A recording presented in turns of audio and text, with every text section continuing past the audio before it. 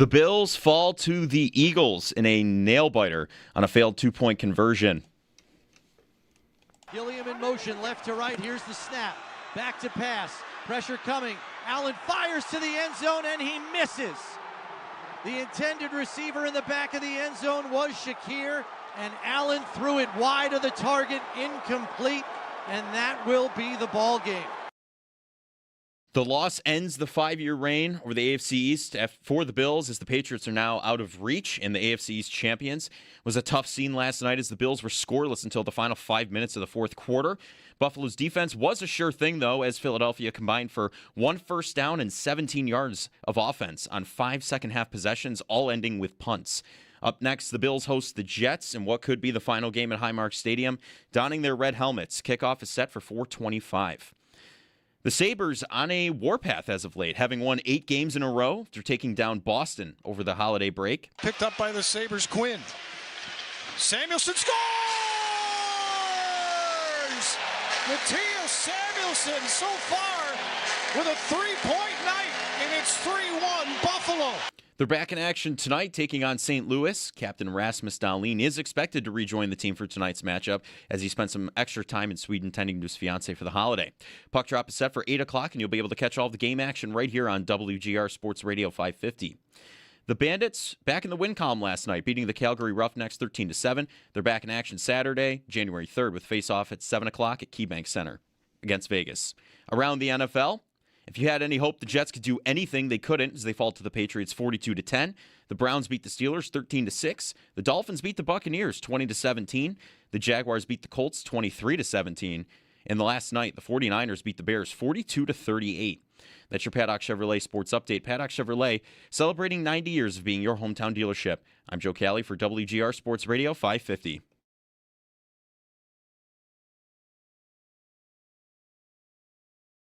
It's all Bills all day.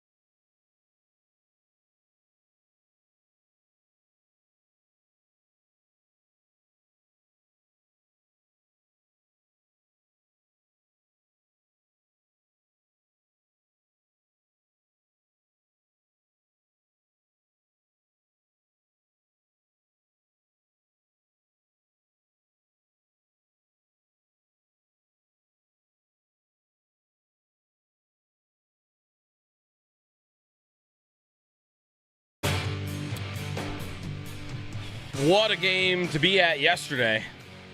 Are you still wet from the game? I made the critical error of wearing... What's the worst thing you think you could have wore yesterday? So if you were going to that game, what is the worst decision you can make with an article of clothing yesterday? If you're going to a downpour, torrential rain, it's cold... Something knit, Yeah, like a hat, a cotton, or a fleece maybe, like Fleece. That'd would be bad. tough. yeah. That'd be very bad. I didn't do that. Polyester can get nasty in that rain, too, if you're wearing just a jersey, just nothing. That's right. Yeah. That can be bad. Yep. That's about it. Anything that could get No, heavy. that's not it. That's not it. The thing, there's the gotta be thing, something here. the thing I learned that I should not have worn yesterday that I did and made it very, very uncomfortable for a certain amount of hours was wearing jeans yesterday was a mistake. Oh, I didn't even think about that. Critical error. Jeez. Any mistake the Bills made yesterday could not have been greater than the decision by myself to wear jeans. I guess I just didn't even think about it. Like, oh, it's gonna be cold. Jeans, bam. That's it. You get there. Oh no, what have I done? Yeah, this is bad. Yeah. I feel like I avoid jeans in the cold anyway. They can't really regulate temperature. Like I always end up getting cold. No, I think jeans are good for the cold. You think? I think Yeah. that's right, but Yeah, I think that's- definitely wet jeans is not a good place to be. Because they don't dry Oh, never. at all. Never. Nope. Like at some point, I've got the poncho, which is covering most of the jeans, but not all of them. But then we go inside at one point and watch the game from up there, and I'm in, out of the elements for a good hour and a half, 2 hours, maybe even more than that, and they just never got any drier. No. Never. Jeans need like Brutal. 6 goes through the dryer before they're done. And Yeah. they probably changed shape forever now. Yeah. Yeah. Maybe. Oh, yeah. They warped. Don't wear jeans to a rain game. Although, hey, listen, we were talking about it yesterday that weather forecast for that game next year, the tailgate will still be drenched. But the stadium itself, like where I'm sitting next year, will be dry. Like I will not be worried about that. If you're on the field or if you're in the first 15, 20 rows or whatever, you're probably going to be wet. But yeah, maybe the last big rain experience for everybody yesterday. And the experience of that game. Good morning, it's Jeremy and Joe. Jeremy's off today. It is a Buffalo Bills football Monday. Taking your phone calls all day long at 803-0550. We'll have Sal. We'll have Chris Brown. We'll get Paul in at some point, too, because the Sabres are on a the win streak's up to 8, right? We're on an 8-game win streak, and they play the team in the NHL tonight that is the worst goal differential in the league by like almost double anybody else. So that's good. That seems good. So we'll get a little hockey in along the way as well. There's a lot to chew on from that game yesterday. I before we get to it, I want to just look at the standings this morning. I am not in a great place about how that game went at all. Tons of missed opportunities. The offense, it's not anything new. We haven't really learned this yesterday. We've known this, that their offense is neutered if you can just match their physicality in the run game. That's it. If you can be a defense that matches the Bills up front on the line and can shut down a James Cook rush attack, you force the Bills to throw the ball, and you're probably going to have a very good day defensively against them because the Bills can't throw the ball well.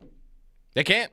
Allen actually ends up having decent numbers on the day. I mean, I thought the Bills' defense, for however good you thought the Eagles' defense was yesterday, and I thought they were pretty good, the Bills' defense was better. And the Bills' defense might have been better by a lot in this game. They held the Eagles to under 200 yards of total offense. 190. The Bills had 331. Like, that's not great, but that's like a normal NFL number that you see all the time. 331 yards of total offense. So, listen, I don't know where we're going to end up talking about this game. There is missed calls, I think, to talk about. What your thought was on the fumble incompletion. I think that was super close. There was a tripping call on a punt that cost the Bills a 1st and 10 at the 15-yard line that I think the refs completely screwed the Bills on.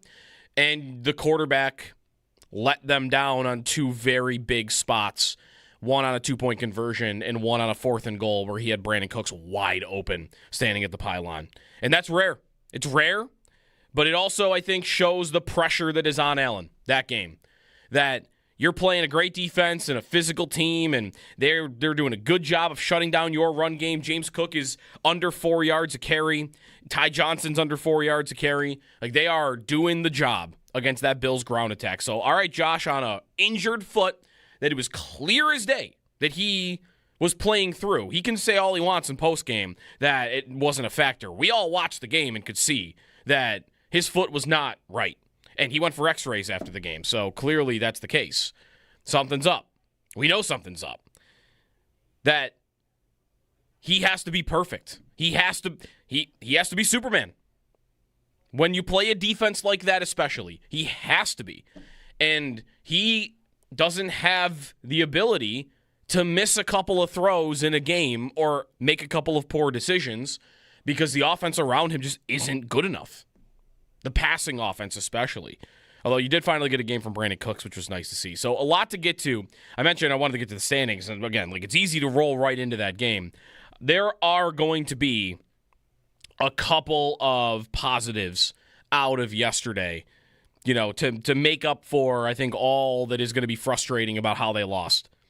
And one of them is, I think the way yesterday played out allows the Bills, and Josh Allen especially, playing on an injured foot, to rest up in Week 18 against the New York Jets. I think it would be malpractice to put all their starters, especially the ones that might be battling with something, out there against the Jets next week. The 5 seed is a long shot at this point. And honestly, I don't even know if I want it anymore. Pittsburgh was the dream. You might not get Pittsburgh. In Baltimore, we've kind of debated how big a threat they are because Jackson has been unhealthy all year long.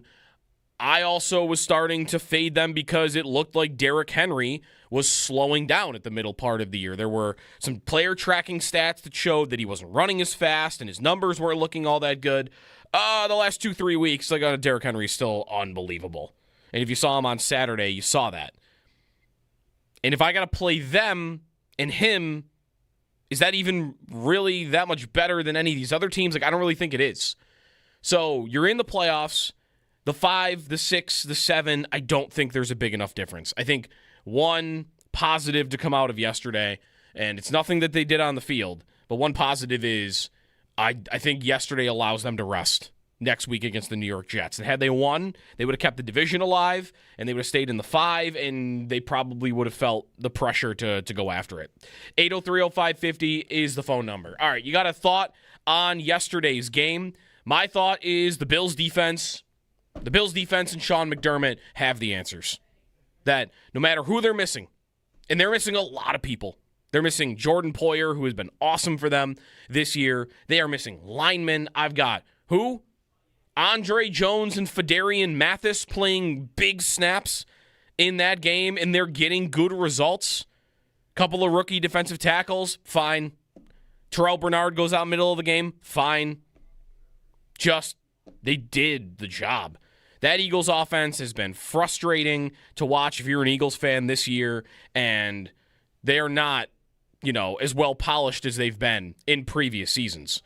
But that is Saquon Barkley and A.J. Brown and Devonta Smith on the other side of the field, and that unit defensively for the Bills completely shut them down. Totally shut them down. And they should have won the football game had their offense just been a little less sloppy.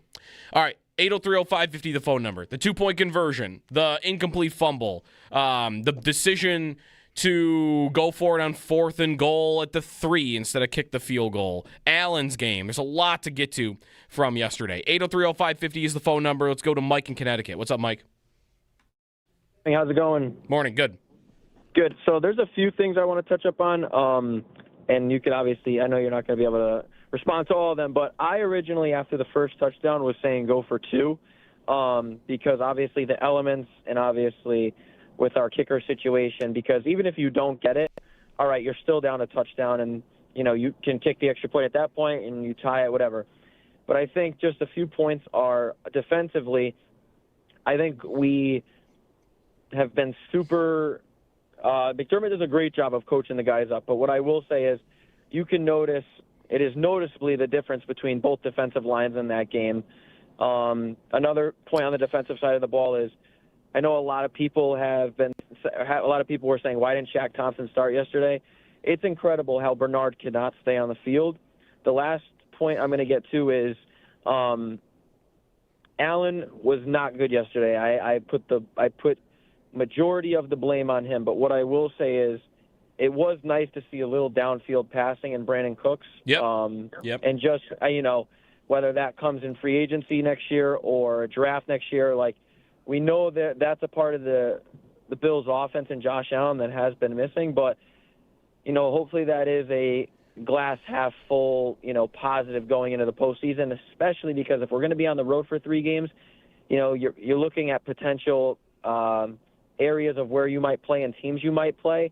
And, you might not be in a weather game like that, if you were to go to, Yep. Jacksonville. So I'm just going to hang up and listen, but have a good day. Yeah, thanks, Mike, for the call. I don't know about the D-line, though, because, the Bills' personnel on that side wasn't great, but they got pressure on Jalen Hurts on 40% of his dropbacks. Now, was that because Jalen Hurts was hanging on the football a lot? Because I think that's part of it. But they got after him. They were in his face. They were making him scramble out of the pocket. He could not do anything against pressure when he was being pressured. Couple of jump balls to A.J. Brown that worked out, but not in the second half. And some of that was blitzing, and Dorian Williams was actually the guy that I saw that was coming in and getting some pressure. With one play, he destroyed the Eagles' right tackle. But, yeah, the Eagles' D-line is great, and mostly it wasn't just the run game. The other part about Allen yesterday and the pressure that is on him to be perfect. Because, again, if he's perfect, if he's a great day, no mistakes from Josh Allen, which they'll give you a lot of games like that. What does the score end up being? They score a touchdown on 4th and goal because Brandon Cooks is open. They get the 2-point conversion. There's 9 points right there. I'm at 21. I already won the game, right? The decision for him to not throw the ball to Jackson Hawes in the flat, who's wide open, and instead try to run around and buy more time, and then he ends up fumbling. Again, I kind of thought it was incomplete, but it was so close that I'm not that upset that they called a fumble. So, a turnover. But that didn't need to happen, and you're driving down the field. You've just hit Brandon Cooks on a long play right before that. That's either 3 or 7 points. So, just on his own shoulders, he left, at minimum 13 points on the board yesterday, and maybe more like 17 points on the board yesterday. And a lot of that is, I think he doesn't have the greatest personnel around him, and it's hard. It's hard to be this team's quarterback. You don't have people you can trust that you're throwing the ball to. And I think he's getting hit a ton. He gets sacked 5 times in this game, and he got hit more than that on pass plays. He's getting hit a lot. And another reason why I think they should be resting him next week. So I don't want to make excuses for him. He can't play like that in a playoff game. He can't miss throws like that in a playoff game. I also trust he won't. That's why I like the decision to go for 2. Because he's going to make that throw 99 times out of 100, 95 times out of 100. It's a lot of the times. He's going to make that throw, even though he's fading to his left, and even though he's playing on maybe a gimpy right foot. You got a receiver open like that, and you got a 10-yard pass for him to make. I trust him that he's going to make that play. And if I'm Sean McDermott, I feel justified in going for that. I made a decision to go for it.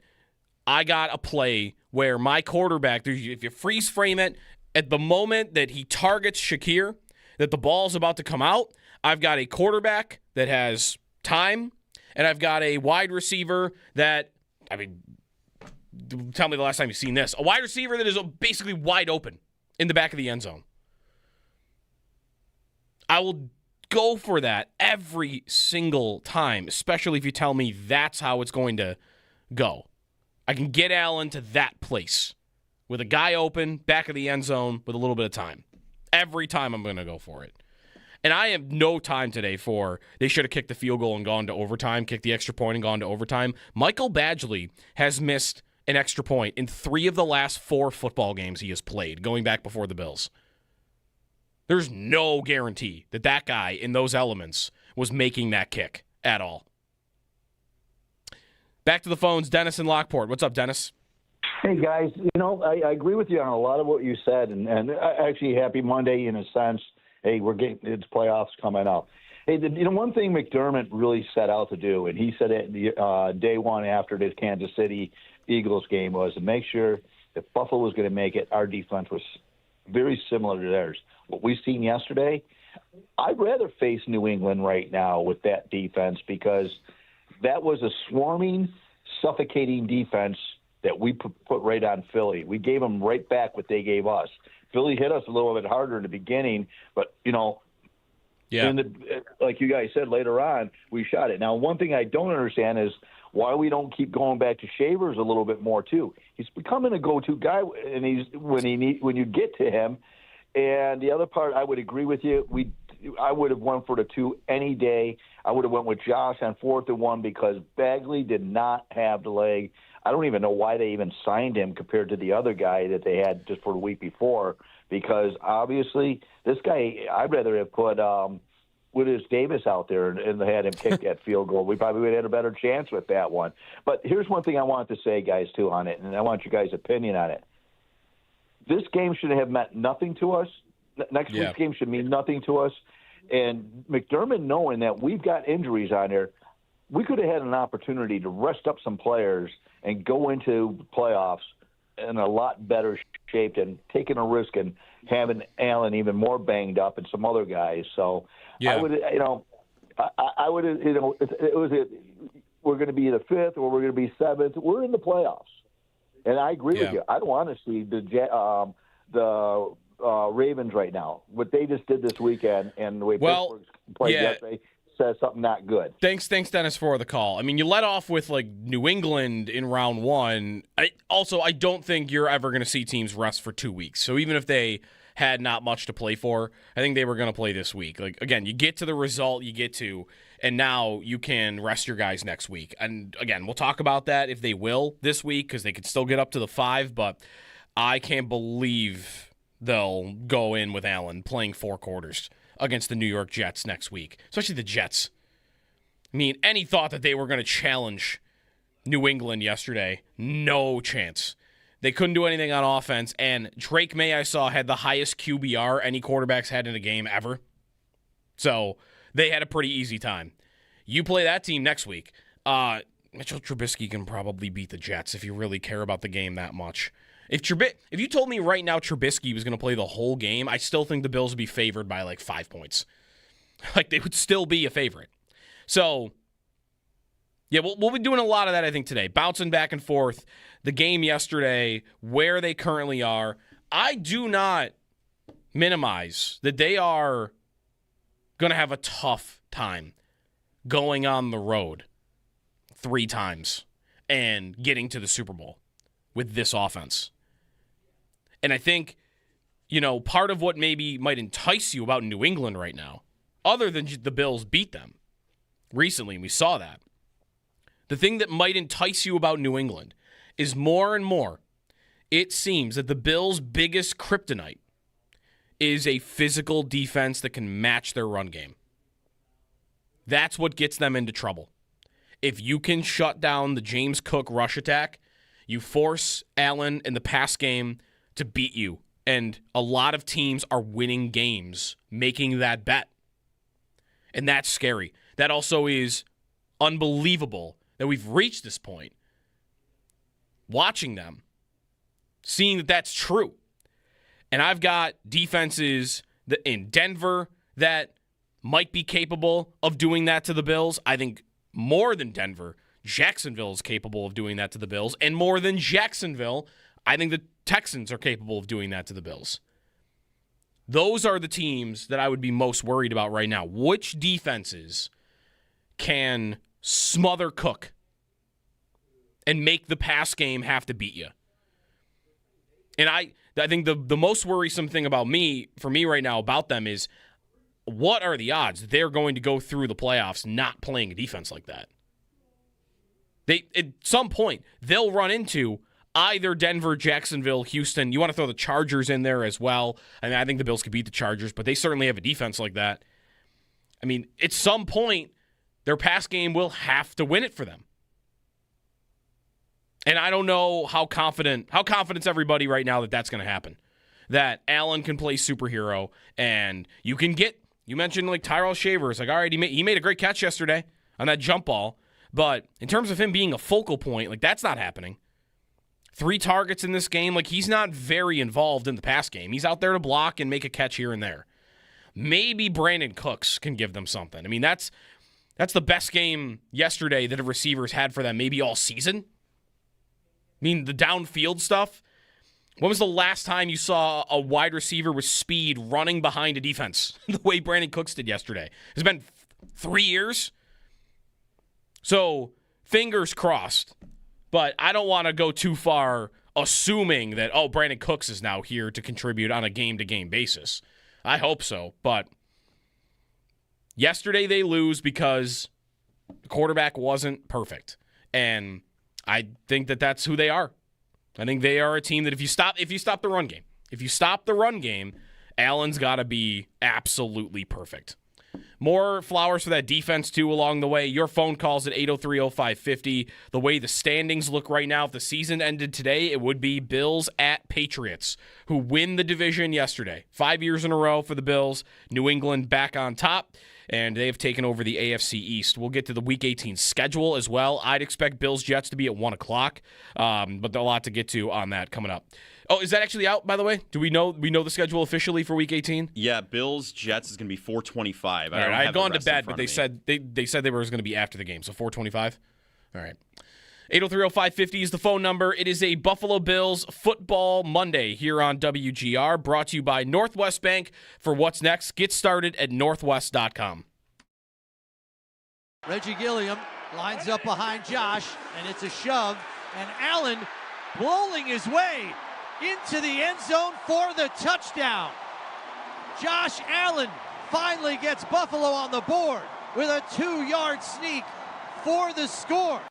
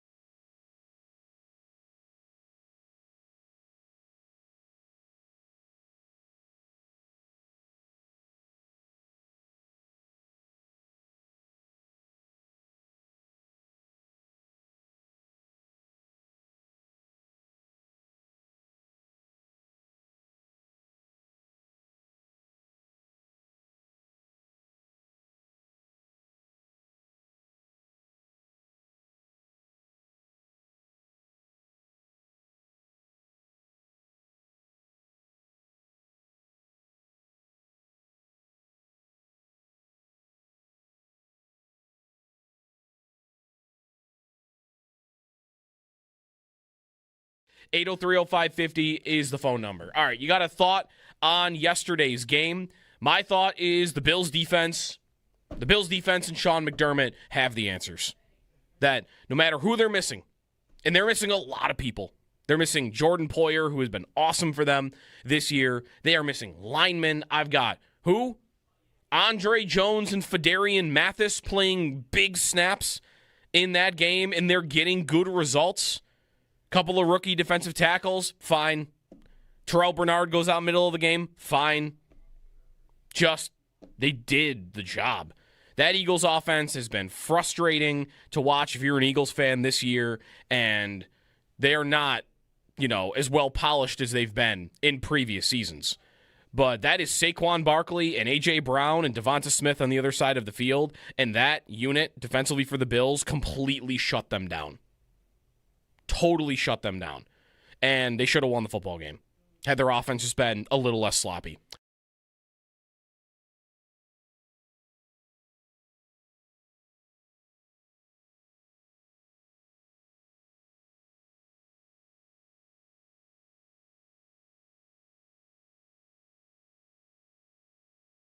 Eight zero three 0550 is the phone number. All right, you got a thought? So I don't want to make excuses for him. He can't play like that in a playoff game. He can't miss throws like that in a playoff game. I also trust he won't. That's why I like the decision to go for 2. Because he's going to make that throw 99 times out of 100, 95 times out of 100. It's a lot of the times.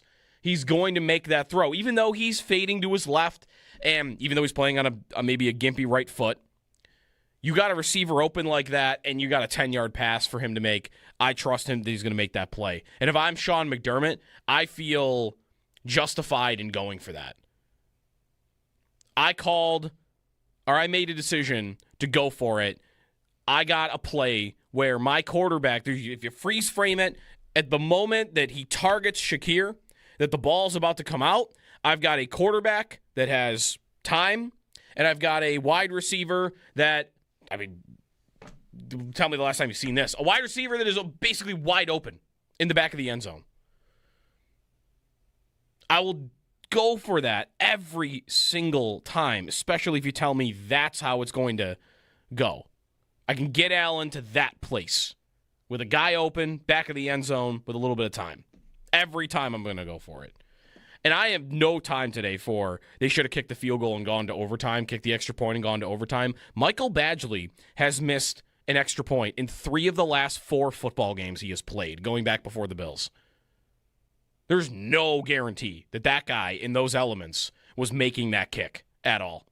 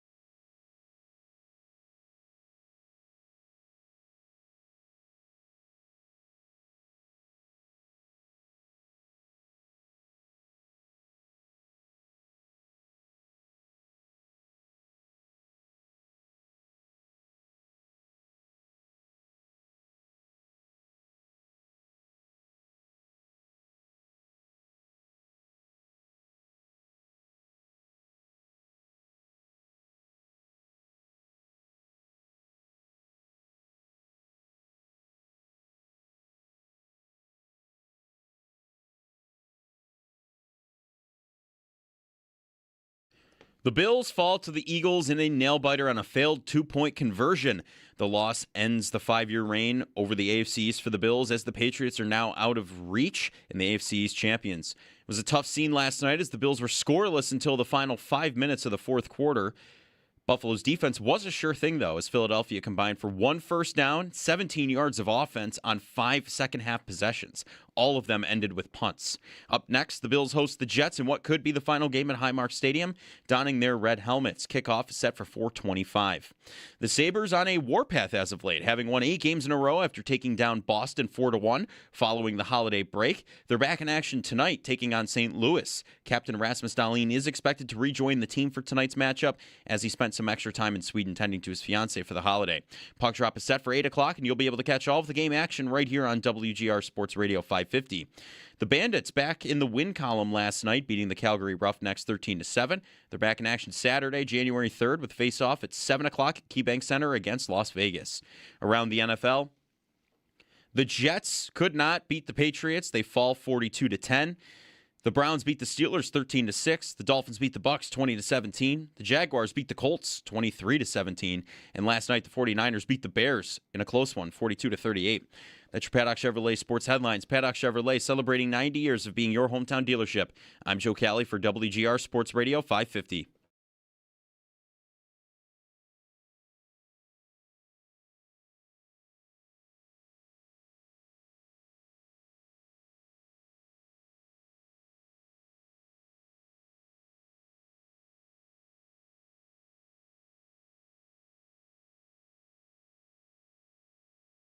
Back to pass, fires, it's caught, it's a hook and ladder, and it's going for a first down, up over midfield, and out of bounds into Eagles territory. It's one of your highlights of the game, brought to you by Northland Workforce Training Center. Train for what's next. A couple catches in this game, by the way. I mean, it rained. There were more, let's put it this way. There were more incredible catches than there were drops.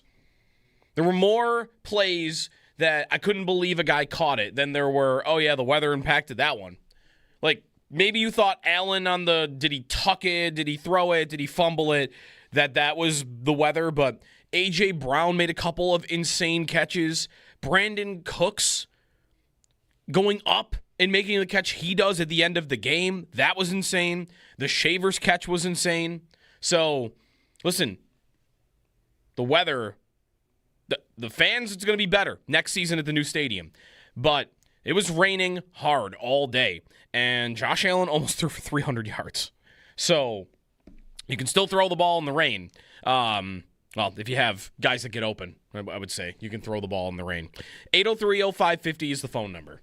It's a Buffalo Bills Football Monday. We will get to some Sabres, 8-game win streak along the way as well. They play tonight, 8 o'clock against St. Louis. The Bills drop to 11-5. There also is like how much are you upset that they've lost the division to New England? I think, though, we've all been gearing up mentally for that. Like, I was not in a place, especially, was it 5 minutes into that game yesterday that New England was up 14-0? It was immediate. Like, oh, this isn't happening. I'm not getting a crazy upset from Brady Cook and the Jets. And listen, Miami did win yesterday, but the way New England looks against bad teams, like counting on Quinn Ewers and the Dolphins next week, I don't know. I'm not upset the division's over. I guess I'm upset in the big picture that we've reached this point, that they've lost the division. But I don't think it's the end of the world. And I think losing it yesterday is more beneficial than prolonging the inevitable and going all out next week, playing guys more than you need to. Now I think you're afforded the right to sit guys. 803-0550 is the phone number. How much of it's on Allen from yesterday? I mean, he'll tell you that. I don't know that I've ever seen him that angry after a play. After the 2-point conversion, I mean, he was holding back. I think he wanted to take his helmet and smash everything in his path. He didn't. I'm glad because, I don't need him getting a hand injury now on top of that. And he did slam his helmet a couple of times. He's frustrated, right? And I know he's frustrated at himself, but I'm sure on top of that, he's sick of getting hit. And he's sick of throwing into tightly covered windows. And he's sick of not having anybody that he can fully trust that he's throwing the ball to. And maybe yesterday's not the day for that point because he had one of his receivers go off in Brandon Cooks. But certainly, it's hard to be the Bills quarterback right now. And he's often perfect, but there's no argument for that yesterday. Let's go back to the phones. 803-0550 is the phone number. Mo in New Jersey's next. What's up, Mo? Hey, good morning, Joe. How you doing? Good. Yeah, obviously, I really would have liked to have won that game. I realized, everything you just said, yes, it's going to give us the opportunity to rest our guys next week because it would have been a really long shot for the division. But I still don't like losing the way we lost. A lot of credit to our defense. The first caller you had brought up a point. It's not what I really want to talk about. Is after our first touchdown, it was 13-6. And this is not revisionist history. I said at the time, I said we should go for 2 because in my head, they have 13. I felt like our defense was playing so well, but they were going to get at least a field goal. And if we get a 2-point conversion, 16-8, at least score a touchdown, go for 2 again, maybe tie the game. But if it's 17-9, 9-17 or 6, whatever it is, we've been down more than one score. But anyway, the reason I call is we wouldn't be a playoff team without Josh Allen, but it doesn't mean we can't criticize him. The past couple of games, I felt he's been off. Yesterday, specifically, on that 4th down run where he got stopped at half inch from the goal line, he had Cooks wide open in the flat. I couldn't believe he did not throw it to him. That's something usually you normally see him, you do. And then a couple of mistakes, that fumble, which I can't understand how it was a fumble. I thought it was a forward pass. His hand was going forward. That killed us. That big sack that he took, that 19-yard loss on the other play. I realize he's trying to do. He never gives up on a play, but at some point, and that's what makes him. That's why I would love him. Right? He just gives a heart attack every single play. But just sometimes you have to realize the situation. We could have used points on either of those drives that would have changed the outcome of this game tremendously. And I really hope Prater is going to be okay for the playoffs because I can't watch another game of Badgley kicking kicks for us because it's just bad. Yeah, no, thanks for the call. Yeah, they're in tough with kicker right now. It is not good. And I'm not sure I would trust any important kick right now on the foot of Michael Badgley. And honestly, I wonder how healthy Matt Prater is. I mean, we know he's not healthy. He's got an injury, but 41-year-old kicker going into elements and cold and rain and the playoffs, and he has had an injury too. I don't even know how confident I'm going to be in that. Hopefully more. But, yeah, I'm not great about where they are at kicker right now. That fumble play, it's just like he's hunting something down the field. I got to pull up the all-22 on it because I'm watching the normal broadcast replay of it right now. And it's a play-action boot to the right. And the play is no doubt designed for Jackson Hawes, who's open. It's 2nd and 3. He's open in the flat. He's probably going to he's not going to get everything. They're on the 23-yard line. He's going to get 5 yards, 6 yards. And Allen, again, I got to see what does he see down the field? Because something he saw made him turn down Hawes and hunt for this big play down the field. Like, he points at one point. So I don't know if that's to Cooks or Palmer. They were both out there. And then by the time he realizes it's not there and, okay, time to go to oh, nope, crap, I've been hit. And now the ball's out and it's a fumble. And Osiris Torrance was not fast enough to run 30 yards in front of a cornerback. Were we all not rooting for Osiris Torrance to run fast more than any lineman ever? Like, come on. I wanted to see, he was lumbering down there. He was trying. He was really trying. And there was so much going on in that moment because I was like, I thought he threw that ball for, what just happened? And then, Torrance was And I thought he was going to get there. I did too. It was really close. He had like a 5-yard head start. Yeah. Yeah, and he was moving. He got those feet moving. That's the first time we should care about a guard's 40 time. Yeah, right. Could have used maybe Spencer Brown was the guy we wanted there with his crazy RAS score. Is that maybe what we need there? What do we think Torrance ran as a 40 time? Ooh. That's a good question. Could you beat I've got your answer. Torrance's 40 time right now? Right now? Oh, man. We should test it. He ran a 5.31. 5.31. See, that's a good number. Listen, that's why 40 times for linemen aren't. That's the first time maybe it's ever mattered in his career. Oh, for sure. I mean, when else would it? Has he ever recovered a fumble and had a chance at a pick six? Not that I remember. I can't remember that happening. He didn't get there. Allen just take Hawes. But listen, right, that's the one thing that I wouldn't want to criticize him for as much. Like, when you don't see Cooks on the goal line, when you miss Shakir, like, those are unexcusable mistakes. But again, like, they're not ones that he makes all that often. The one he does make once in a while that I'm willing to live with is that play. You don't want him to fumble, right? Like, you got to hang on to the ball. But if you want to turn down 5 yards on 2nd and 2 to hunt a 30-yard play in the end zone, I am good with that. As a general rule. Again, you can't be fumbling it. You got to make sure that you're tucking it, and if you take a sack at the end of the day and I got to go to 3rd and 10 instead of 3rd and 2, like, I'll live with that. And I'll live with not getting 5 yards on 2nd and 2. But that's him. That's something he does a lot, and that's the thing you got to live with. And I'm good with that. Because, again, more often than not, I think you're getting big plays. It's really their only path to big explosive plays is him doing that. If Brandon Cooks isn't going to be consistent here.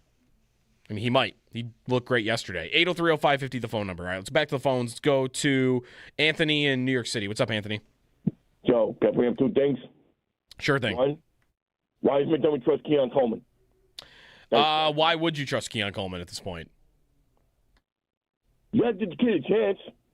He's had a chance. He's had 25 games to prove he's a good player, and he hasn't done it on the field or off the field.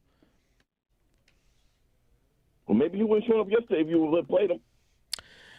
Maybe. Again, like, I don't know that there's any evidence that you're getting anything from Keon Coleman. He's played 25 games, and he's made a big difference in 2 of them, 3 of them. So I don't know. Thanks, Anthony, for the call. Yeah, like, listen, I'm willing to hear that out as an argument, but what am I getting from Keon Coleman yesterday? He doesn't get open. He doesn't make tough catches. He has drop problems. He's always late for things. I think it's over. It's over for Coleman, and I do not see a valid argument as to why you should put him back out there. What is he going to do for me? What is he going to do for me? He had a chance. He played the most snaps in almost every game for the entire year, and he did nothing except for 1 quarter in the Baltimore game. So, unless I'm missing something, what was he going to give me that I didn't have yesterday? Just nothing that I can see. He's not a good receiver. That's it. You can add in all he's late for meetings constantly, and there might be an immaturity factor there. To me, none of that matters as much as he's just not a very good wide receiver. That's it. 803-0550 is the phone number. We'll take a break here. More of your phone calls when we come back here on a Bills Football Monday. The Bills fall 13-12 to the Philadelphia Eagles. They did not have a point for a long time into the fourth quarter. I need someone that was in the stadium yesterday to confirm for me that they played Mr. Brightside, because I can't tell if they actually did. I was in one of the suites at that point, nearing the end of the game, and I thought I heard it. But someone told me that it might have been the speakers out in the lobby area that we were in, and that's weird to me too. I thought they played Mr. Brightside. Someone confirm that for me, because if they played Mr. Brightside with 0 points, we need to set some boundaries on Mr. Brightside as their song. You play it when you win and when you're ahead. You can't when you're getting shut out in the fourth quarter. But I'm not 100% sure they actually did play it. 803-0550 is the phone number here on WGR. Back to pass, looking, fires deep over the middle. Did he pull it in for the catch? Holy cow, he did! What a grab! Unbelievable! Brandon Cooks on the reception. There's a lot to chew on from that game yesterday. I before we get to it, I want to just look at the standings this morning. I am not in a great place about how that game went at all. Tons of missed opportunities. The offense, it's not anything new. We haven't really learned this yesterday. We've known this, that their offense is neutered if you can just match their physicality in the run game. That's it. If you can be a defense that matches the Bills up front on the line and can shut down a James Cook rush attack, you force the Bills to throw the ball, and you're probably going to have a very good day defensively against them, because the Bills can't throw the ball well. They can't. Allen actually ends up having decent numbers on the day. I mean, I thought the Bills' defense, for however good you thought the Eagles' defense was yesterday, and I thought they were pretty good, the Bills' defense was better. And the Bills' defense might have been better by a lot in this game. They held the Eagles to under 200 yards of total offense. 190. The Bills had 331. Like, that's not great, but that's like a normal NFL number that you see all the time. 331 yards of total offense. So, listen, I don't know where we're going to end up talking about this game. There is missed calls, I think, to talk about. What your thought was on the fumble incompletion. I think that was super close. There was a tripping call on a punt that cost the Bills a 1st and 10 at the 15-yard line that I think the refs completely screwed the Bills on. And the quarterback let them down on 2 very big spots, one on a 2-point conversion and one on a 4th and goal where he had Brandon Cooks wide open standing at the pylon. And that's rare. It's rare, but it also, I think, shows the pressure that is on Allen that game.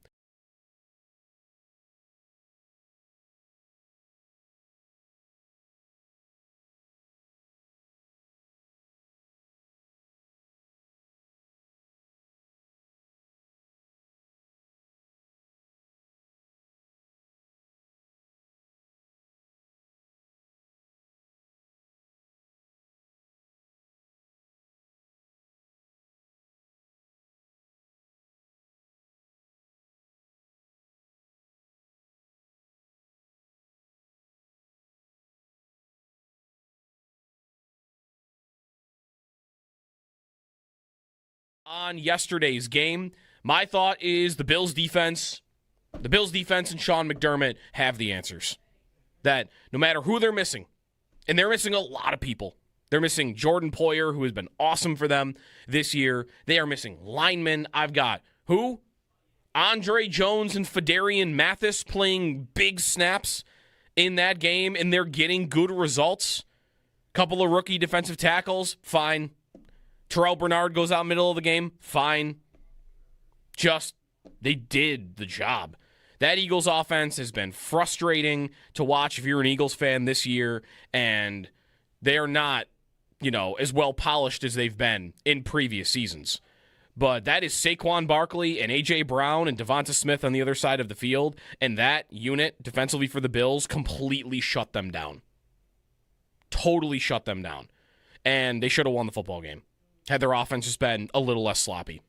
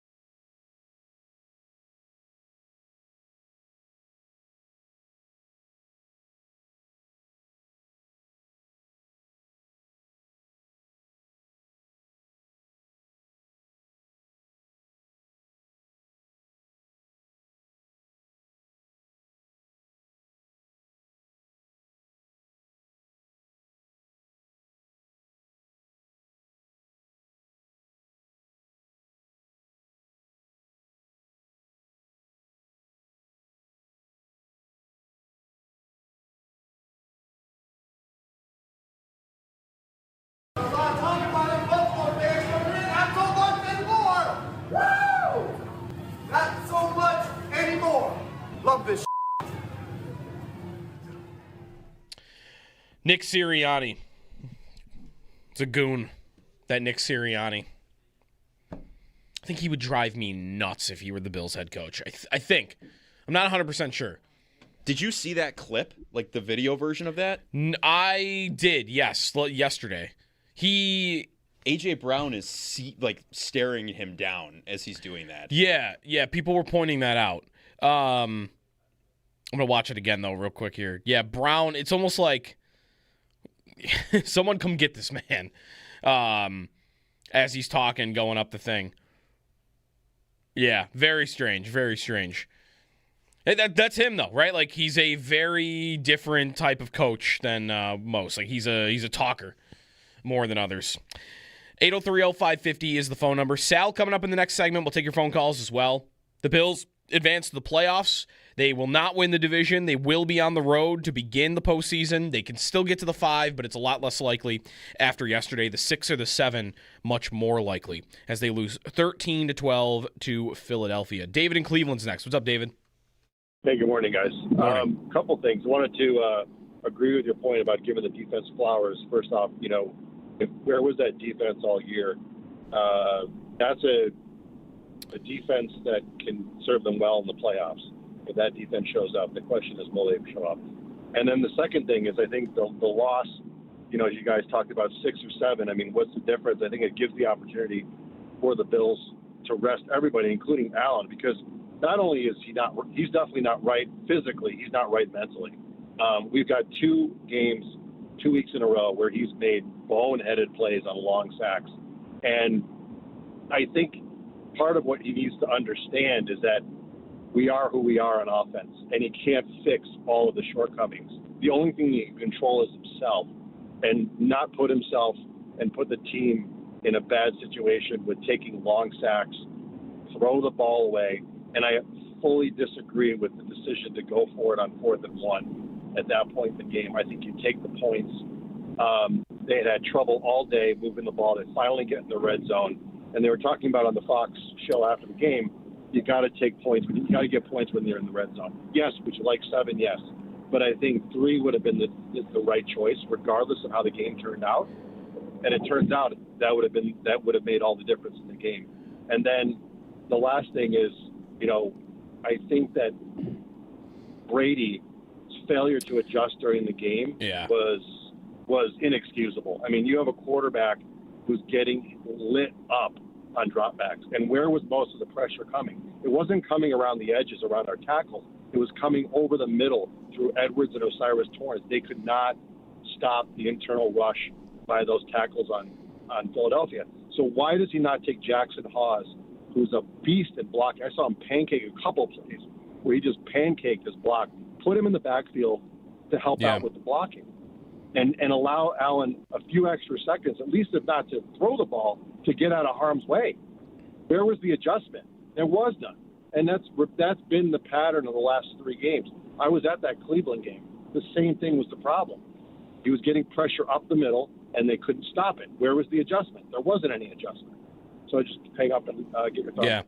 Yeah, thanks, David, for the call. I'm glad you mentioned that. I didn't want to go through the entire first hour without mentioning some of those play calls by Joe Brady yesterday. I mean, the last drive, there they are getting... how about a team, I wonder if this has ever happened in NFL history, a team executing 2 hook and ladders in a season and losing both times they did it while executing it. Like, they got it. But to get to a place, they had, I mean, the situation, they've got 3:21 on the clock. There were a lot of things with that last drive that drove me nuts. They ended up getting there. They ended up scoring and should have won the game on that drive. But, man, I feel like there was some luck involved in that. And, again, you needed that miracle hook and ladder again. 3:21 on the clock. They only run 5 plays before the 2-minute warning. But they get to 2:26. And they run it up the middle on 2nd and 10 with Ty Johnson. And what you do there is not only are you running it and you haven't been able to run it all day, but also, if your play fails there, you're not going to want to rush to make your 3rd and 10 or 3rd and 9 call. So you're bringing that down to the 2-minute warning. Whereas if a failed pass play had happened, I'm getting another crack at it. Maybe I'm getting 2 more cracks at it, 3 more cracks at it. That sequence before the hook and ladder went 1st and 10, Allen to Ty Johnson incomplete. 2nd and 10, Ty Johnson up the middle for 1 yard. 3rd and 9, Allen screen to Ty Johnson for -1. The screens. Ty Johnson, Ty Johnson, Ty Johnson. And then on 4th down, Ty Johnson. Now that one worked because it was the lateral. But isn't that incredible too? That's where they are, personnel-wise. You're in your most important drive of the game. You're trying to tie the football game or win the football game. And one of your sequences were 4 straight plays your backup running back. Sometimes I wonder, like, what is Brady supposed to do? But then I also see plays like that and think, not call a screen on 3rd and 9. The 3rd down screens have to end. And I don't know if they're gonna. They got there. Cooks with another big play. I mean, Cooks makes a miraculous catch. They get a hook and ladder. It was almost incredible that they were able to finish that drive off because I hated the way it started. Sal, when we come back on how well the defense played, the offensive struggles, Allen's game, the miss at the end, injuries, there's a lot to get to, and the standings because we're getting to a place of more clarity on what the playoff picture is going to look like. If you're on hold, stay there. We'll get to you coming up here on a Football Monday on WGR. Football Monday is brought to you by Northwest Bank. For what's next, get started at northwest.com.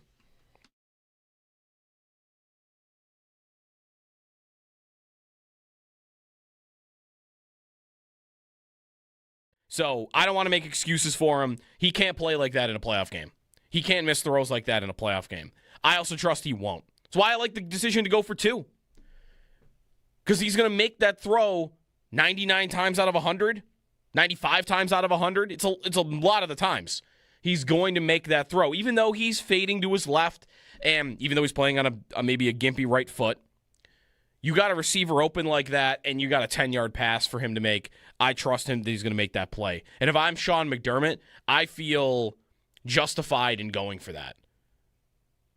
I made a decision to go for it.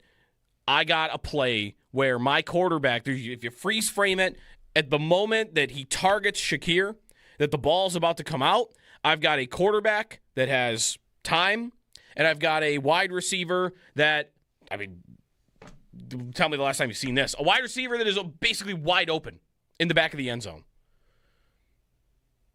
I will go for that every single time, especially if you tell me that's how it's going to go.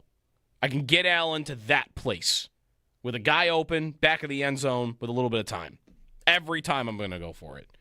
And I have no time today for they should have kicked the field goal and gone to overtime, kicked the extra point and gone to overtime. Michael Badgley has missed an extra point in 3 of the last 4 football games he has played, going back before the Bills.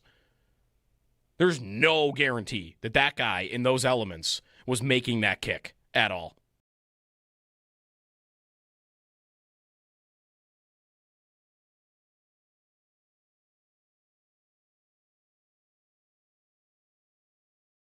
(8030550) is the phone number. All right, you got a thought on yesterday's game? My thought is the Bills defense and Sean McDermott have the answers. That no matter who they're missing, and they're missing a lot of people. They're missing Jordan Poyer, who has been awesome for them this year. They are missing linemen. I've got who? Andre Jones and Fedarian Mathis playing big snaps in that game, and they're getting good results. Couple of rookie defensive tackles, fine. Terrell Bernard goes out middle of the game, fine. Just, they did the job. That Eagles offense has been frustrating to watch if you're an Eagles fan this year, and they are not, as well polished as they've been in previous seasons.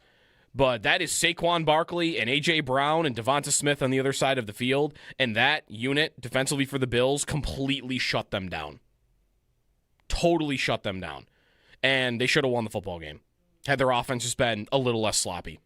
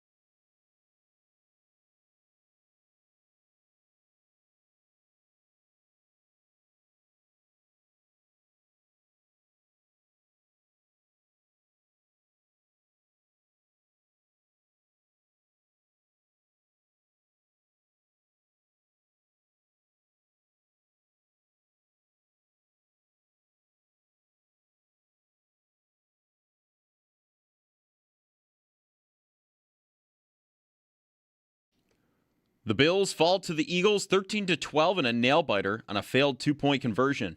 Gilliam in motion, left to right. Here's the snap. Back to pass. Pressure coming. Allen fires to the end zone, and he misses.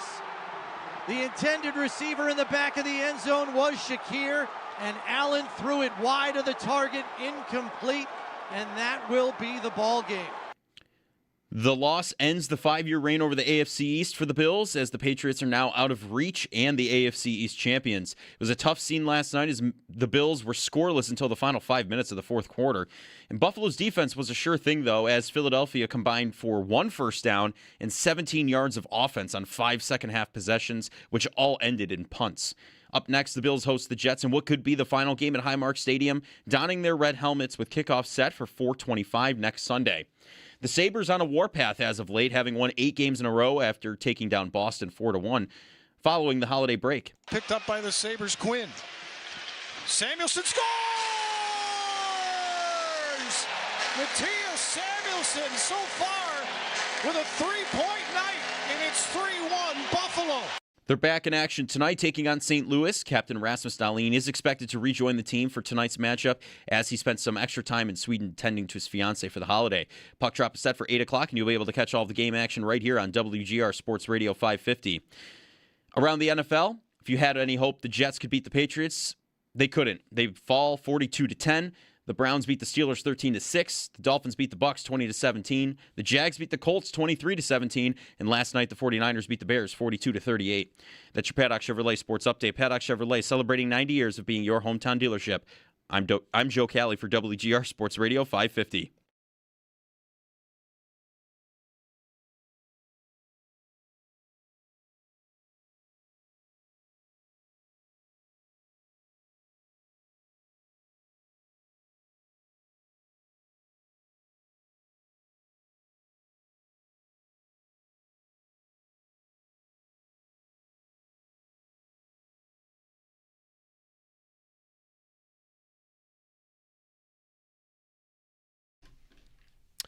Football Monday continues here on WGR. It's Jeremy and Joe. Jeremy is off today. 13-12. The Eagles beat the Bills. The Patriots win the division.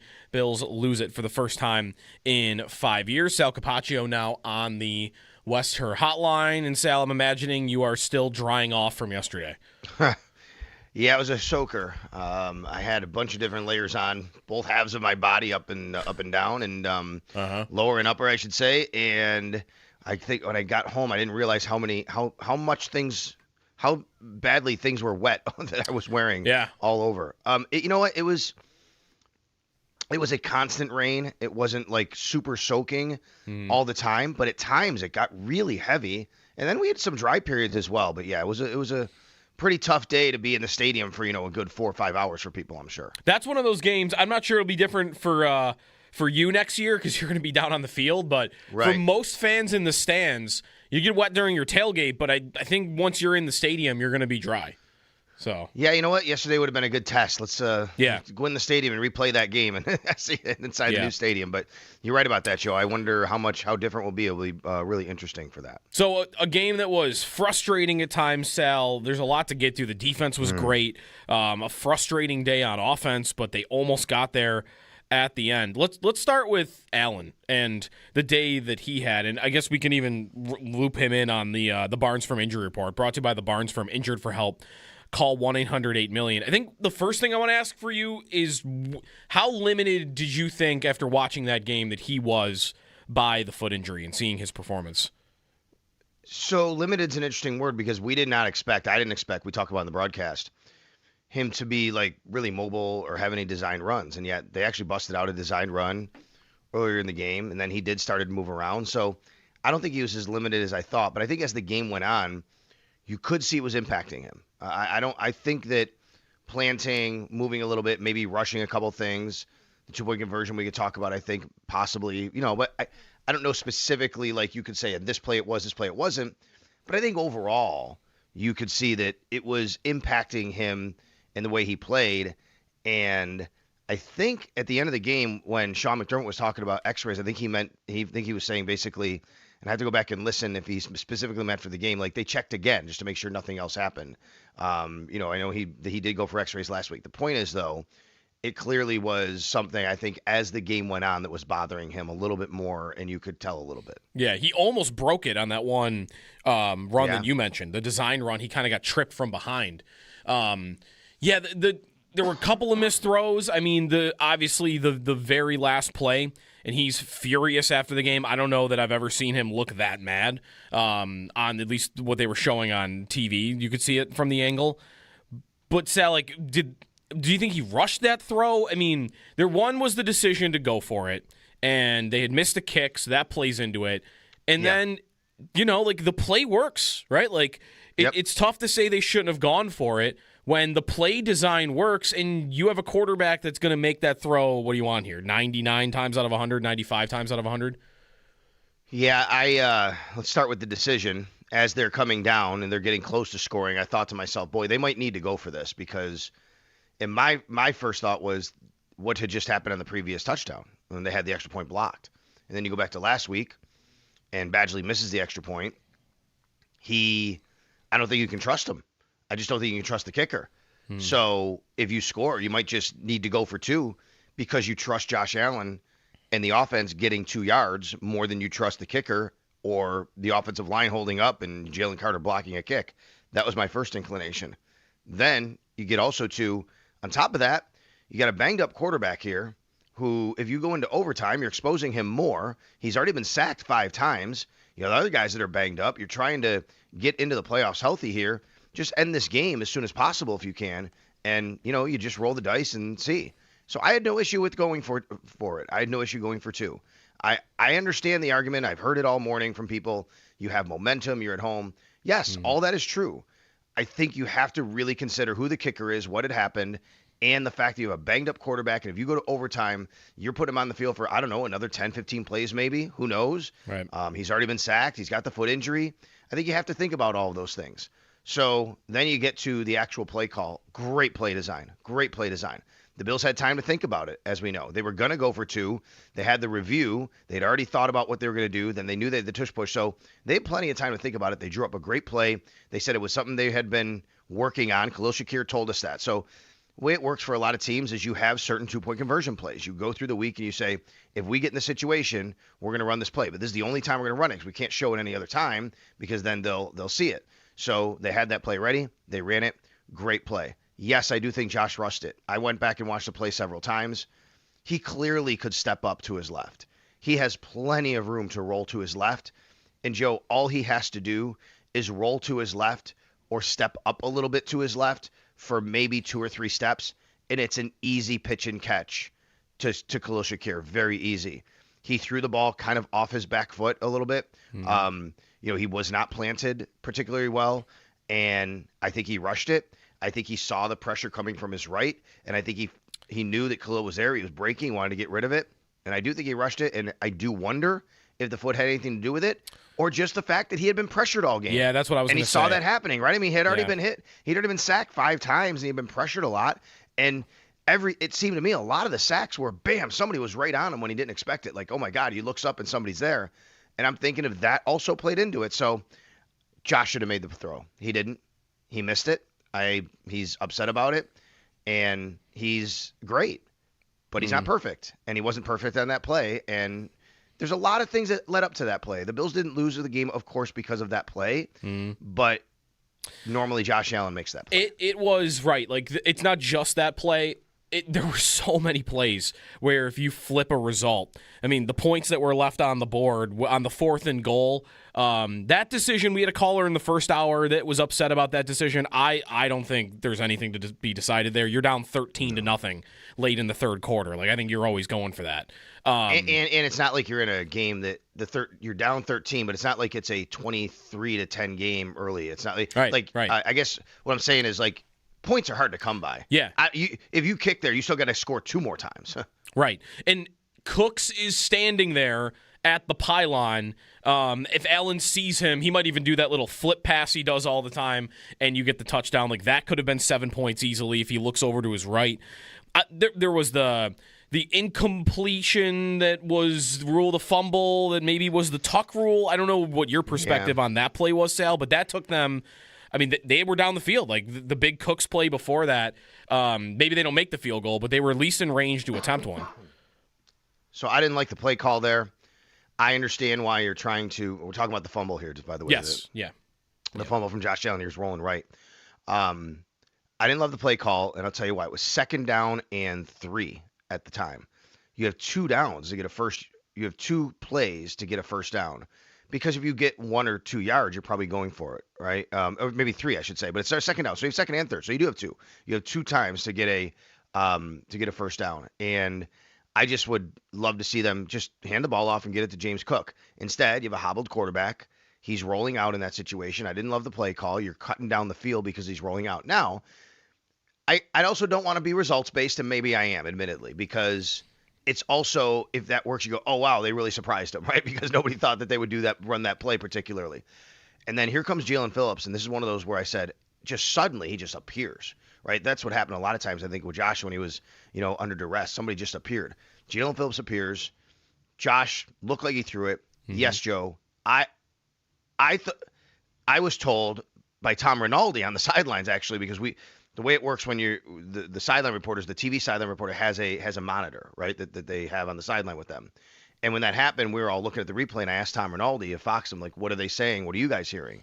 And he said, it looks like tuck rule. That's what he said to me. Mm-hmm. It looks like tuck rule. So that was the first time that I had known or seen that they were looking at it from that perspective. Because my perspective was his arm went forward, and the next thing I knew, the ball was out. I have not seen an angle yet, and I'm sure I will. I just haven't seen it yet because I only saw the video board. Sean McDermott in the postgame said what he saw on the video board was Josh's arm go forward, then you don't see anything, and then the ball goes backward. That's what I saw. So I didn't think it was a fumble. It could have been, but I didn't love the play call, and I didn't love that the result of that. There's the play call, and there's also Allen being Allen a little bit there, where like I actually in the break watched the all 22 of that play.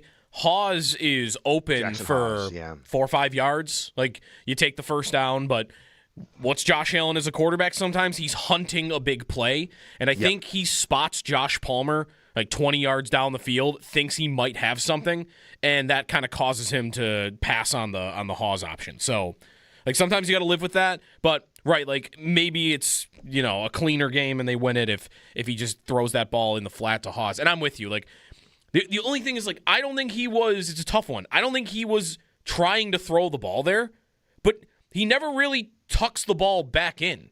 Like his hand never comes back, which is why it was a very strange play. And I think that was one where I was almost thinking they were going to go with whatever the call on the field was, which at that point was fumble. Sal Capaccio and then you mentioned, you mentioned the other play, the scrambling backward was just, you can't do that. You can't do that. You took your team out of field goal range. Again, hunting for a big play, as you said. Mm-hmm. It was reminiscent of last week when he got hurt against the Cleveland Browns. Yeah. That's the kind of play that Josh Allen gets you in trouble when he makes and does something like that. But we've said this for years, and we can pinpoint and go, Josh shouldn't have done this, Josh shouldn't have done that.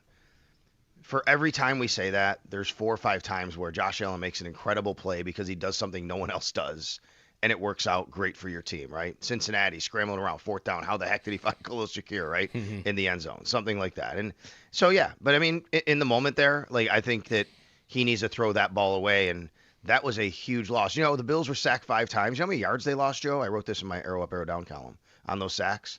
51.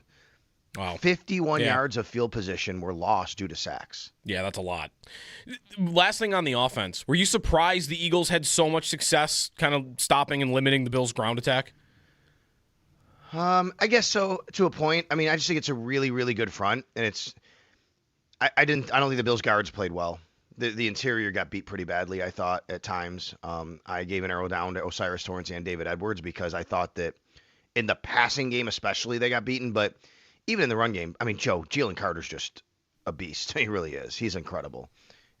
He's a fantastic player. He blocked the kick as well. I just think that, it's a very tough defense to go against.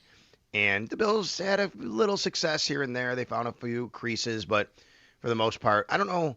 I guess I'd be surprised at the overall numbers, but you knew coming in this was going to be a bit of a fight. And, you know, the Eagles had been a bit leaky against the run at times this year, but you go the last couple of weeks, they've been better. And when they get Jalen Carter back on the field, I mean, that just helps them a lot. But, you know, against Houston, the tackles were the issue when Josh was sacked so much. Yeah. And I thought it was the opposite. I thought it was the interior in this particular game where the guards were the ones that didn't hold up as well as they should. It really was. I mean, we talked a little bit about this in pregame, how both teams were going to try to run the ball, but in turn, both defenses are probably going to make a big effort to stop the run, and both did. I mean, the Bills held Barkley to under 4 yards a carry, and they dared Jalen Hurts to beat them the way that I thought they would try to, and it worked, right? Let's say like that defensive performance, Sal, with their missing pieces.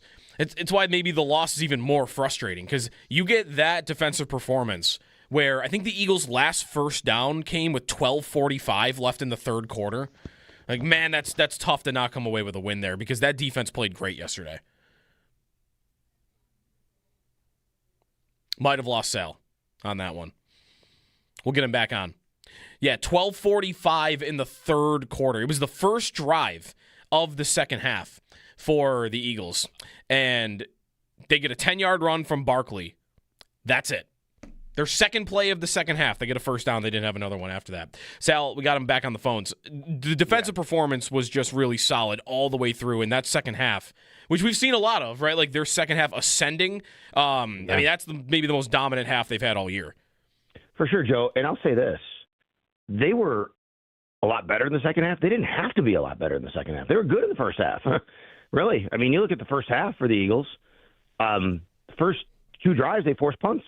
And then they get the short field. They score a touchdown. That's the only drive they really, moved the ball and scored a touchdown. They had a couple other drives. They kicked field goals. Yes, they gave up 13 points in the first half. I get that. But they had the shorter field.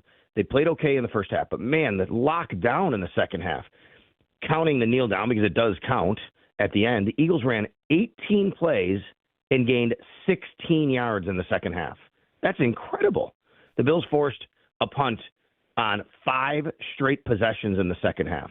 Jalen Hurts did not complete a pass in the second half.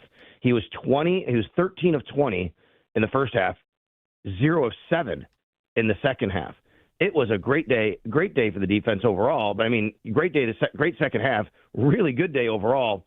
And Joe, I mean, for Saquon Barkley in this game, given the Bills' issues against the run, given the injuries they have on defense, especially up front, Saquon Barkley had 68 yards, averaged 3.6 yards a carry.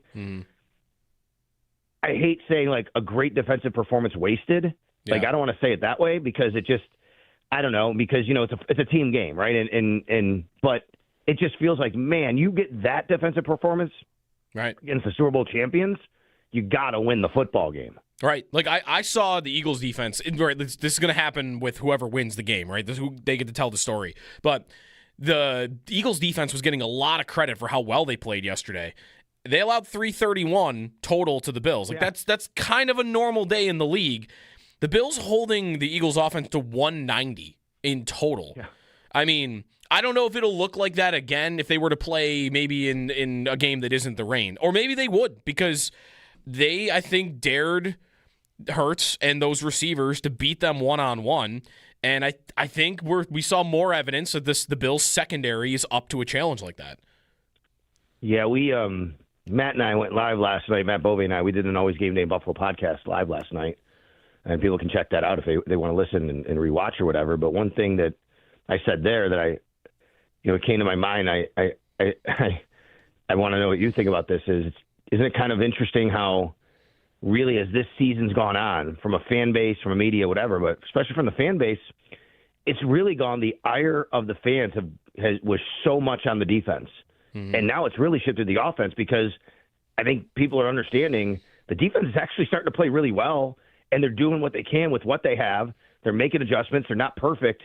And now you're getting the performance that you need to be able to win games for the defense, and the offense needs to pick up what they're not doing. That's how I'm thinking about it. I mean, I think, and part of this is the bar, I think, is a little bit lower for your defense. Yeah. I feel like their defense right now is good enough for them to win a Super Bowl.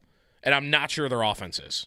But I think, again, part of that is I think their offense. That's amazing. No, imagine saying that a month and a half ago. Right. And part of that is then your offense needs to be so good throughout an entire playoff campaign, especially one, and we'll end on this, Sal, where you're going to have to go on the road. And that is confirmed now. Yeah. The Patriots win the division. How do you look at the standings this morning? They are in the 7th spot. The 5 is a lot harder. Maybe you don't even want the 5 as much as you did yesterday because Pittsburgh didn't wrap it up, and now they have a game to beat Baltimore. So do you even want to be the 5? You'd have to play Derrick Henry. How badly do you want to be the 5? 6 or 7 is more likely, Sal. And they have to make a decision coming up in Week 18 about rest and how much they want to push just for seeding. Yeah, so there's a lot there, and Sean McDermott said they have a lot to discuss, and that all factors in. I mean, Joe, at this point right now, like sitting here on Monday morning, I'm telling you, I think this is the way they should play it, and I'd be stunned if they didn't, which is give Josh Allen his one snap, let him keep his streak alive like last year, and get him out of there. I understand it's the last game at Highmark. There's people coming. They want to see Josh Allen. Josh Allen needs to get healthy. I mean, you can't put him out there against the Jets in a game where you really have nothing to really play for other than if you want to think about your seeding and where you are. But I don't know what that's worth when you're already going on the road anyway and you can't win the division. You know, by the way, real quick, Terrell Bernard also went out of the game. He had a calf injury. Yeah. That's the other injury from the game that we had at least. And then Dawson Knox went in, but he came out, but he was fine. He stayed in the game. But, the tight ends are banged up. Dalton Kincaid, Dawson Knox. You got Terrell Bernard. You got Jordan Poyer next week. Jordan Phillips still in the D-line. Matt Prater, the kicker.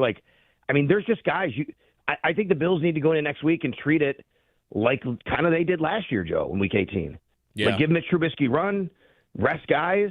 This is not a game that you need to push to try to win. I know you'd love to win your final game at Highmark. McDermott said last night it's an important game for him, for the organization. They have to figure out how they want to do everything, and they got a lot of decisions, and I agree with that. Now, when you're talking about standings, it's interesting because when the games are played, and I agree with you, the 5 doesn't seem like the most, coveted spot right now because you could wind up playing at Baltimore. And for the Bills specifically, that's not a great matchup. I think there's less opportunity. They're less likely to get to the 5, but because the Chargers are probably going to rest guys too against the Broncos, right? For the Bills to get to the 5, they'd have to win and have the Texans and Chargers lose. The Chargers might very well lose because they're going to play Denver, and Denver's playing for the number 1, and the Chargers have nothing to play for. They're in the same situation as the Bills. Houston, however, is still playing for their division. They are playing at 1 p.m. next week at the same time as the Jaguars. They're going to try and win that game, right? I think they are. The Jags are playing the Titans, though. So if you're Houston and you see the Jags have something in hand, they may pull guys back. Right. And now the Bills now the Bills could wind up in a situation where they win, they're the 5, they lose, they're the 7. Right. Right. And the league putting the game at 4:25 means we'll have more clarity on that going into the game. Right. At the very least, though, at least the Bills will know that, right? At least the Bills know that. Now, the other part of it is what they don't know. If you want to play the game of, well, who's the 2? Who's the 3? Do we push for the 6? Are we okay with the 7? You want to go to New England? Do you want to is it at Jacksonville? Is it at Denver, right? It's really fascinating how all it's going to play out next week. You also might think, the Bills are, I'll say this, the Bills will be favored even if it's out there that, Mitch Trubisky is going to play the game. It's the Jets, right? It's Brady Cook's Jets, and they've been getting smoked by everybody, including the Saints and Dolphins. If you had Allen, it'd be more of a sure thing, but I feel like the Bills' chances of winning even without him are pretty solid in this game specifically. But, we have a lot more time. The other thing about it, we say here, Joe, and go, well, I don't know if you want the 5. Don't we all? Isn't this the kind of game Mike Tomlin wins, though? Right? Yes, 100%. And we say that. I was so funny. We talked about this yesterday, and I think you and I might have talked about this in the broadcast booth, and I know I did with a couple other people, where going into the game against the Browns, I'm watching that game. The game just kicks off, and I go, we all know this is the kind of game that the Steelers and Mike Tomlin lose, and then they're going to win next week, right? This is what they do. Right. And they did. They lost. And now they could win. So as much as we sit here right now, Joe, and go, well, you don't want the 5 because you could go to Baltimore. Well, what if it's Pittsburgh? Right. Also, what if it's Baltimore without Lamar because his injury status is kind of still up in the air, but Huntley has beaten the Packers and the Bears in his 2 starts this year. So true. He's given them some good games so far. All right, so we'll talk more about the Jets matchup throughout the week. Extra Point Show later today at 10, and thanks for joining. You got it. Thanks, Sal. Sal Capaccio on the West Her hotline. The Bills fall 13-12, and there is a lot to get to on the standings and the playoff picture, and like the way the schedule lays out. We will know what the Bills are playing for before the game at 4:25 because of the Texans playing. We won't know fully on the 6 versus 7 because of the Chargers, but again, more time to get to that. The Bills lost to the Eagles. The line, and I mean, Sal put it, I think, rightly there, that the Bills' interior line got bullied yesterday, and that allowed the Eagles to stop the Bills' run game and force them to throw the ball. Hey, they had more success throwing the ball than the Eagles did, but it certainly was a sloppy day for that. 803-0550 is the phone number if you got a thought on yesterday's loss, and also the way that everything currently lays out for who you want to play. And now there's a little bit more on that Denver, New England is more likely for the Bills than either the AFC South winner or the winner of the AFC North. 803-0550 is the phone number. It's Buffalo Bills Football Monday here on WGR, brought to you by Northwest Bank. For what's next, get started at northwest.com.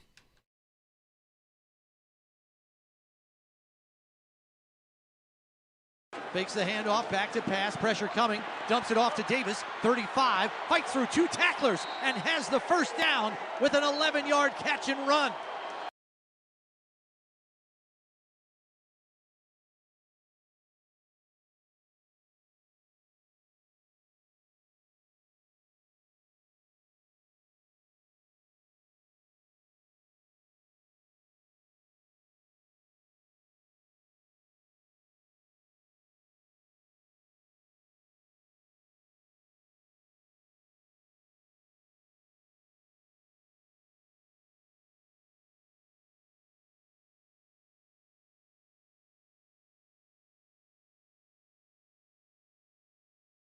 So a game that was frustrating at times, Sal. There's a lot to get to. The defense was great. A frustrating day on offense, but they almost got there at the end. Let's start with Allen and the day that he had, and I guess we can even loop him in on the Barnes Firm Injury Report, brought to you by the Barnes Firm. Injured for help.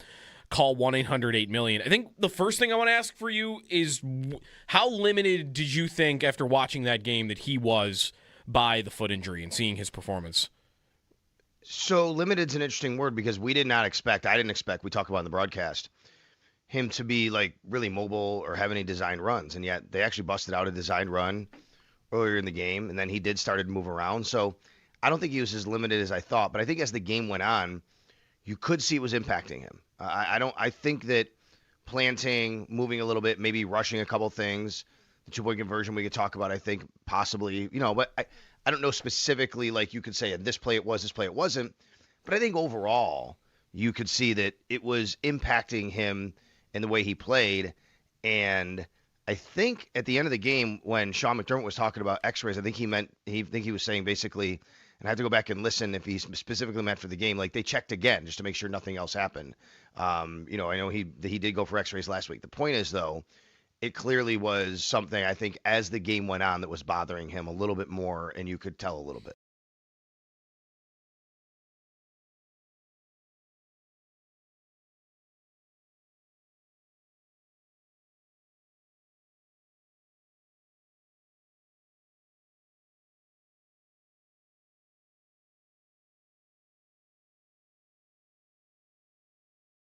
There was the incompletion that was ruled a fumble that maybe was the tuck rule. I don't know what your perspective on that play was, Sal, but that took them.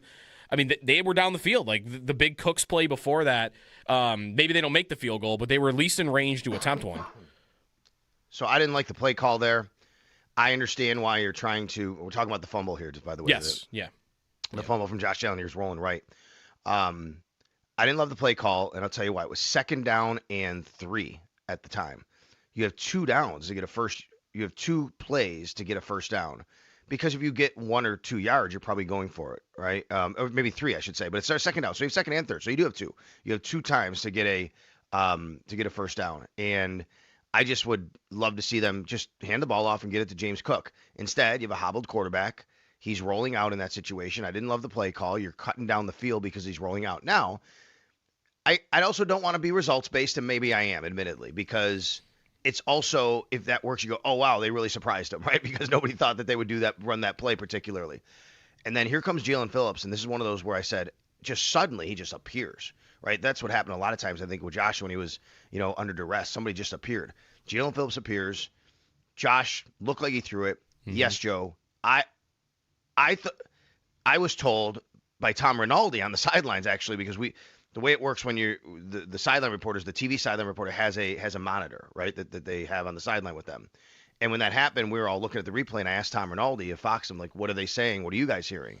And he said, it looks like tuck rule. That's what he said to me. Mm-hmm. It looks like tuck rule. So that was the first time that I had known or seen that they were looking at it from that perspective. Because my perspective was his arm went forward, and the next thing I knew, the ball was out. I have not seen an angle yet, and I'm sure I will. I just haven't seen it yet because I only saw the video board. Sean McDermott in the postgame said what he saw on the video board was Josh's arm go forward, then you don't see anything, and then the ball goes backward. That's what I saw. So I didn't think it was a fumble. It could have been, but I didn't love the play call, and I didn't love that the result of that.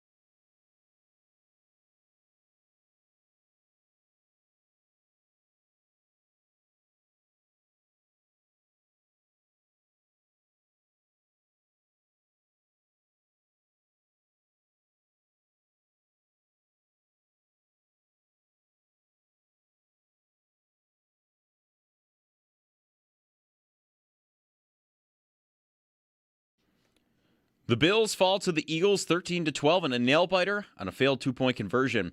The loss ends the 5-year reign over the AFC East for the Bills as the Patriots are now out of reach and the AFC East champions. It was a tough scene last night as the Bills were scoreless until the final 5 minutes of the fourth quarter. Buffalo's defense was a sure thing, though, as Philadelphia combined for 1 first down and 17 yards of offense on 5 second-half possessions, all ending with punts. Up next, the Bills host the Jets in what could be the final game at Highmark Stadium, donning their red helmets. Kickoff set for 4:25 next Sunday. The Sabres on a warpath as of late, having won 8 games in a row after taking down Boston 4-1 following the holiday break. They're back in action tonight, taking on St. Louis. Captain Rasmus Dahlin is expected to rejoin the team for tonight's matchup as he spent some extra time in Sweden tending to his fiancée over the holiday. Puck drop is set for 8 o'clock, and you'll be able to catch all of the game action right here on WGR Sports Radio 550. The Bandits back in the win column last night, beating the Calgary Roughnecks 13-7. They're back in action Saturday, January 3rd, with face-off at 7 o'clock at KeyBank Center against Las Vegas. Around the NFL, the Jets fall to the Patriots 42-10. The Browns beat the Steelers 13-6. The Dolphins beat the Bucs 20-17. And the Jags beat the Colts 23-17. And last night, the 49ers beat the Bears 42-38. Those are your Paddock Chevrolet sports headlines. Paddock Chevrolet celebrating 90 years of being your hometown dealership. I'm Joe Cali for WGR Sports Radio 550.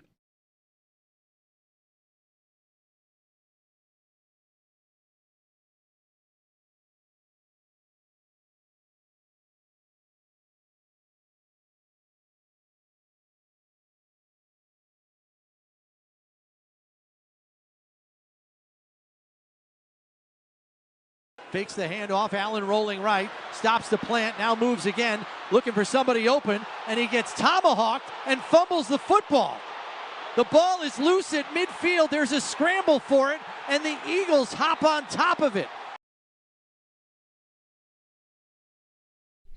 It's one of your highlights of the game, a huge play there that we've talked about a lot today. Brought to you by Northland Workforce Training Center, train for what's next. Eye on the quarterback, brought to you by Great Lakes Building Systems. We keep an eye on your business so you don't have to. Our business is protecting your business. That clip is getting shared around social media a little bit on that play. Just throw the ball to Jackson Hawes. That was, honestly, I know that he misses the 2-point conversion. That's just a miss. This is a what are you doing play. And I said earlier, like, I know you got to live with this with Allen a little bit because a lot of times it's really going to work out for you. He's going to create crazy plays a lot. But on this play, he sees Palmer, I guess, but he wants the big play, and it's just never there. It's never close to being there. And maybe that's the problem. It's one thing if you see out of the corner of your eye a guy that's kind of open and you think you can make that throw, but there's really nothing here. Palmer isn't open. He's running towards Shakir. It's a bunch of traffic in the middle of the field. I don't really know where he thinks he's going to go with this ball. I do also have to point out, though, that Palmer doesn't help him out at all. Josh Palmer, have you not played with him all year? Have you not watched Josh Allen in your career and know like what you're supposed to do on a scramble drill? Keep moving. Or run back to him. Or run down the field. Instead, Palmer runs to where all the people are and then stops. Like, he could not do anything worse for a quarterback that is always wanting those types of plays. Maybe that's one example of why he's not having a good season. Because there are a lot of these types of plays in a Josh Allen offense, and you got to know what to do on them. And, again, to run to where all the people are and then stop dead is just the worst possible thing you could do. And that guy makes $11 million a year. That's a tough job. But, again, more on Allen. I don't know what Allen's thinking. Throw the ball to Hawes, get your first down, get 5-6 yards, and get into the red zone. Huge play. The Eagles score a touchdown on that drive. They had a short field. It was the only touchdown drive they had of the game. Critical play. Maybe you'd call it the most important play. Maybe the final play. There are a lot you could really go with on that. It's Jeremy and Joe, Football Monday on WGR. Let's go back to the phones and go to Rich in Buffalo. What's up, Rich? Morning, Joe. I'm hoping we're not going to spend the entire morning talking about our future Hall of Fame quarterback playing poorly. Joe, the game was lost at the line of scrimmage. Our offensive line was getting dominated. Josh, what did he get, 5 sacks? I'm not sure. 5 sacks. How many hits did he have? Yeah. He would take the snap, and there was guys on top of him immediately. And then they were saying, why can't we run the ball? They couldn't open a lane for Cook or anyone else. Now, Joe, you said you watched the telecast, okay? Well, okay, good. Were you paying attention to how many times Tom Brady was circling covered wide receivers where Josh had nowhere to go? One last point. That scramble, that's Josh Allen. He's going to do that. How many times has he made amazing plays? And here, I think what was in Josh's mind is he had to do that because people are saying, well, he took us out of field goal range. Wait a minute. You're going to trust a guy to make a 42-yard field goal when he can't make an extra point? Are you kidding me? Where is field goal range on that team? And the last thing I want to ask you, I want to pick your brain. Let's say they kick the extra point, which I never would have. I totally agree with going for 2. Okay. Let's say they go to overtime and we win the flip. Do we kick off or do we receive? Think about that. Yeah, thanks, Rich, for the call. By the way, I had the telecast on, but I was in the stadium, so it was like on where I was, so I did not hear what Brady was saying, which I'm actually happy about. I didn't need to hear all that Brady was saying. On overtime, I would be team take the ball first, but I would do it differently than I think McDermott would or most coaches because I would go for 2. I would go for 2 and get the ball first and try to, like, the only way I can gain an advantage on the coin flip is if I get 8 on my first possession, because then I ensure I'm getting the ball, at worst, I'm getting the ball a third time, and I am kicking a field goal to win. Or if I don't make it, then I get a stop, and I win the game that way. But I don't know how many coaches are going to approach it that way. Listen, I didn't need them to kick that extra point. I didn't know if they were going to make it. And, sure, I'm not saying they would have made that field goal that Allen took them out of range on that sack where he's reversing field. I'm not assuming they would have made that field goal at all. I'll play the numbers. I'll play the probabilities on it. And, Badgley is not a great kicker. There's a reason he has been available. But for his career in that range, he's like an 80% kicker, which again is not very good by league standards. But you want to call it 70 because maybe he's not as good as he was when he was with some of his earlier teams. Fine, but I wouldn't assume he would miss it either on that field goal. You got to bake that in too. It's a bad sack to take. Does the line deserve more criticism than Allen? Is a good question from yesterday. Because I think you could make that case. I mean, they really did get pushed around. And that's twice now, maybe even want to call it 3 times. Atlanta felt a little different because that was more with blitzing and confusion, more than Houston or what yesterday was, which it felt like, oh no, your line just got straight up bullied. And that doesn't happen a lot. They have one of the best lines in football. I truly believe that's true of the Bills. But when they run into Houston and Philadelphia, those might be the best 2 D lines in the league. 2 of the top 5. I said this earlier that one of my biggest concerns coming out of yesterday is that the Bills have a kryptonite. And a kryptonite of if their line can get outplayed like that, they're gonna lose because then they can't run the ball, and then they've got to throw it, and that's how Allen gets hit, and the receivers can't get open. Like it's a domino effect. If you can, and not many teams can do this, but maybe Denver can, Houston we know can, maybe Jacksonville can. If you can win the battle against the Bills' O-line as a defense, you're gonna stop the Bills' offense. And there are a couple of teams that they could run into that might be able to do it to them.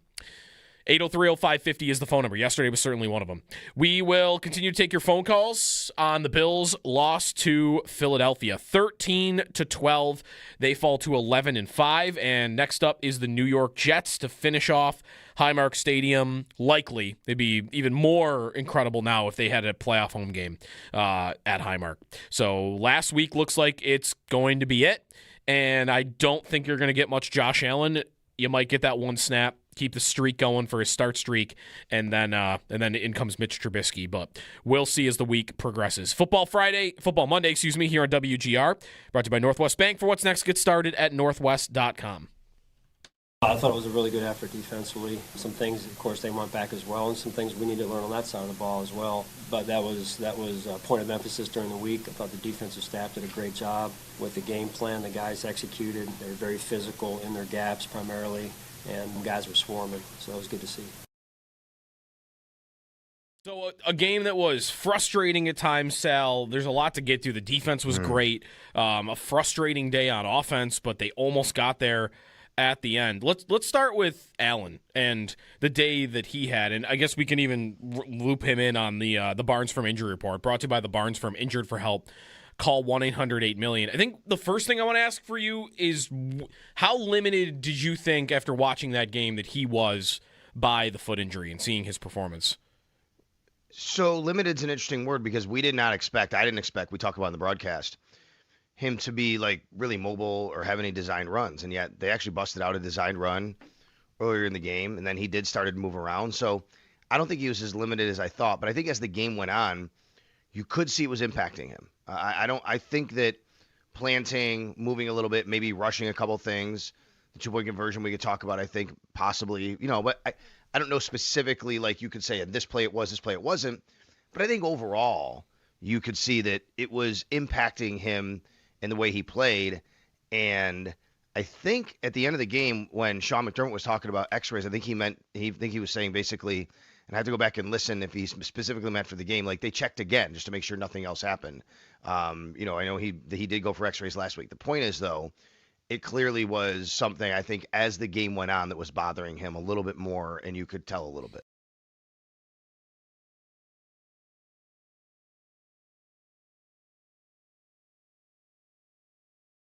There's a lot to chew on from that game yesterday. I before we get to it, I want to just look at the standings this morning. I am not in a great place about how that game went at all. Tons of missed opportunities. The offense, it's not anything new. We haven't really learned this yesterday. We've known this, that their offense is neutered if you can just match their physicality in the run game. That's it. If you can be a defense that matches the Bills up front on the line and can shut down a James Cook rush attack, you force the Bills to throw the ball, and you're probably going to have a very good day defensively against them because the Bills can't throw the ball well. They can't. Allen actually ends up having decent numbers on the day. I mean, I thought the Bills' defense, for however good you thought the Eagles' defense was yesterday, and I thought they were pretty good, the Bills' defense was better. And the Bills' defense might have been better by a lot in this game. They held the Eagles to under 200 yards of total offense. 190. The Bills had 331. Like, that's not great, but that's like a normal NFL number that you see all the time. 331 yards of total offense. So, listen, I don't know where we're going to end up talking about this game. There is missed calls, I think, to talk about. What your thought was on the fumble incompletion. I think that was super close. There was a tripping call on a punt that cost the Bills a 1st and 10 at the 15-yard line that I think the refs completely screwed the Bills on. And the quarterback let them down on 2 very big spots, one on a 2-point conversion and one on a 4th and goal where he had Brandon Cooks wide open standing at the pylon. And that's rare. It's rare, but it also, I think, shows the pressure that is on Allen that game.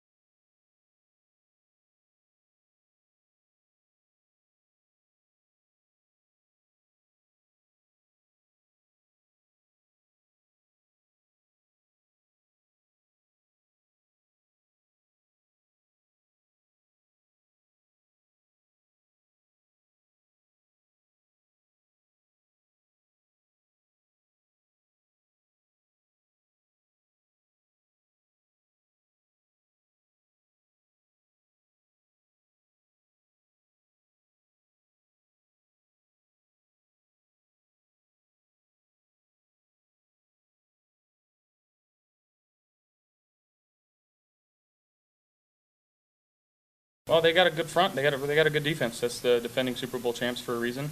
They had a good plan. They get paid on that side of the football too. So, again, it just comes down to us executing, making one more play than they did, and obviously we saw that we didn't make that last play. I didn't make that last play. So, yeah. Josh Allen on the final play. Locker room audio is presented by Reimer Home Services. Homes rely on the Rhino. Go through some of the Skyworks stats of the game, brought to you by Skyworks Equipment Rental, building America from the ground up.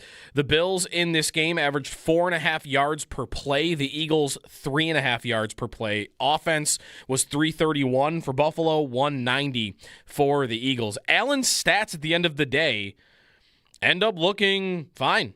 Like, it's funny that he made a couple mistakes, and I look at that game and think if he had played up to his standard, they win the game. But his standard's very high. Like 262 through the air, 23 of 35 passing, 7.5 yards an attempt, and on the ground, 27 yards and 2 touchdowns. Like that's a good day. It's a really good day statistically. Just those couple of moments. 4th and goal, Cooks is open, and the 2-point conversion. And that's kind of it. And, well, not just that. The Hawes, the non-throw to Hawes that ends up being a fumble that also maybe should have been an incomplete pass. James Cook, 20 carries, 74 yards. If you are wondering on where the rushing race lands at this point, Cook, I believe, went into the day with a advantage of 43 yards over Jonathan Taylor. And in this one, Taylor goes for 70. So pretty close to the same. Cook extends his lead by a couple of yards, so we'll go into the final week, and that might be a story. I mean, I personally think, kind of in the same light with Allen, you value rest over anything else. So rushing title would be cool, but I don't want them playing the game of what's Jonathan Taylor got? We got to put Cook out there. Oh, wait, Taylor's not playing well. Oh, now I think you get Cook fresh for the postseason. Although I will say the Colts play at 1. So you would probably know, and maybe that makes it a little bit easier. If, Taylor is 45, 46 yards back of James Cook, and he has a 60-yard day, and hey, James, to get the rushing title, you need 22 yards. At that point, I might be willing to say, all right, fine, you give him 5 carries, you get his 25 yards. It's the Jets. He probably gets it pretty quickly, and then you get him out of there. So that'll happen next week. 803-0550, the phone number. If you're on hold, stay there. We'll get to you in the next segment. We have an open segment, and then we'll get to Chris Brown coming up at 8:30 on the Bills' loss to Philadelphia, 13-12. A lot more to get to, including how good that defense was yesterday. And there is one positive out of yesterday defensively that I am trying to focus on for today and going into the playoffs. That when we return here on a Football Monday. It's Jeremy and Joe on WGR.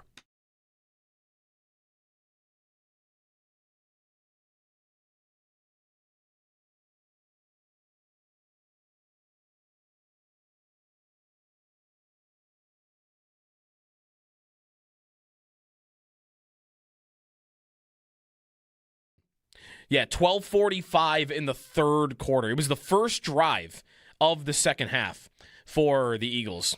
And they get a 10-yard run from Barkley. That's it. Their second play of the second half. They get a first down. They didn't have another one after that. Sal, we got him back on the phones. The defensive performance was just really solid all the way through in that second half, which we've seen a lot of, right? Like their second half ascending. I mean, that's maybe the most dominant half they've had all year. For sure, Joe. And I'll say this. They were a lot better in the second half. They didn't have to be a lot better in the second half. They were good in the first half. Really. I mean, you look at the first half for the Eagles. First 2 drives, they forced punts. And then they get the short field. They score a touchdown. That's the only drive they really, moved the ball and scored a touchdown. They had a couple other drives. They kicked field goals. Yes, they gave up 13 points in the first half. I get that. But they had the shorter field. They played okay in the first half. But, man, the lockdown in the second half, counting the kneel down because it does count at the end, the Eagles ran 18 plays and gained 16 yards in the second half. That's incredible. The Bills forced a punt on 5 straight possessions in the second half. Jalen Hurts did not complete a pass in the second half. He was 13 of 20 in the first half, 0 of 7 in the second half. It was a great day for the defense overall. But, I mean, great second half, really good day overall. And, Joe, I mean, for Saquon Barkley in this game, given the Bills' issues against the run, given the injuries they have on defense, especially up front. Saquon Barkley had 68 yards, averaged 3.6 yards a carry. I hate saying like a great defensive performance wasted. Like I don't want to say it that way because it just, I don't know, because it's a team game, right? Sneaky Joe DiBiase here. How it just feels like, man, you get that defensive performance right against the Super Bowl champions, you got to win the football game. Right.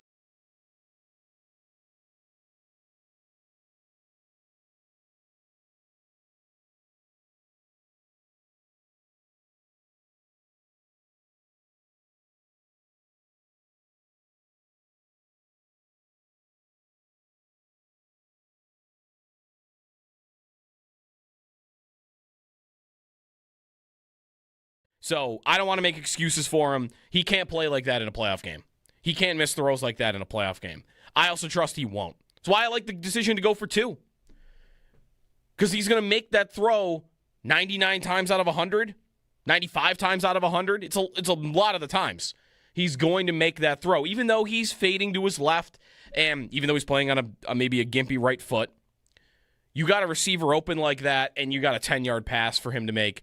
I trust him that he's going to make that play. And if I'm Sean McDermott, I feel justified in going for that. I made a decision to go for it. I got a play where my quarterback, if you freeze frame it, at the moment that he targets Shakir, that the ball's about to come out, I've got a quarterback that has time, and I've got a wide receiver that, tell me the last time you've seen this. A wide receiver that is basically wide open in the back of the end zone. I will go for that every single time, especially if you tell me that's how it's going to go. I can get Allen to that place with a guy open, back of the end zone, with a little bit of time. Every time I'm going to go for it. And I have no time today for they should have kicked the field goal and gone to overtime, kicked the extra point and gone to overtime. Michael Badgley has missed an extra point in 3 of the last 4 football games he has played, going back before the Bills. There's no guarantee that guy in those elements was making that kick at all.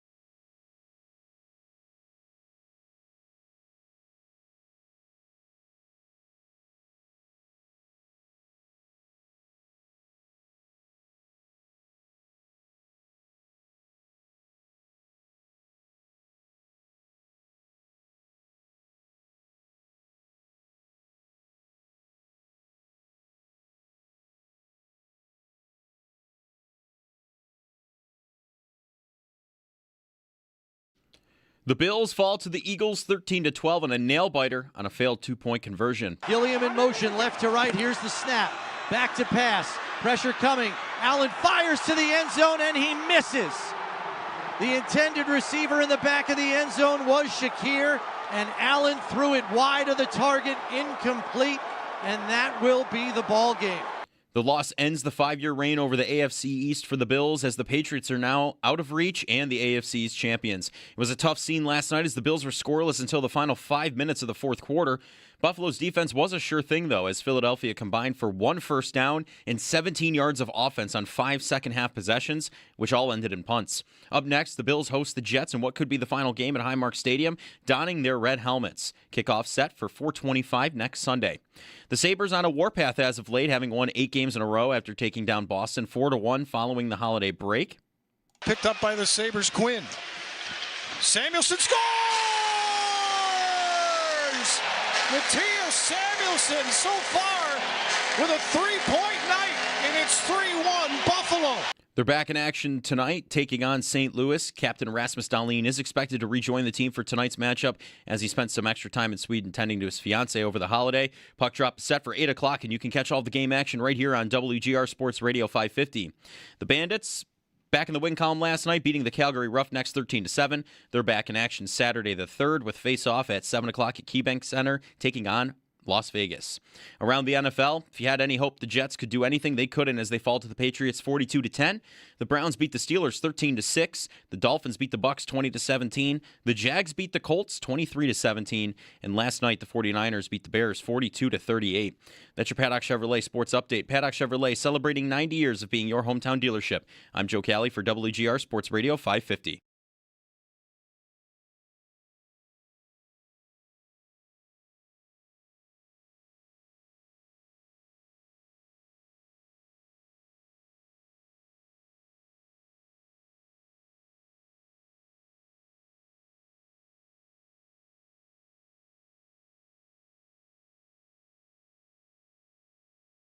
Offensive lineman is split out to the bottom of your screen. Burrow looking that direction. It's Ford. Big man on the run. Rumbling down the sidelines and inside the 5. So, former Bills offensive lineman Cody Ford had a big play yesterday. The Bengals just opted to throw him a pass. Like, he was lined up at wide receiver, like a normal pass play. He ran like a 5-yard route. Joe Burrow threw him the ball. And then, of course, because Cody Ford is massive, the corner couldn't tackle him, and he ran for 20 yards. That's incredible. And also, maybe teams should start throwing a lineman a little bit more often. There was a college guy, Alabama had a guy earlier in the year that did the same thing on a screen. Sorry, I need to careful that word. Sensitive time around here when you throw the word screen around. Is that not the most annoying thing about them right now? 100%. I mean, without a question. It's not like it never works, but it feels like it never works. It's right? just so... I think it feels so bad because it just looks like such a nothing when it doesn't work. Mm-hmm. Right. Because it's just like you toss a ball to a guy and he just gets tackled at the line. And you're like, what was the plan? Shakir gets obliterated. Right. And, it does work sometimes, and it works well at times. But when Brady called that on the 3rd and whatever. 3rd and 9. 3rd and 9. 3rd and 9 to Ty screen. Johnson, I started laughing like the Joker in my living room. Because what's happening? What are we doing? And they do it. I mean, they do it in these critical spots, third downs. I mean, they did it in the AFC Championship game last year to Amari Cooper. Yeah, and apparently haven't learned their lesson since then. Right. I can't believe they keep doing it. And it's not 1st and 10 screen. I don't have any problem. 2nd and 7, you're fine. The 3rd down screen. There was one earlier to Shakir on a 3rd and short. There was just a drop, bam, I'm punting. Mm-hmm. It's they've done it at 3rd and 15 in other games this season. Like that one to Shakir earlier, to me, is almost even more annoying because the one late, you're going for it. And the screen is like, oh, you're setting up better yardage for whatever. You can explain that one to me. But the one where that's your play to gain the 1st down or you're punting. Yeah. Like, you got to be better than that. You have to be better than that. You've got to have a better answer than that. I don't care who your receivers are. Like, you have to have something to do other than the thing that everybody knows you do. And that doesn't work well enough anymore. It just has to be better than that. Right. Everyone knows you're going to do it, is part of the point. And teams are on to you. They know what Joe Brady wants to do. He wants to throw screens. Right. They know it. After big plays, it's like the first thing he does. He goes right back to the screen or a run. I just think that they need to kill it. Like, not entirely, but it needs to be dialed back a lot, and they need to run it in situations where they have protection on, I have another play here. That's part of it. Like, when you're running that play on third down, you don't have a plan B. If the screen play doesn't work, it's over, and now I'm punting. Whereas if a pass play doesn't work, Allen might run. Allen might find, someone might run around with them and go off script. You might have a pass that is a plan B. Even a run. A run could be, crap, 2 blocks missed, but Cook has the ball and he makes one guy miss that should have made the tackle, and I get my first down. A screen, because it's so reliant on a immediate block by a receiver, if that block doesn't hold, then the play is over. Like, you're not even giving, because of where the ball is and the spacing of it, you don't have the opportunity, usually, for a guy to, quick, make a guy miss, and then he gets more than he's supposed to. Right. It eliminates your 2 best playmakers from the play. That's every time. Yeah, that's the best part. Is that it takes out, Josh isn't doing anything. He's just chucking a ball that I could throw that ball. Right. And you're not handing the ball to Cook, who can, like you said, if his hole gets blown up, just push it to the outside and he's gone. And he can make that play. But this play is just, binary. It's you get the block or you don't, and the play is over. Because it's only going to one place every time. There's no time. I'm there's sure no cutting it inside. You asked Brady about the thought process. We want to get the ball in our guys' hands so they can make a play. Get the ball in the guy who can make a play's hands. Mm-hmm.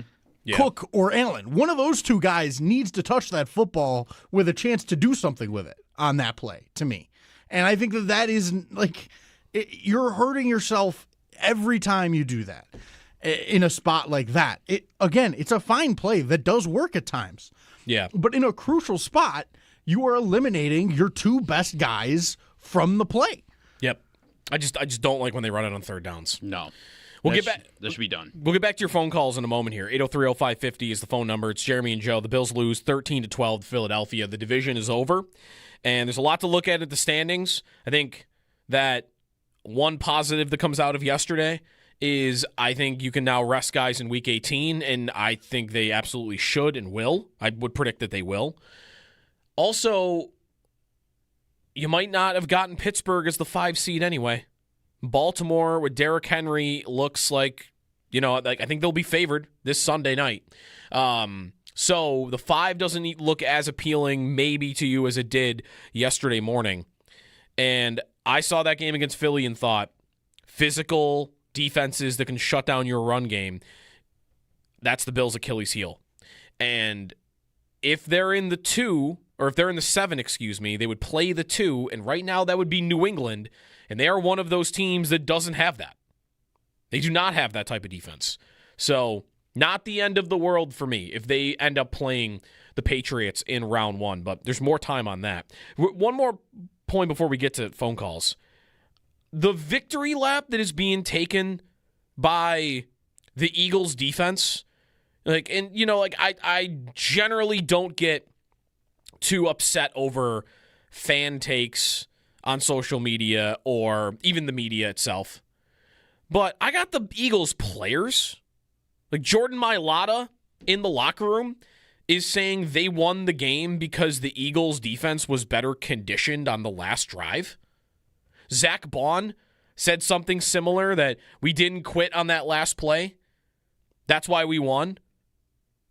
Did they not see they left a guy wide open on the last game-winning play of the game, and that they let the Bills drive up and down the field on them in the second half? Like, I'm not saying that the Bills' offense won that battle in the totality of the game, or that the Eagles' defense didn't play well. They absolutely did. They smothered the Bills' run game. They forced Allen into a couple of mistakes that I think, they created. But some of Allen's mistakes had nothing to do with the Eagles' defense. At least the last one. And again, him not throwing to Jackson Hawes and deciding to scramble out and roll out into Jalen Phillips. Like, that's kind of luck on the Eagles' part that the other team's quarterback decided to do that. And at the end of the day, of the two defenses, one was definitely better than the other yesterday, and it was the Bills' defense. The Bills' defense didn't allow a first down from the 12:45 mark of the third quarter on. And you want to tell me about the difference in quarterback? I understand. Allen's a way better quarterback than Jalen Hurts. But who's got better offensive personnel on the overall? It's Philadelphia. And the Bills shut them down to 16 yards on 18 plays in the second half. While the Eagles' defense allowed drives of 67 yards, 54 yards, and 83 yards, all three of which should have been touchdowns if Allen had just thrown the ball to Cooks in the flat on the right. And then, again, I'm playing the what-if game. I understand that. But the Eagles' defense is lucky that they did not give up 21 points in the second half. Totally lucky. So they're great. I get it. But I don't know. Statistically, they were fine. They were good. The Bills averaged a full yard more per play than Philly did yesterday. They had 140 more yards of total offense. Allen threw for 262. So, again, a good day by Philly. But it's being treated as like this all-time great day by the Eagles. The rain, too, I don't know. Maybe I'm going too far in countering that, but I felt like they were good, but I thought the Bills' defense was better yesterday. Really, they were a lot better, I thought. Hurts couldn't do anything against this defense yesterday. And part of that was, I think the Bills made the right decision to say, let's sell out, stop Barkley. They had a lot of three linebacker sets. They packed it in the middle. And even with a depleted defensive line, by the way, they did this. And they held Barkley to 3.6 yards per attempt. They forced Philly to throw the ball probably a little bit more than they wanted to. And every time they did, they sent pressure at Jalen Hurts. And I think that's kind of the book on Jalen Hurts right now, is the best way to beat him is send pressure his way, make him speed up how fast he's processing it, and see if your secondary can cover their receivers. And there are a lot of teams that can't, and it burns them.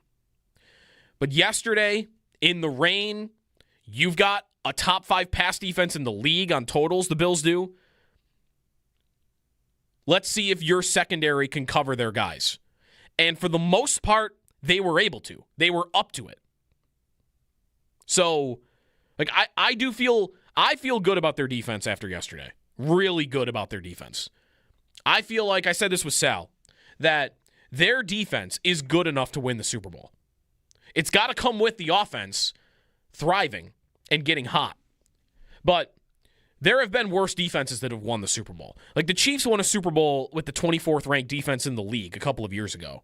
And I don't know where the Bills rank specifically right now, but it feels better than 24th. Their second half defense is astonishing. And yesterday, they didn't really need to get a lot better. With a lot of these games, they've been kind of poor in the first half and then dominant in the second half. Like total tale of two halves. Yesterday was a little different. Yesterday, they were very good in the first half, and then they were dominant. As dominant as they've ever been all year in the second half. Maybe that's the other reason I don't want to give the Eagles full credit is I saw what an all-time performance for a half looks like from a defense, and the Bills did it. That's why it's very frustrating they lost the football game. That defensive performance, they had earned a win. On the year, by the way, I said I didn't really know where the Bills ranked. This does not include yesterday. The Bills actually do rank 24th in DVOA. So I feel like after yesterday, they'll be a little bit higher than that. Again, it's that difference between pass and run. They are a great pass defense, but they are bottom of the barrel in run DVOA. But after yesterday, that should improve a little bit.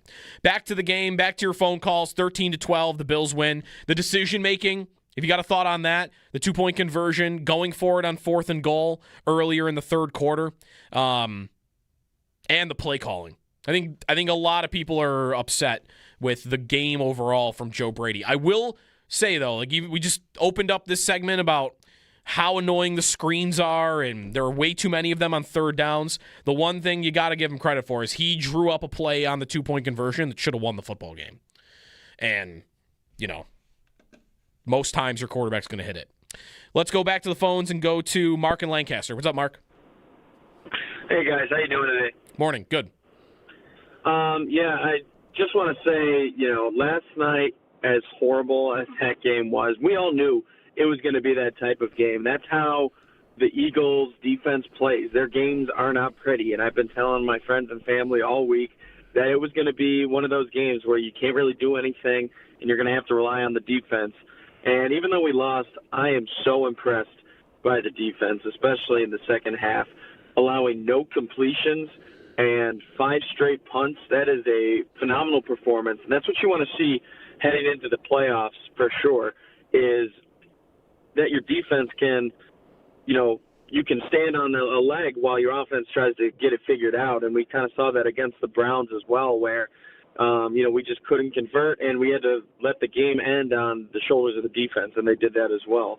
Granted, that was against Shadur Sanders versus an Eagles offense, but nonetheless, really good defensive performance. And when it comes to the 2-point conversion and going between that and kicking the point with Badgley, I do not blame McDermott in the slightest for going for 2. You've got an injured team already. Allen's hobbling around on one ankle. End the game. If you can, end the game. It's an NFC opponent. Obviously we would have liked to win and win the division, but just get out of there while you can and rest up some players in the final week and hedge your bets on who you're going to face going into either New England or Pittsburgh or Baltimore. We'll figure it out, but I don't blame McDermott on that side at all. And that's pretty much all I got. Just hoping the defense can kind of stand tall still headed into the playoffs, and Josh can rest up and we can figure it out. But nonetheless, go Bills, and we'll see what happens next week. Thanks. Yeah, thanks for the call, Mark. The defense also might get Ed Oliver back. I mean, I think they probably will. And they found their way to, I think, their best linebacking duo. Now, Terrell Bernard goes out of the game yesterday with an injury, and you don't want to see that. But when they have Shaq Thompson in there, it's a better defense. And yesterday, I think that was on display a little bit, stopping the run, stopping Barkley. They also didn't let Jalen Hurts run at all.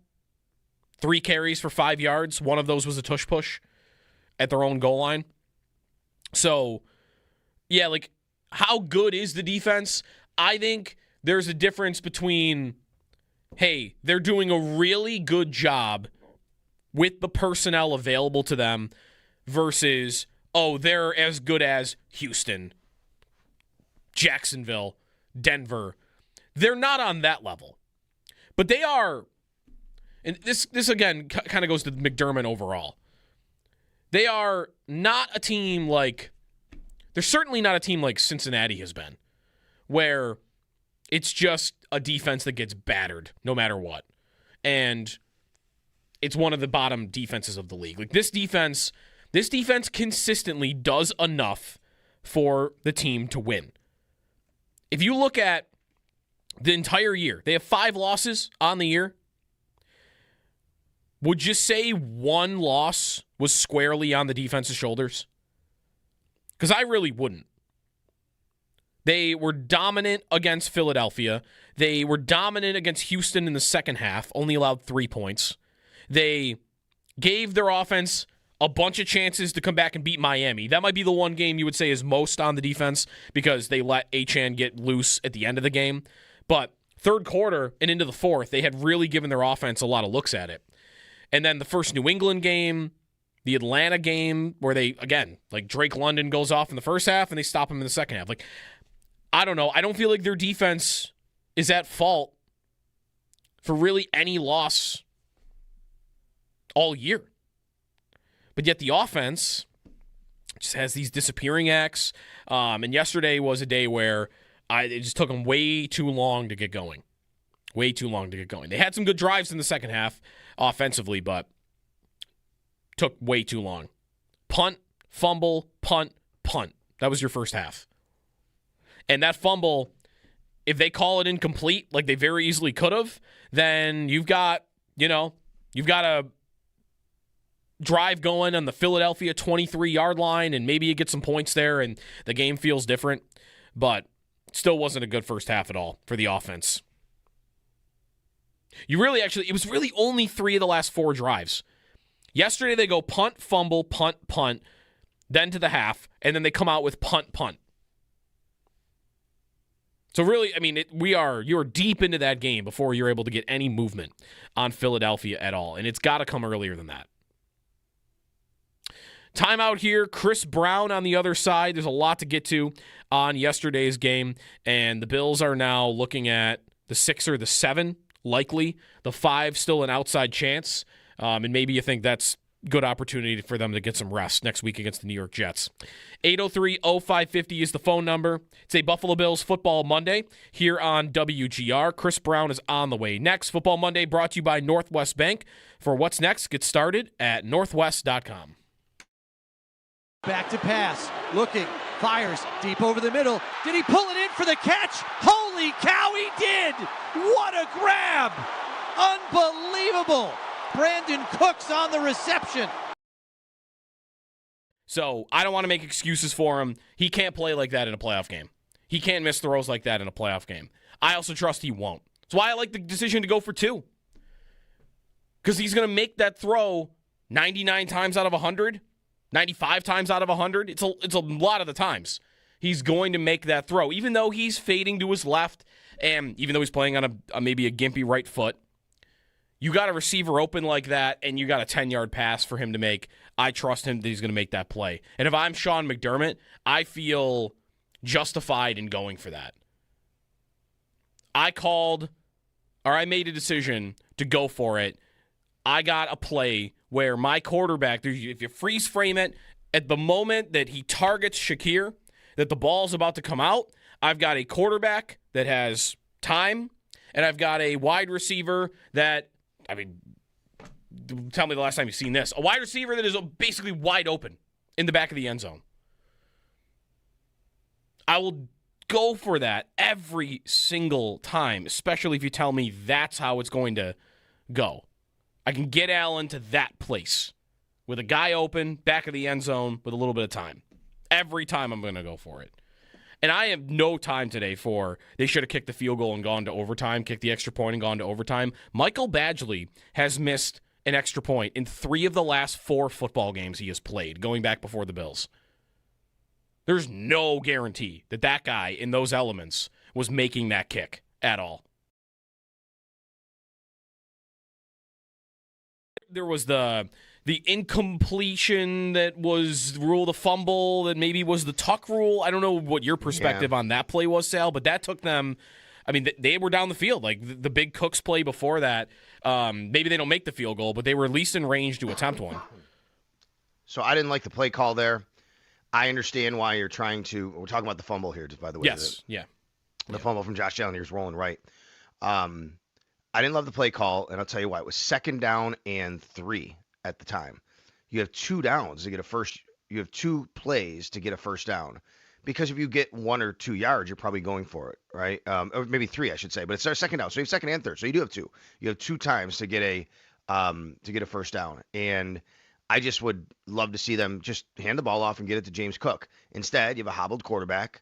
He's rolling out in that situation. I didn't love the play call. You're cutting down the field because he's rolling out. Now, I also don't want to be results-based, and maybe I am, admittedly, because it's also, if that works, you go, oh, wow, they really surprised him, right? Because nobody thought that they would do that, run that play particularly. And then here comes Jalen Phillips, and this is one of those where I said, just suddenly he just appears, right? That's what happened a lot of times, I think, with Josh when he was, under duress. Somebody just appeared. Jalen Phillips appears.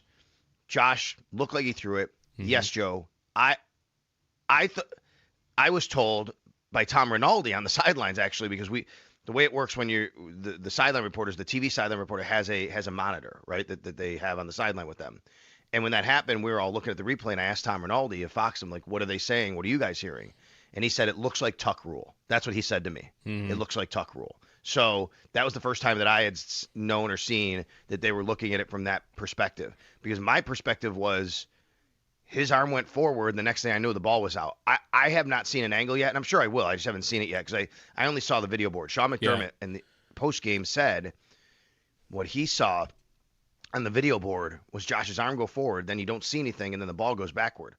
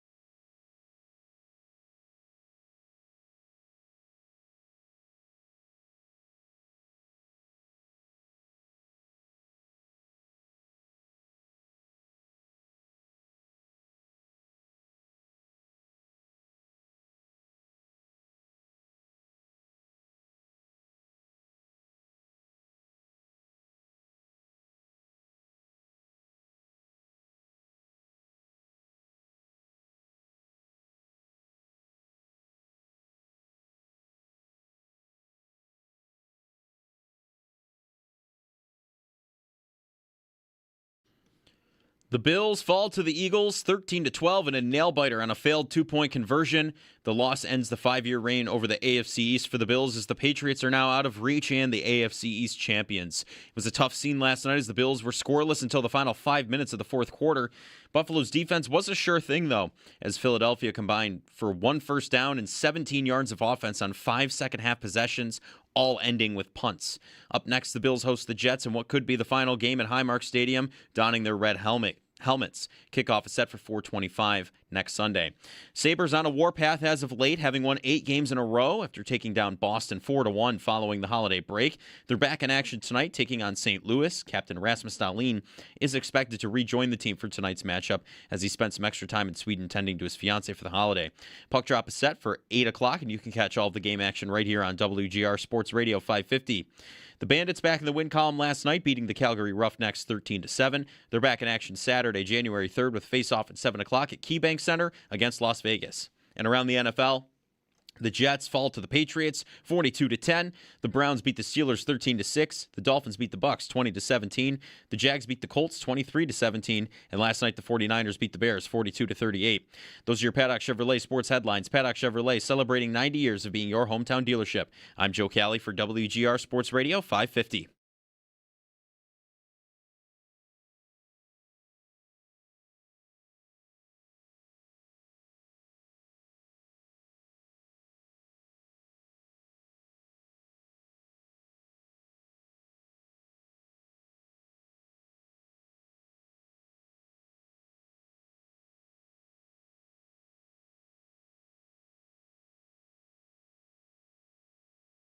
Back to pass, fires, it's caught, it's a hook and ladder, and it's going for a first down, up over midfield, and out of bounds into Eagles territory.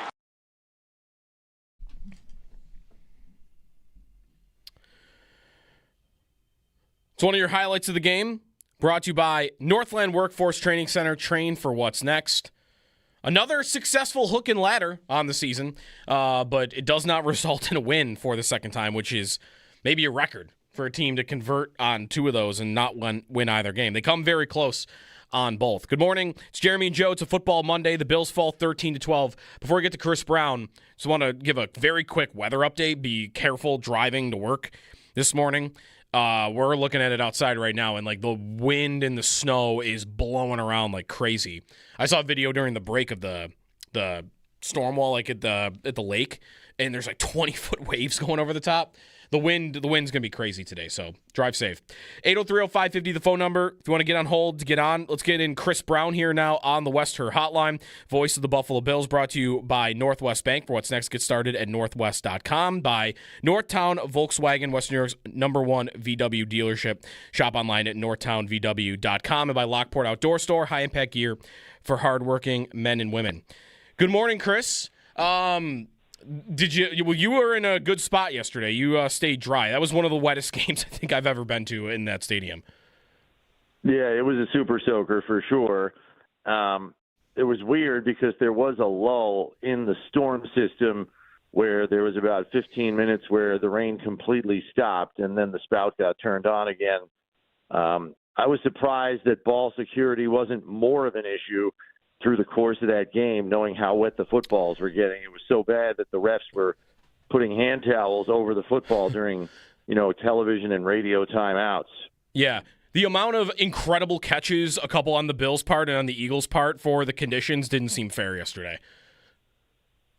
Yeah, I will say, though, if you want to look at some positives to take out of that game, it does look like Josh Allen and Brandon Cooks are establishing a rapport as a legitimate field stretcher here going forward. So if he can add that element to the Bills' passing game, I think that's going to be a benefit heading into the postseason, so hopefully that continues. Yeah, and he had one of those incredible catches on that last drive, but he was open a bunch yesterday behind the defense's speed, so definitely a positive. He goes for over 100 yards on the day. What type of game did you feel like it was, Chris, for the Bills? Like we were expecting it to be defensive and teams were going to try to run the ball. Really, neither team did that well running it, and maybe that's kind of why you had the score as low as it was. Yeah, I think the game mirrored the weather. I mean, it was a slog. Both offenses, it looked very, very hard for them. This is not new for the Eagles. Their games usually do get very grimy and muddy. For the Bills, I don't think it is nearly as often. But against top-flight teams like this, especially a defense that might arguably be the most physically gifted defense in the league. I mean, I was looking over there, and they got nothing but like 5-star college athletes over there. It's pretty ridiculous. So I guess we shouldn't be terribly surprised because winning one-on-one matchups against a defense of that caliber is pretty challenging. So I think, we're trying to say, what does this game mean going forward for this team? I think their competitive nature, which has always been there under Sean McDermott, is very much there. I was probably most impressed with what we saw from Buffalo's defense yesterday. I mean, that second half effort was maybe the best we've seen all season. I mean, 16 net yards for the Eagles, 1 first down, 0 for 5 on third down, and 0 points. I mean, if they can come up even with a half like that in a playoff game, I'm taking Josh Allen to the bank that they're winning the football game. It just didn't happen execution-wise yesterday for the offense at the very end. Yeah. How I felt about that game too, Chris, was if you get really 3 critical mistakes, I thought, from Allen. I mean, obviously the 2-point conversion, he just misses. And on the 4th and goal where he tries to run, he's got Cooks and even Ty Johnson. And on the fumble, which also could have been ruled incomplete, that was a close one. I don't know how you feel about it, but he's got Hawes open there, and he just didn't want to take it for whatever reason, which would have been a first. And, man, I know that it wasn't a great day for him, and he's got the foot ailment, but I just don't feel like you're very often going to get 3 big mistakes from Josh Allen. Often it's going to be maybe 1, and sometimes you'll get even a perfect game from him.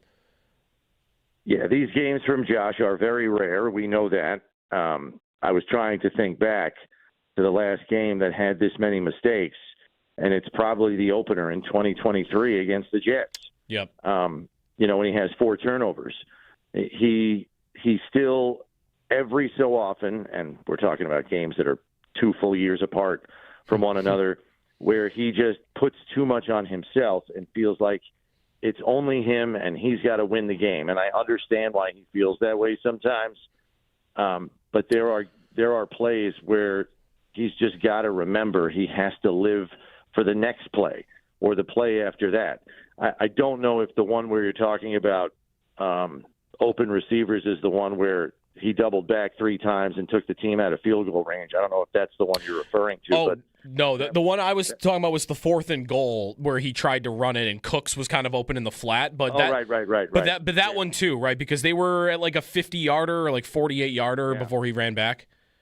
So I might have 4 plays where, he's just got to be smarter. And look, I've said for years, I still think Josh Allen is underestimated for his mental acuity as a football player, and I think it's largely because his physical gifts are so readily apparent that no one even considers those. But every so often there's a game like this where Josh tries to do too much, puts it all on himself, and it costs the team. And in a tight game like that, it was really costly because if you add up all those errors on those plays, at the very least, you're thinking you're ahead on the scoreboard.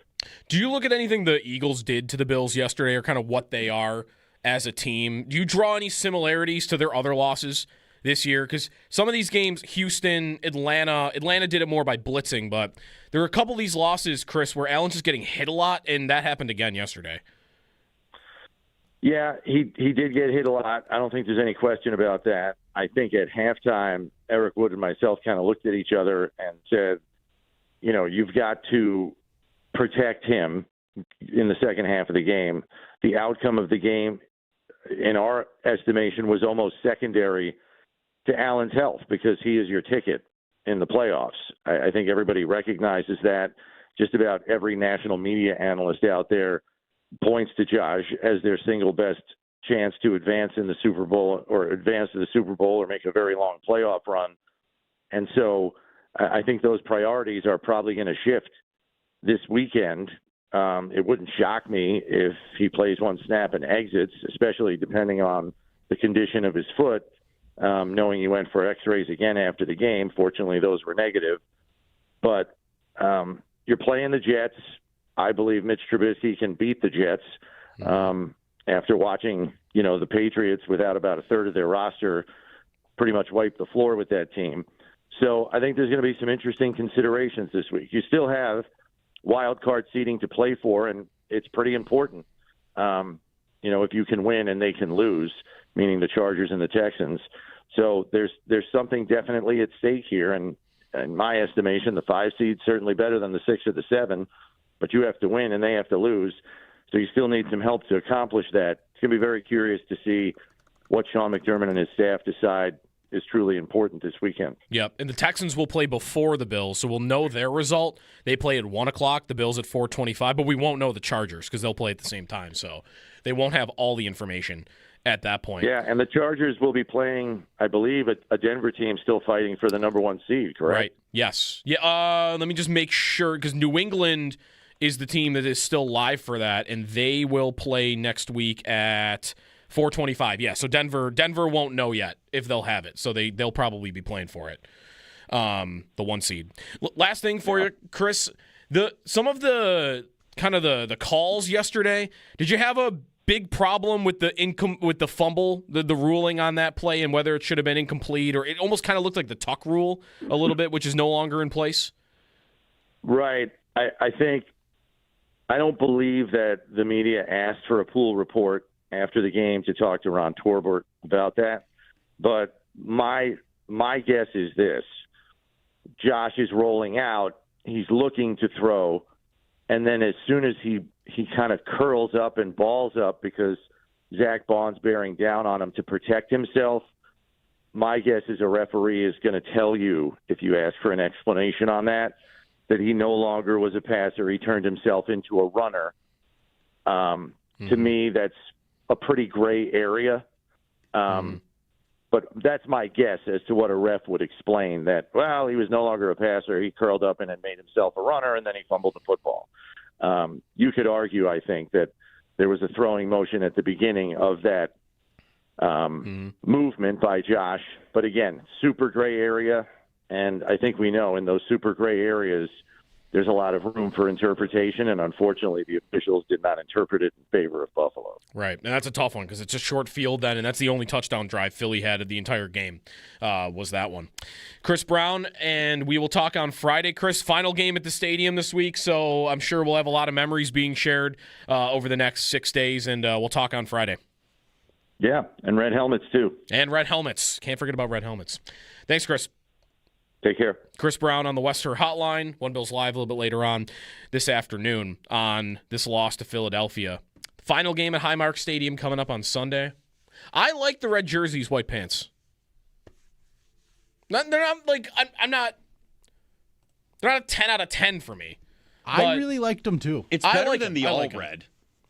I think I'm with that. I think they look a little too similar to me to the throwback Patriots. I think that's where I when they were wearing right now or when they were wearing all red. When they wore right now with the white pants, they look like the old Patriots jerseys. They do look a little bit like that, but I try to just separate that because I feel like there's only so much to be done with a football jersey. That having the same color as somebody is pretty much like, oh, you're gonna look like them. Mm-hmm. Well, their navy blue jerseys for a while were pretty much Patriots jerseys. Right. So I really liked. I saw them post the game like before the game, whatever it is, Thursday maybe that they post that. Mm-hmm. Yeah. I was like, oh, sweet. I haven't seen. Have they worn the white pants with the red before? Once last year against New England last year, right? Which might have also been Week 17, by the way. Yeah, it was towards the end week of the 16, season. Week 16. Yeah. I really like that look though. I think it's a good look. It's nice to see some variation.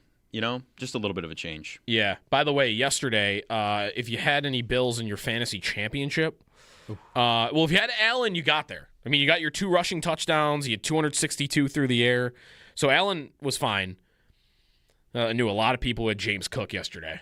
Ooh, that was rough. And last year, he was incredible in the fantasy playoffs. And yesterday, man, I would have felt so good about him yesterday, too. Right. Like the Eagles' rush defense is good, but it's not nearly as good as the pass defense. It's rainy. You know they're going to run it a lot. And it just never got going. It never got going for Cook. And I think it was pretty clear very early on that they're not going to be able to run the ball a ton today. The Eagles just looked fast and mean. And they were ready for it. It really looked like they just out-muscled and out-efforted the Bills.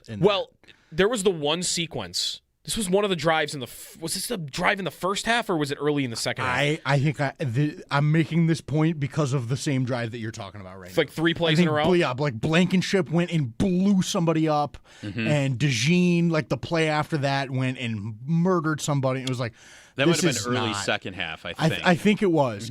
Yeah. At that moment, I went, they're in trouble. Yeah. That was when, and I'm kind of like Jeremy, where I almost never think they're going to lose. That happened, and I was like, they're in trouble. This Eagles defense is feeling it, and they are all over them. I think it's just not. I don't think this is going to change. Cook got blasted by Bond. Yeah. And that's the one where he fell on his head. Yes. Which, by the way, Cook was fine, it seemed. But this goes back to the T. Higgins thing a couple weeks ago. I know. Do they have an independent neurologist that's still looking for concussions, or does that person no longer exist? Yeah, that's a good question. James Cook fell on his head. Yeah. And his neck bent to the side. Yeah. And again, thank goodness he's fine, and he probably would have passed anything. But aren't you looking for concussions? Mm-hmm. He played the next snap. Yeah. Are they not doing it anymore? So there's like the independent spotters, and then they go to the neurologist after the fact. But the spotters, I mean, I would have seen that and probably been like, yeah, we got to check him out. Like, there's no clearer thing to pull a guy off for a concussion than, he landed on the top of his head, all his body weight. Right. Maybe we should look at him for a play. Yeah. Crazy. The whole ecosystem of their concussion, whatever. Yeah, it's not great. Is a joke, and it always has been, and it probably always will be until they get sued into the ground. Yeah, right. and you mentioned DeJean, I think, blew up Shakir on the third down play. Yeah, that's the play I'm thinking of. Is Shakir got murdered. Listen, Chris said it, they got athletes over there. Yeah. Like, they are fast and strong. That is why, to me, it's almost even more impressive what the Bills did yesterday than what the Eagles did. The Eagles' defense was good, but the Bills drove down the field a bunch on them in the second half, and they've got insanely good athletes at every single position. The Bills are piecing it together with whoever they can get their hands on. Fedarian Mathis is playing meaningful snaps now. And they're throwing together all these guys on one-year deals and late-round picks and undrafted guys, and Cam Lewis is starting at safety, and they stopped the Super Bowl champions to 17 yards in the second half. And all it's punts. Coaching. Yeah. And punts, right. It's coaching. All right, so a lot of plays to break down. I see Twitter is going after the 4th and goal where Allen doesn't throw it to Cooks in the end zone. He also had Ty Johnson in the end zone. That should have been a touchdown. Bills should have won that game. Plain and simple. They should have won that game. More of your phone calls when we come back here on a Buffalo Bills Football Monday. Not a victory Monday, sadly, here on WGR. That's what I saw. So I didn't think it was a fumble. It could have been, but I didn't love the play call, and I didn't love the result of that.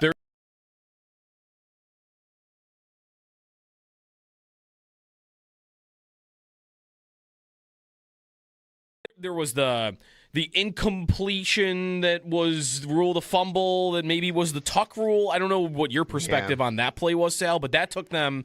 I mean, they were down the field. Like the big Cooks play before that, maybe they don't make the field goal, but they were at least in range to attempt one. So I didn't like the play call there.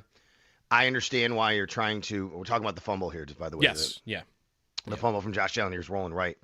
I didn't love the play call, and I'll tell you why. It was 2nd down and 3 at the time. You have 2 downs to get a first. You have 2 plays to get a first down, because if you get 1 or 2 yards, you're probably going for it, right? Or maybe 3, I should say. But it's our 2nd down, so you have 2nd and 3rd. So you do have 2. You have 2 times to get a first down, and I just would love to see them just hand the ball off and get it to James Cook. Instead, you have a hobbled quarterback. He's rolling out in that situation. I didn't love the play call. You're cutting down the field because he's rolling out. Now, I also don't want to be results-based, and maybe I am, admittedly, because it's also, if that works, you go, oh, wow, they really surprised him, right? Because nobody thought that they would run that play particularly. And then here comes Jalen Phillips, and this is one of those where I said, just suddenly he just appears, right? That's what happened a lot of times, I think, with Josh when he was, under duress. Somebody just appeared. Jalen Phillips appears. Josh looked like he threw it. Mm-hmm. Yes, Joe. I was told by Tom Rinaldi on the sidelines, actually, because the way it works when you're the sideline reporters, the TV sideline reporter has a monitor, right, that they have on the sideline with them. And when that happened, we were all looking at the replay, and I asked Tom Rinaldi of Fox, I'm like, what are they saying? What are you guys hearing? And he said, it looks like tuck rule. That's what he said to me. Mm-hmm. It looks like tuck rule. So that was the first time that I had known or seen that they were looking at it from that perspective. Because my perspective was his arm went forward, and the next thing I knew, the ball was out. I have not seen an angle yet, and I'm sure I will. I just haven't seen it yet because I only saw the video board. Sean McDermott in the postgame said what he saw on the video board was Josh's arm go forward, then you don't see anything, and then the ball goes backward. That's what I saw. So I didn't think it was a fumble. It could have been, but I didn't love the play call, and I didn't love that the result of that.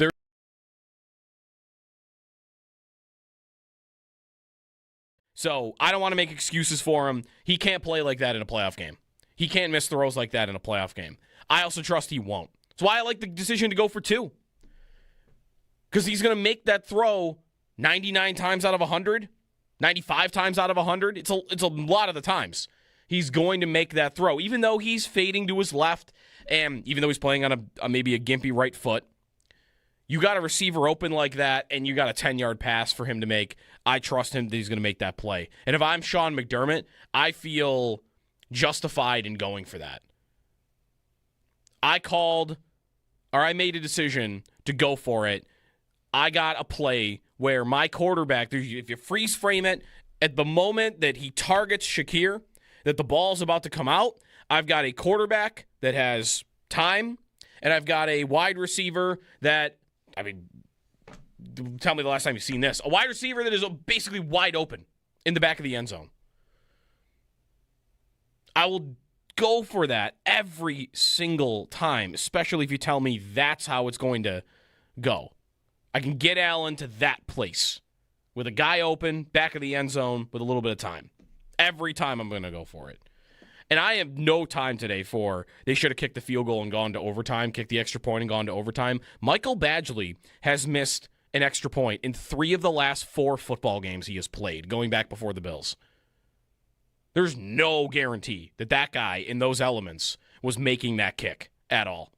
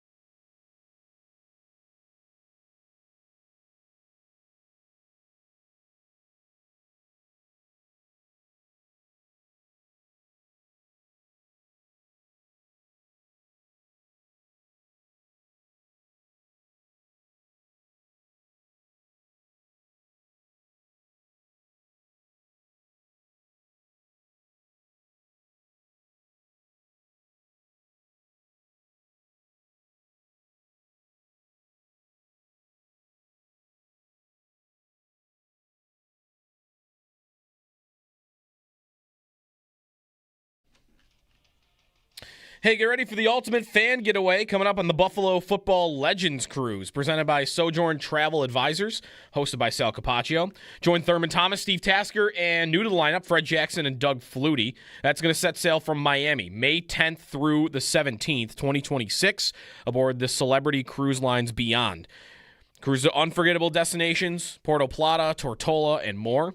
And once-in-a-lifetime moments with Buffalo Football Legends. I mean, you'll be celebrating Thurman's 60th birthday at sea. That's fun. Cabins are limited, and flexible payment plans are available. Lock in your spot now at buffalofootballlegends.com. Time out here again. We'll get to your phone calls when we come back. The weather picking up here in Amherst at least, and I know it's happening everywhere with the snow and wind combination right now. If you want all what's going on weather-wise in the area, head over to our sister station, News Radio 930 WBEN. They've got you covered on the storm that we're getting in the next couple of hours. That's already kind of started here.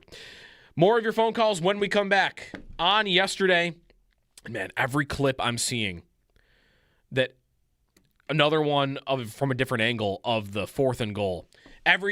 There's the Cooks play deep over the left shoulder where Cooks thinks it's coming over the right shoulder. There were so many touchdowns left on the field yesterday. Like, that really should have been a good offensive day for them. The Eagles, they let it out there for them to have. All the hype about how good they played, it was there for the Bills. And they just couldn't grab it. And a lot of it was Allen yesterday, which is rare. 803-0550, the phone number. It's Football Monday here on WGR.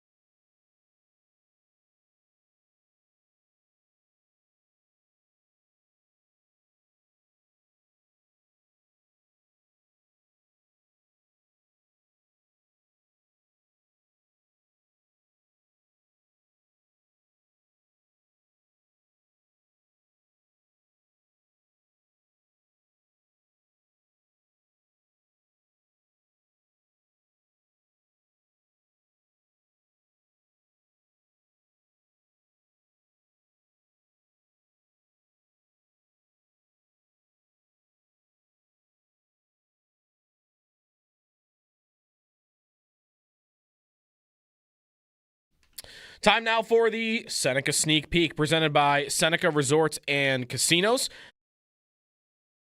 There was the incompletion that was the rule of the fumble that maybe was the tuck rule. I don't know what your perspective on that play was, Sal, but that took them.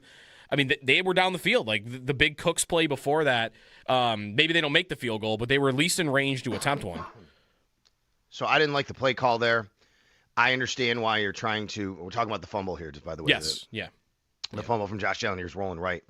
I didn't love the play call, and I'll tell you why. It was 2nd down and 3 at the time. You have 2 downs to get a first. You have 2 plays to get a first down, because if you get 1 or 2 yards, you're probably going for it, right? Or maybe 3, I should say. But it's our 2nd down, so you have 2nd and 3rd. So you do have 2. You have 2 times to get a first down, and I just would love to see them just hand the ball off and get it to James Cook. Instead, you have a hobbled quarterback. He's rolling out in that situation. I didn't love the play call. You're cutting down the field because he's rolling out. Now, I also don't want to be results based, and maybe I am, admittedly, because it's also, if that works, you go, oh wow, they really surprised them, right? Because nobody thought that they would run that play particularly. And then here comes Jalen Phillips, and this is one of those where I said, just suddenly he just appears, right? That's what happened a lot of times, I think, with Josh when he was, under duress. Somebody just appeared. Jalen Phillips appears. Josh looked like he threw it. Mm-hmm. Yes, Joe. I was told by Tom Rinaldi on the sidelines, actually, because the way it works when you're the sideline reporters, the TV sideline reporter has a monitor, right, that they have on the sideline with them. And when that happened, we were all looking at the replay, and I asked Tom Rinaldi of Fox, I'm like, what are they saying? What are you guys hearing?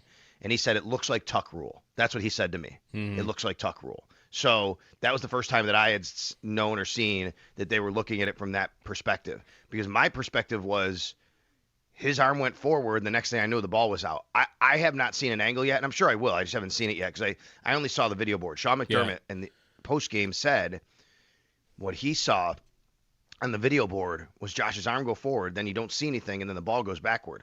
That's what I saw. So I didn't think it was a fumble. It could have been, but I didn't love the play call, and I didn't love the result of that.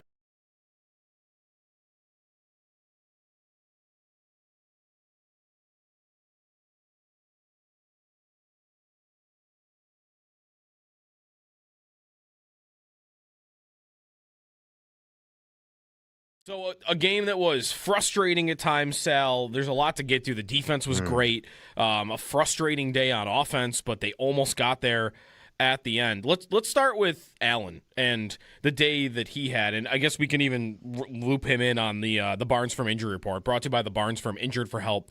Call 1-800-8-million. I think the first thing I want to ask for you is how limited did you think after watching that game that he was by the foot injury and seeing his performance?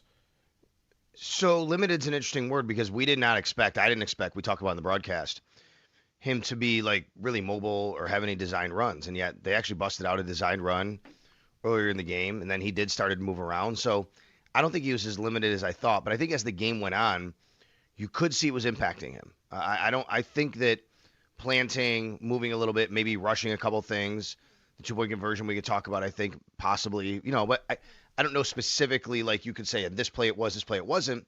But I think overall, you could see that it was impacting him in the way he played. And I think at the end of the game, when Sean McDermott was talking about x-rays, I think he was saying basically, and I have to go back and listen if he specifically meant for the game, like they checked again just to make sure nothing else happened.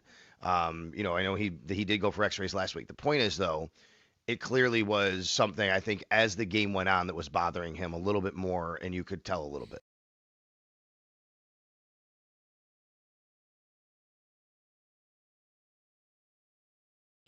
The Bills fall to the Eagles 13-12 in a nail-biter on a failed 2-point conversion. The loss ends the 5-year reign over the AFC East for the Bills as the Patriots are now out of reach and the AFC East champions. It was a tough scene last night as the Bills were scoreless until the final 5 minutes of the fourth quarter.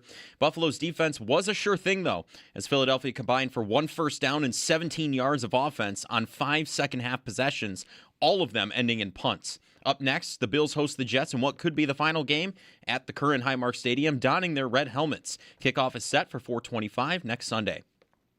The Sabres on a warpath as of late, having won 8 games in a row after taking down Boston 4-1 following the holiday break. Picked up by the Sabres, Quinn. Samuelson scores! Matthias Samuelson so far with a 3-point night, and it's 3-1 Buffalo. They're back in action tonight, taking on St. Louis. Captain Rasmus Dahlin is expected to rejoin the team for tonight's matchup as he spent some extra time in Sweden tending to his fiancée for the holiday. Puck drop is set for 8 o'clock, and you'll be able to catch all of the game action right here on WGR Sports Radio 550. The Bandits back in the win column last night, beating the Calgary Roughnecks 13-7. They're back in action this Saturday, the 3rd, with face-off at 7 o'clock at KeyBank Center against Las Vegas.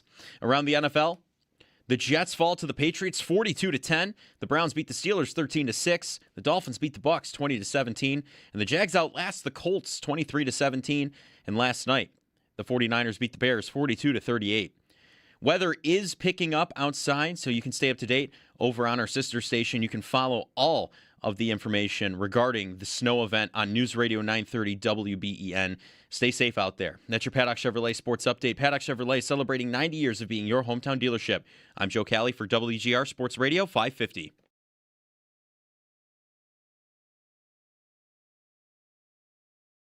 It's all Bills all day. Buffalo Bills Football Monday on the home of the Bills. WGR Sports Radio 550. Brought to you by Northwest Bank. For what's next, get started at northwest.com. That sucks, not giving ourselves a chance. We're still in the playoffs, and that's the main thing. Fakes the handoff, Allen rolling right, stops the plant, now moves again, looking for somebody open, and he gets tomahawked and fumbles the football. The ball is loose at midfield. There's a scramble for it, and the Eagles hop on top of it. You know, we've got to learn some things from this game. I know we all want to win. Right? You work hard during the week. We're a very competitive group. We want to win, and I want to win. Right? So you learn things from this game that we've got to get shored up if we want to advance in the playoffs, and that's what I'm mostly focused on right now. Gilliam in motion, left to right. Here's the snap. Back to pass. Pressure coming. Allen fires to the end zone, and he misses. The intended receiver in the back of the end zone was Shakir, and Allen threw it wide of the target, incomplete, and that will be the ball game. You're listening to Jeremy and Joe on the home of the Bills. WGR Sports Radio 550. 11-5. Bills fall yesterday to the Philadelphia Eagles. 13-12. That is still the only team Josh Allen has never beaten. The last team. And he had it. He had it right there. He had it a bunch of other times. The 4th and goal, every time I watch it, I feel like there's a new guy that's open where he tucks in and runs. He misses the 2-pointer. The fumble that Jackson Hawes is open on.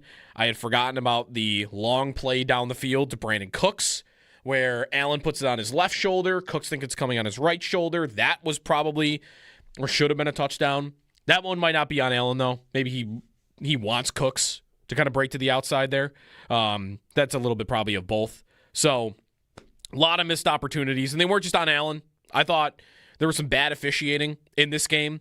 I thought that the refs cowered on the Sam Franklin fair catch interference call. I think they knew, watching that play, I don't know how you couldn't, that he got tripped. Franklin destroys the guy trying to block him. And as he's running towards the returner, the guy throws his leg out to trip him. And it was kind of subtle, but he clearly did it. You saw it on the replay. And McDermott was hot about it. He had a long conversation with the refs during that TV timeout that I saw. But the ref, why is he, if it's close, why is he always going to side with the return team on that play? Because what's the difference? The return team gets the penalty, and the Bills, who had recovered the ball, get 1st and 10 at the 15. Suddenly, that's a massive call you've just made because you're giving the Bills the ball on the 15-yard line. And the alternative is, well, the Eagles were going to get the ball anyway. Let's give them the flag because they're still getting it, but 15 yards further. Because I don't know how you couldn't have looked at that play and not seen a blatant trip that caused everything. And I think they didn't give the penalty. They didn't call the penalty on Philadelphia because the Bills recovered the football. Or maybe it was just a mistake. Either way, that was massive. That would have set the Bills up in the red zone. And McDermott, again, he was pretty hot about it in the TV timeout. You could tell in the broadcast, too. He was pretty furious. Yeah, he was yelling. So it was tripping. It was clear as day tripping. 803-0550 is the phone number. Other things in the game, a lot of missed opportunities, as I mentioned, and the Bills' defense, without getting the win, really impressed everybody yesterday. We'll get more on the playoff picture in a moment here as well, because I'm got the standings page open all morning here. But back to the phones first. Let's go to Russ in New Jersey. What's up, Russ? Good morning. A 50-year-old Bill fan, and I you wanted to see them win, but at the end of the day, I hate to say a loss might have been a blessing in disguise, but you would have to play next week if you won, because the chance that New England loses to Miami And like this, you get Allen, you give him the week off, hopefully this week. You let him get healthy, which, like you said, is the most important thing. Now, I don't agree, maybe Pittsburgh if they win next week, but I don't agree there's much of a difference between the 5, 6, and 7. I think, honestly, now everyone has holes in them, including the Buffalo Bills, but the best two teams, I feel, honestly, are Houston and the Bills. Defense travels. Houston has a great defense if they win the division, but does it really make a difference if you play Jacksonville or you play New England? They probably know New England a little better. New England knows that better, but look at it like this also. New England is not, if you rest your guys next week and give them a week off against the Jets, New England's going to play all out next week because Denver doesn't have an easy game. San Diego may be hoping that Pittsburgh wins that division, and that might be the easiest game.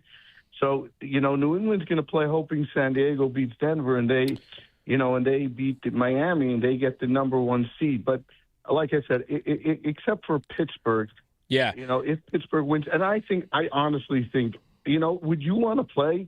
And I know he hasn't been great this year in the team. Would you want to play Baltimore in the first round if they win next week? Russ, thanks for the call. I would personally still prefer not to play Baltimore. It's not as intimidating for me as it was a month ago, or more like 2 months ago. But I still would prefer to not see them if I can have Pittsburgh. But that's why I don't feel that it's worth pushing for the 5. You don't know. You don't know if you're going to get Baltimore or Pittsburgh. The one thing I will say, though, is you kind of threw in there I'll play Jacksonville. I'm good with that. I'm not good with that. I do not want the Bills to play the Jaguars in the first round. That's the team I'd like to avoid more than any of them. More than Baltimore, more than New England, more than Denver. They can't play Houston. Well, they could play Houston in the first round still, technically, but you need the Jags lose to the Titans. I just don't think that's going to happen. I don't want to see Jacksonville if I'm the Bills. And the way that happens is not that far-fetched. If the Bills beat the Jets and one of Houston or the Chargers lose, Houston plays the Colts, Chargers play the Broncos. If the Bills win and one of the two fall, Bills are the 6th seed. And that's probably Jacksonville. That's not appealing to me at all. If the Bills beat the Jets, by the way, and they both win, the Texans and the Chargers, then the Bills stay at the 7. And at the moment, 7 doesn't sound bad to me. It doesn't sound bad to me. That's probably New England. Or maybe Denver. And I'm good with those matchups. I don't think Denver's defense is as good as its reputation. It's good. It's definitely good. Not as good as Houston's. And their offense is pretty bad. New England has a great quarterback, and they're missing pieces. But that's a defense I feel like you can get after. And we just saw the Bills beat them. Jacksonville, to me, is just the most complete team. So, it's tough. How much do you really want to specifically shoot for certain matchups? It's why I just think everyone's going to have a different opinion on who you want to play and who you don't want to play. But it's all pretty close. None of it's crazy. You want to tell me you'd rather play Baltimore because Lamar's not healthy? Fine. I could listen to that. You want to tell me you'd rather the Bills play the Jaguars because you think Trevor Lawrence can't show up in big games? All right, even that. I don't agree with that, but it's not the craziest take I've ever heard. All of that falls under the umbrella of you don't have to play your guys against the Jets. None of it is worth enough to play anybody against the Jets that's worthwhile. You don't play Allen. You don't play James Cook. You want to get him his rushing title, get 20 yards, fine. You don't play Dawkins. You don't play Spencer Brown. You don't play Greg Rousseau, who's been their healthiest defensive lineman all year and has played a lot. I'm not playing Shaq Thompson. I could use him. I need him. Stop the run. I'm not playing Benford. I'm not playing Cole Bishop. Definitely not playing Cole Bishop. Those are the first guys that come to mind. I'm not playing any of them against the Jets. Allen, go get your one snap and get out. Get your start streak. 803-0550 is the phone number. Sean in Philly's next. What's up, Sean? Hey, guys. How you doing this morning? Good. Big time win here in Philly. So, but that's not the reason I'm calling. The reason I'm calling is I happen to be pretty good friends with some Buffalo fans. And I'm listening to you guys this morning, and I'm hearing praising of the defense for the Buffalo Bills. I'm hearing blaming the referees. When are you guys going to start blaming Josh Allen for the deficiencies that he has in some big games? Like yesterday, for example, I mean, listen, he took a couple big sacks, fumbled the ball, and missed a wide open he did. two-point Hey, conversion. Sean, can I ask you, have you been listening all morning, or have you just been listening the last 5 minutes? No, all morning. All morning. Really? Yeah. And so you've not heard us picking apart all of his mistakes all morning? You've missed that? No, I've not. I started tuning in at about 7:30. All right. Yeah. Yeah. So but I mean, my point here, and I get it. You guys, with the defense, and I understand that point. But I'm not talking about just yesterday, guys. I'm talking about overall. I work with a woman who was born and raised in Buffalo, and she is a diehard Buffalo fan. And I've had numerous conversations about what do they say in Buffalo, and she says they never blame Josh Allen. When is that going to start happening? When are you What else do you want to blame him for? Because, by the way, we have been blaming him a lot, I think, for the game yesterday. But what else do you want to blame him for? I want to blame him yesterday for other than yesterday. I said other than yesterday. What you said? You said everything. Not winning the big game. Like and listen, which big game? I'm trying not to make this out about comparison with Jalen Hurts. That's not where I'm going because I'm a huge Jalen Hurts fan. But here in Philly, Jalen Hurts gets bashed a lot of times, and he's won. And with the national media as well, Jalen Hurts gets bashed. When is Josh Allen going to get bashed for not winning the big game? The big game, like when he left the field with a lead with 13 seconds against the Chiefs, like that big game? Listen, I get all that, but he was the quarterback. No, that's why I'm asking. Which big game? Because I'm talking about any games to make it to the Super Bowl. So the two AFC Championship games he's played in. Do you remember? He was the quarterback in those games, and they didn't win. Do you remember what happened in the AFC Championship game last year? I do remember what happened. You remember him pedaling backwards and throwing a Superman throw to Dalton Kincaid that he dropped on fourth down? Listen, I understand that. Listen, all that aside, exactly. There's a lot of variables involved. But all I'm saying is that he was the quarterback and didn't win the big game. I'm not saying that those other things are reasons why, or they're not reasons why. But again, but they are reasons why. Again, the 13 seconds game is going to be number one for this. That was a game to go to the AFC Championship game and beat the Kansas City Chiefs, and he had 2 touchdown drives in the final 2 minutes. You're going to blame him for that game and say that he doesn't get credit for doing what he did in that football game? I'm not saying I'm blaming him for those games. I'm just saying that he has not won the big game. So when are you guys going to start saying, hey, this quarterback, we need him to win the big game? I understand there's a lot of other variables involved. There really, really is. But, and again, I'm going back to this whole Jalen Hurts type thing where, we're here in Philly and we have a lot of fans here in Philly that bash him because he don't put up 300-yard numbers and he doesn't do some of the things that Josh Allen does. I get it. Well, he also has the best roster in football over the last 10 years, so that's helpful too. I don't believe you've been listening since 7:30. No offense. I think we've been doing a lot of Allen bashing this morning, about as much as we ever do. Because I think today's the day for it. I mean, I'm not going after him for his entire career, and I'm not even telling you that I think the next time that he gets put in the spots that he was in yesterday, where he's got an open guy in a 2-point conversion, or he's got a 4th and goal with 2 guys open, one over the middle, Ty Johnson, one on the right, and Brandon Cooks, the one where he turns down Hawes and fumbles the ball. Like, I'm telling you, I think the next time those plays happen, that he will be better because he usually is. And yesterday he wasn't. And I think we've said a lot today that he's a huge reason they lost that football game yesterday. But to put it all in this generalization of this guy can't win the big game because he didn't make those plays yesterday, which wasn't a big game, by the way. Right. Does that need to be said? Right. They were fighting for seeding. They were not going to win the division, more than likely. It was like 98% they weren't going to win the division. The Eagles were fighting for the difference between the 2 and the 3 seed. The Bills were fighting between the difference between the 5 and the 6. That wasn't a big game yesterday. There were not big stakes. Neither team really cared about that game yesterday. Right. And to the point about not getting into Allen enough, like most of the show today has been that. Our segment with Sal, I had the title on YouTube, Analyzing Josh Allen's Role in the Loss to the Eagles. Like, that's the title of the video. Right. I don't know what are we supposed to come on and say, trade him? Yeah, no, listen, I'm not going to do that. Nobody's going to do that. Listen, that's crazy. Is it true that fans don't bash Allen all that often? Yes, of course it is. He also very rarely has games where it's worthwhile to bash him or where it's deserved. I think the couple of times that I can remember where we have done that and where I think it's been earned, I think this morning is a bit of it. And Chris actually brought it up earlier when he was on with us at 8:30. The opener against the Jets 2 years ago, he was brutal. And the whole week after that, I remember, was, do we have a problem with Allen not listening to coaching? Because I always remembered a moment in that game where Allen had taken a big hit and the camera panned to McDermott and he was pointing to his temple and he was yelling at Allen and said, be smart.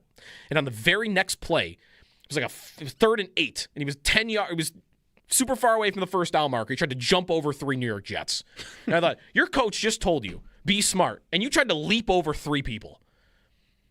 And he did a bunch of other things in that game that were brutal. And you know what everyone did the next morning? They said, yeah, they lost that game because Josh Allen was terrible. And, hey, you're right. Don't think we've done that since then. Right. Until this morning. Because it hasn't been warranted. I'm asking therefore, give me the game that we should have done that. Right. Yeah. There's also been What's the game? exigent circumstances this year with scheming and offensive play calling that have kind of averted blame in a lot of ways, right? Like there's other things happening this year than Josh Allen just being bad. I feel like that was just a sneaky way to be like, Jalen Hurts has won a big game, won the Super Bowl, and Josh Allen doesn't have a championship, and Jalen Hurts gets dragged through the mud, but Josh Allen doesn't. That's all the guy was trying to say. And maybe Eagles fans are going through it, like debating how good Jalen Hurts is. Like, to me, it's an easy one. He's a fine quarterback. He's not great. Yeah. He's a fine quarterback that plays on a team that has the best roster I have seen in a decade. I think that roster is all-time good. And does that sound like that's taking credit away from him? Sure. But that's the reality of the situation. And I think there are probably a handful of quarterbacks that could win the Super Bowl playing for that team on that roster. And I do not believe there is anybody else other than Josh Allen that could quarterback this team and win the Super Bowl the way they're presently constructed. Not even Mahomes healthy, not Burrow healthy. I think anyone going under center with that roster right now, and that receiving core especially, this is the best it's going to look. 11-5, and you're probably not catching New England. Right. It was all and the Jalen Hurts catches more flack because he's surrounded, like you said, by the best roster in the league and that we've seen in a long time. Also, this year, you are seeing what it looks like when everything's not so perfect around him. Right. The line's been banged up, and okay, great, you don't have an elite offensive line now. Now what are teams doing to you? They're pressuring you, and they're realizing, oh, yeah, Jalen Hurts can't deal with pressure. That's exactly what happened yesterday. And how did Jalen Hurts win that game last night? By throwing 0 passes in the second half?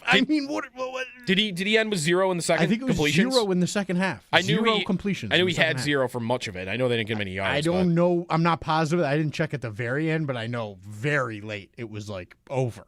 Well, if it's not 0, it wasn't more than 1. Right. I'm sure.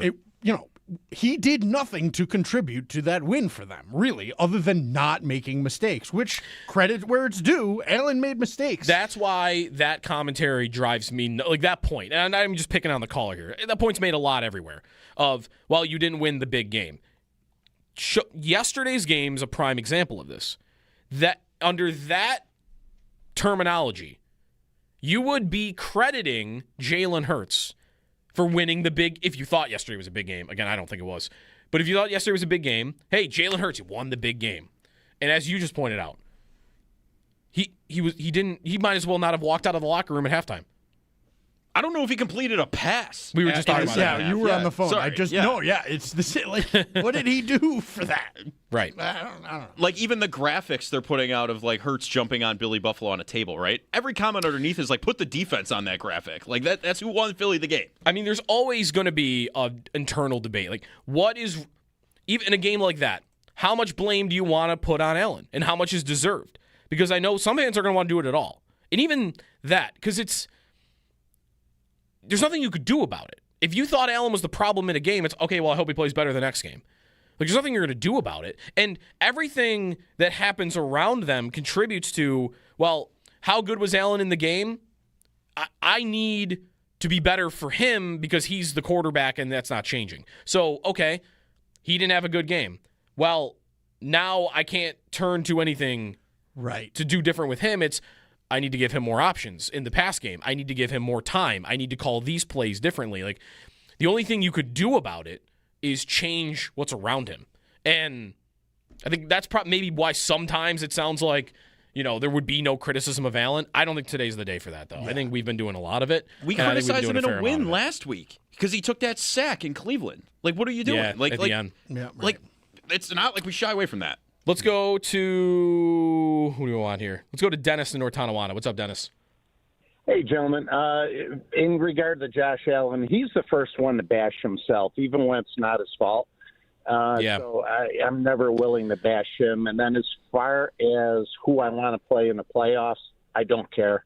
We got to string together 4 perfect games to win a Super Bowl. We got to beat all the teams above us, regardless of who they are. Going to play a good chunk of them sooner or later. So that's my 2 cents on who. I don't care who we play.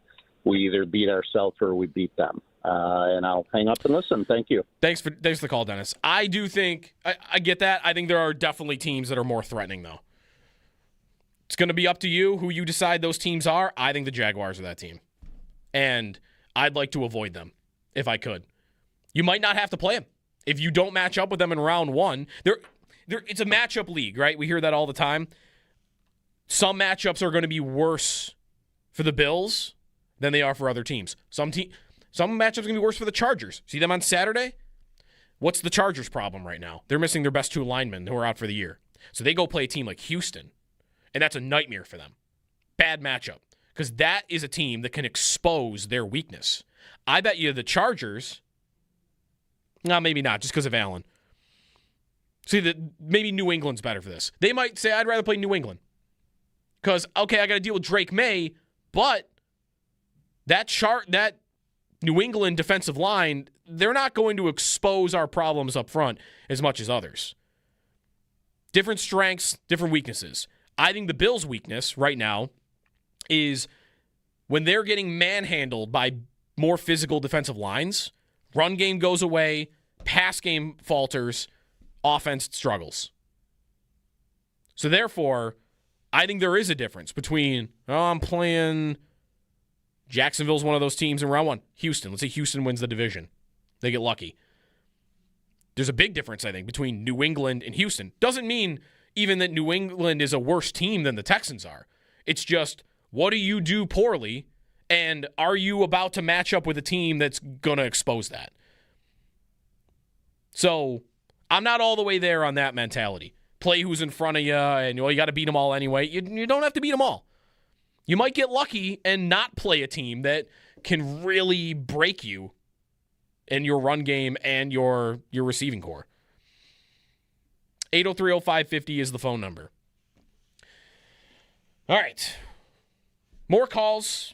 Get a little Sabres talk in as well. Paul's going to join the show. They're going for 9, and I have to keep reminding myself what the streak's at. They're going for 9 in a row tonight.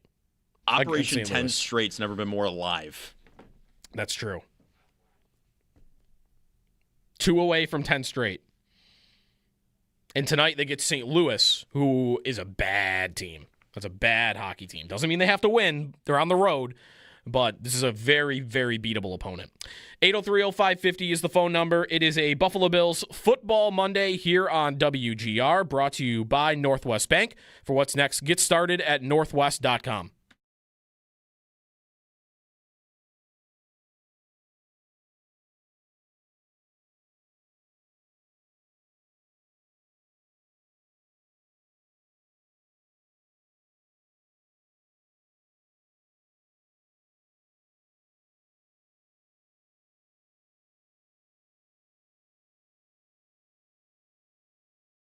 So a game that was frustrating at times, Sal. There's a lot to get through. The defense was great. A frustrating day on offense, but they almost got there. at the end. Let's start with Allen and the day that he had, and I guess we can even loop him in on the Barnes Firm Injury Report, brought to you by the Barnes Firm. Injured for help, call 1-800-8-million. I think the first thing I want to ask for you is how limited did you think after watching that game that he was by the foot injury and seeing his performance? So limited is an interesting word because I didn't expect, we talk about in the broadcast, him to be like really mobile or have any designed runs. And yet they actually busted out a designed run earlier in the game. And then he started to move around. So I don't think he was as limited as I thought, but I think as the game went on, you could see it was impacting him. I think that planting, moving a little bit, maybe rushing a couple things, the 2-point conversion we could talk about, I think possibly, but I don't know specifically, like you could say in this play it was, this play it wasn't. But I think overall you could see that it was impacting him in the way he played. And I think at the end of the game when Sean McDermott was talking about x-rays, I think he was saying basically, and I have to go back and listen if he specifically meant for the game, like they checked again just to make sure nothing else happened. I know he did go for x-rays last week. The point is, though, it clearly was something, I think, as the game went on that was bothering him a little bit more, and you could tell a little bit.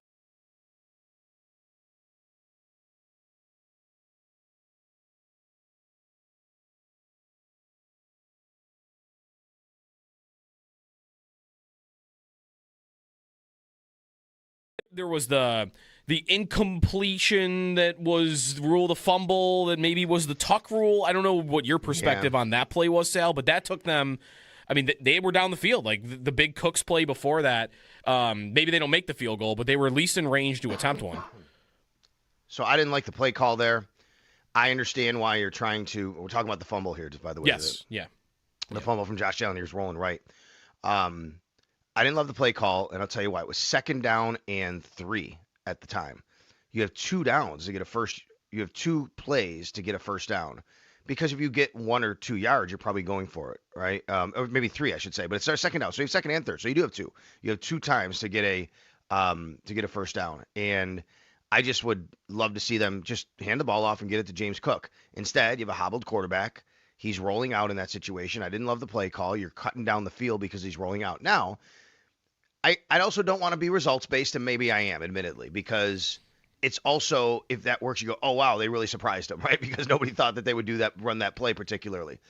And then here comes Jalen Phillips, and this is one of those where I said, just suddenly he just appears, right? That's what happened a lot of times, I think, with Josh when he was, under duress. Somebody just appeared. Jalen Phillips appears. Josh looked like he threw it. Mm-hmm. Yes, Joe. I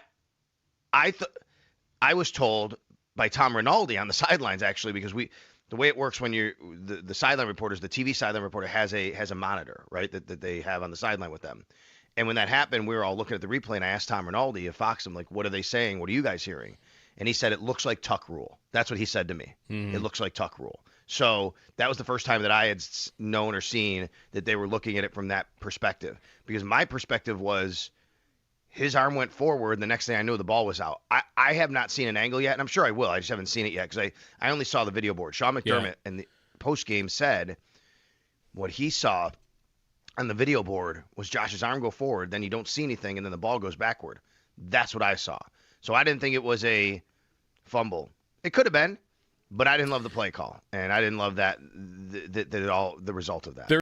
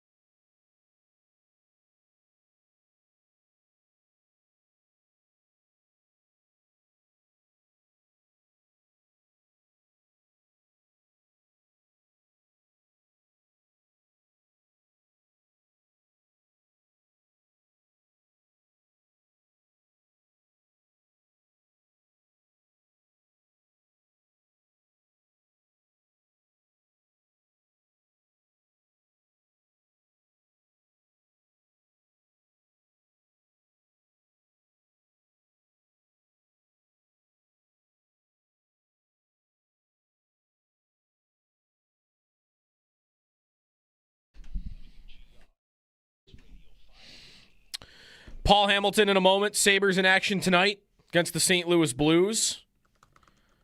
Going for 9 in a row. Very quick phone call before we get to Paul because Mario's been waiting a long time to get on. Mario in Jacksonville. What's up, Mario? Hey, guys. Thanks for squeezing me in. Sure, of course. Hey, can I just talk on that Philly caller for a second on the Josh Allen issue? Yeah, sure. Make it quick, but yeah, go ahead. Yeah, I think you can make the argument that Allen only performs in quote-unquote the big games. I mean, 2023 season, he goes on a run to win us the division, and then last year has the MVP season. But, I mean, yesterday, I think you want to make the argument that a win actually hurts the Bills because, as the other caller said, you play the Jets and New England's playing at the same time. You kind of have to go all out to try to win the division, which Quentin Ewers against the Patriots, that's not going to happen, right? Right. My question to you guys, though, is going to be about the offense, because I think Joe Brady is the reason this team might fumble itself and step on its own toes in the playoffs. What's going on with Tom Brady even said, like, oh, there's no one open downfield, the same old thing. But why does Brady consistently stick with these same play calls with the runs and first down, second down, these screens to the receivers? It's so predictable. Do you think he's saving anything for the playoffs? And then real quick, can you guys talk about what's going on with Keon Coleman? I mean, the receiving core is so bad. Is it really to the point where Coleman in the press box is better for the team? Yeah, thanks, Mario, for the call. Quickly on all three. Coleman hasn't given them anything on the field to warrant being back out there, in addition to all the things he's done off the field, being late constantly. So, I don't know. I don't think he's a part of their plans. I do think there is a benefit to having lost that game yesterday. It doesn't mean that I wanted them to lose it or that if you could go back, you wouldn't have Allen make that pass at the end. But they do get the benefit now of resting in Week 18 if they want to. If you don't believe that there's that much difference in seeding, and I don't. And what was the other thing I missed? I don't remember. Maybe Paul knows. Paul Hamilton on the Western Hotline now as the Sabres play the Blues tonight. Good morning, Paul. Good morning. How are you? I'm pretty good. I mean, the hockey team's on a win streak, and, the football team's at least heading to the playoffs. So I'm sure you were not drenched in the downpouring rain yesterday. You were probably dry at home. You know what? This isn't even a situation where you said, well, Paul's old. He doesn't want to sit outside. I was in high school sitting in games like that from now and then, and I hated it. I would sit there and say, when is this game going to be over? I despised it. So I hated it when I was 18 years old too. So right. That has not changed. This one isn't get off my lawn, I'm old. This is just I do not like sitting outside in the rain for 3 or 4 hours when it's 39 degrees. By the way, when I left the press box when the traffic broke, it was over 50. It was 55. Yeah. It had gone up from 39 to 55 from the time the game was until it was about an hour and a half, 2 hours after the game ended.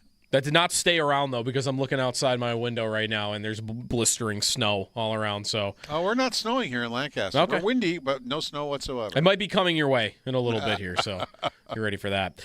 Paul Hamilton on the Western Hotline. We'll get some Sabres in here because the team has won 8 in a row now. And before we get to tonight, Paul, the game on Saturday, the building was buzzing, the atmosphere was awesome, and maybe you could have been a little worried after the first period just because they were down, but man, I felt like the Bruins didn't touch the puck for 30 minutes after the second period started. Yeah, the first period was an even period, I thought. I mean, I didn't think either team won the period. It was just one of those even games. And, and then they took it over. I mean, you could tell Boston hadn't skated. Their plane was late for people that didn't know. They did not morning skate, which meant they had not been on the ice at all for practice or a game in 3 days. Neither had the Sabres, but they morning skated, so at least they got the cobwebs out a little bit. And Lindy Ruff even did a couple of compete drills in the morning skate, which he normally wouldn't do.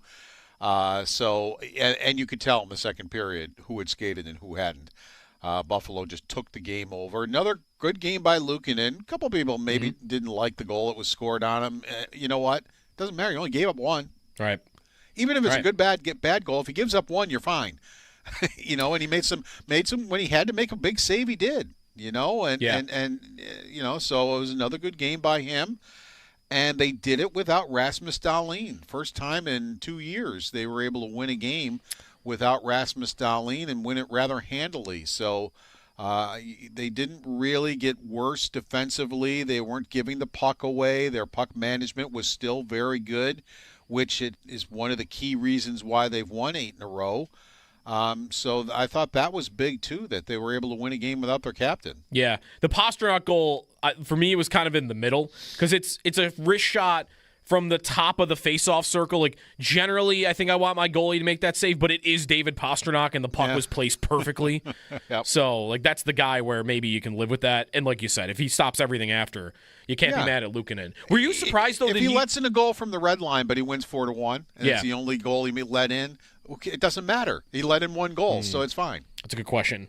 If you only let one in, but it's from the I think you're probably right. You still have to consider that a good game, especially if he makes good saves along the way in the 4-1 win. Were you surprised he started in the first place, Luukkonen? I was shocked, and nothing shocks me, but that did.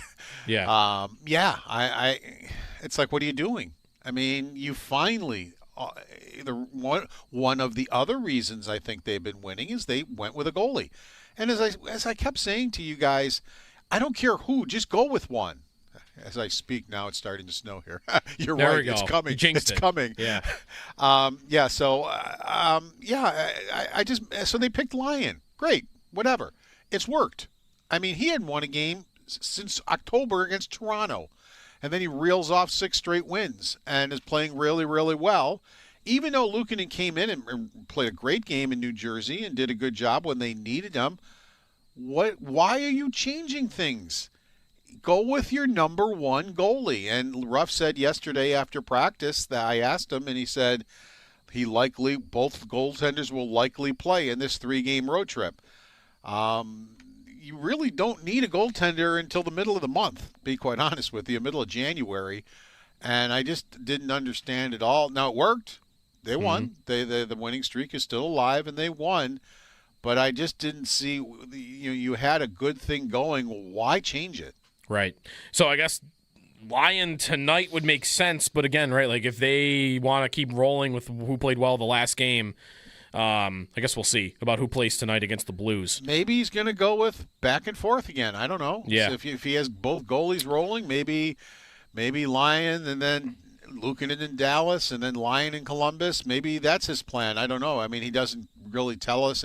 That's why he hedged a little bit when I asked him if both goalies are played. He goes, well, yeah, that's probably right, but I'm not going to give my goaltending thing away. Right. So yeah, I think we're going to see both goaltenders by the way he answered that. One other thing from Saturday, Samuelsson, Paul, his season has been incredible, to say the least. He's been so much better than he was, especially last season. The offense is the craziest part to me because, I don't know that I need that long term. I don't think I need him scoring at this rate for him to be worth that contract. It's more about the physicality and shutting plays down, but he's given them something even on the offensive end. But look at the 1 goal by McLeod. It was all wrapped in one. He made a huge hit behind the net, erased the play, got the puck, got the breakout started, got it up in center ice, moved the puck up ice, and McLeod winds up scoring. And it was just so everything you're talking about happened all in one play. He killed the play. Mm-hmm. He was physical. He became part of the offense. And it all came up, and as good as Dahlin is, and I think Dahlin's had a pretty good season, I still think Samuelson's been their best defenseman from start to finish, from the start of the year till now. And that's the one thing Lindy Ruff has talked about since he became coach here, that he was trying to convince Samuelsson of, is we just need you to use your size to your advantage. He doesn't care if he fights or he doesn't have to put people through the wall, but use your size, use your strength and your size to your advantage. And he finally seems to have mixed that into his game. 8:00 tonight against the Blues. Dahlin's expected to rejoin the team and be in the lineup. Is Jason Zucker, you think, also getting back in? What do you think the lineup's going to look like? I kind of think so because Roseanne was sent down. So that means they're probably activating Zucker. That opens up a spot. And then Johnson was just here just in case type of thing. So with Dahlin back on the roster, he goes back down. But I think that tells us something, that they're leaving on a 3-game road trip. They sent the extra forward down.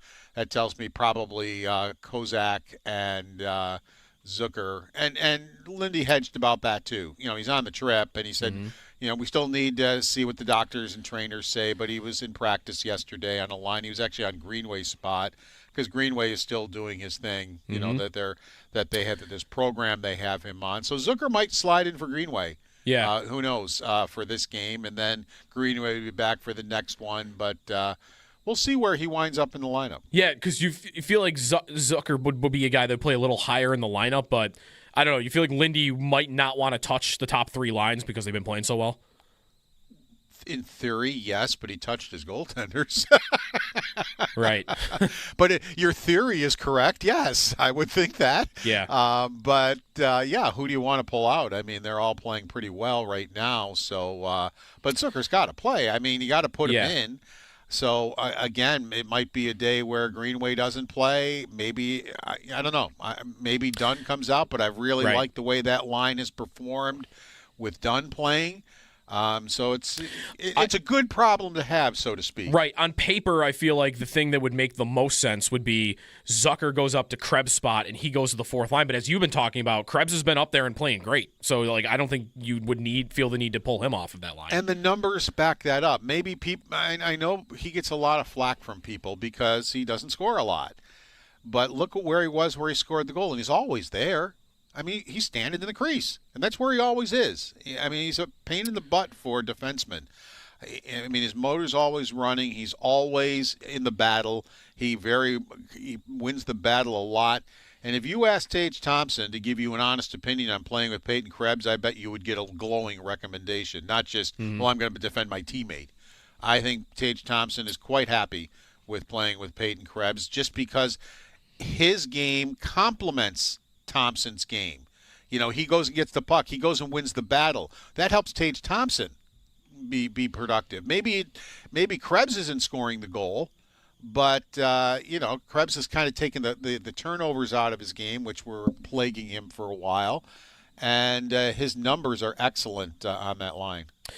All right, it's the Blues tonight, Paul. Worst goal differential in the league by a lot. And they've given up the most goals. But remember, they walked into Buffalo and won 3-0. Yes. And they have played, including that game, they have played 25 games and only lost 8. Okay. So that kind of got their motor running a little bit. All right. Sabres and Blues tonight. Thanks, Paul. We'll hear from you a little bit later on the station. Yep. Paul Hamilton on the Wester Hotline. Sabres and Blues at 8. We'll have pregame starting at 7. Extendo Sports, when we come back, take a quick look around the league. All the things that happened yesterday, which we haven't had a lot of time for.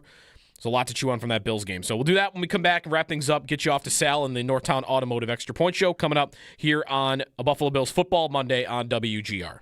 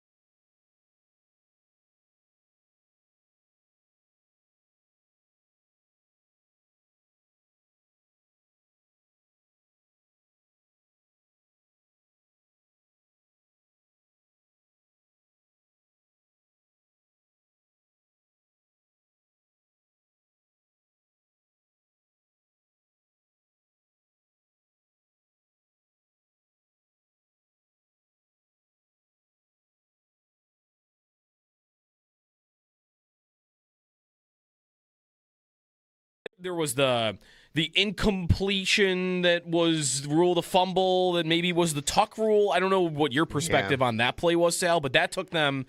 I mean, they were down the field. Like the big Cooks play before that, maybe they don't make the field goal, but they were at least in range to attempt one. So I didn't like the play call there. I understand why you're trying to. We're talking about the fumble here, just by the way. Yes, The fumble from Josh Allen. He was rolling right.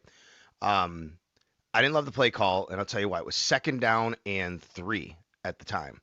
you have 2 downs to get a first. You have 2 plays to get a first down. Because if you get 1 or 2 yards, you're probably going for it, right? Or maybe 3, I should say. But it's our second down, so you have second and third. So you do have 2. You have 2 times to get a first down. And I just would love to see them just hand the ball off and get it to James Cook. Instead, you have a hobbled quarterback. He's rolling out in that situation. I didn't love the play call. You're cutting down the field because he's rolling out. Now, I also don't want to be results-based, and maybe I am, admittedly, because it's also, if that works, you go, oh, wow, they really surprised him, right? Because nobody thought that they would run that play particularly. And then here comes Jalen Phillips, and this is one of those where I said, just suddenly he just appears, right? That's what happened a lot of times, I think, with Josh when he was, under duress. Somebody just appeared. Jalen Phillips appears. Josh looked like he threw it. Mm-hmm. Yes, Joe. I was told by Tom Rinaldi on the sidelines, actually, because the way it works when you're the sideline reporters, the TV sideline reporter has a monitor, right, that they have on the sideline with them. And when that happened, we were all looking at the replay, and I asked Tom Rinaldi of Fox, I'm like, what are they saying? What are you guys hearing? And he said, it looks like tuck rule. That's what he said to me. Mm-hmm. It looks like tuck rule. So that was the first time that I had known or seen that they were looking at it from that perspective. Because my perspective was his arm went forward, and the next thing I knew, the ball was out. I have not seen an angle yet, and I'm sure I will. I just haven't seen it yet because I only saw the video board. Sean McDermott in the postgame said what he saw on the video board was Josh's arm go forward, then you don't see anything, and then the ball goes backward. That's what I saw. So I didn't think it was a fumble. It could have been, but I didn't love the play call, and I didn't love the result of that.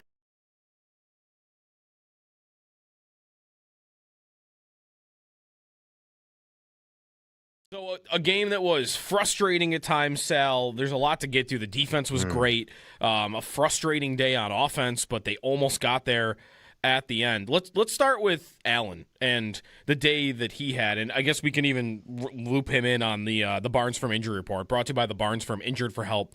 Call 1-800-8-million. I think the first thing I want to ask for you is how limited did you think after watching that game that he was by the foot injury and seeing his performance?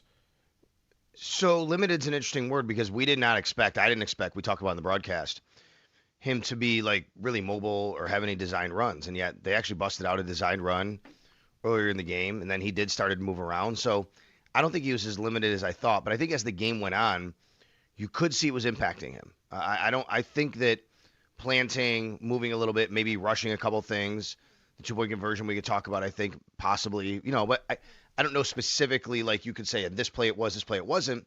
But I think overall, you could see that it was impacting him in the way he played.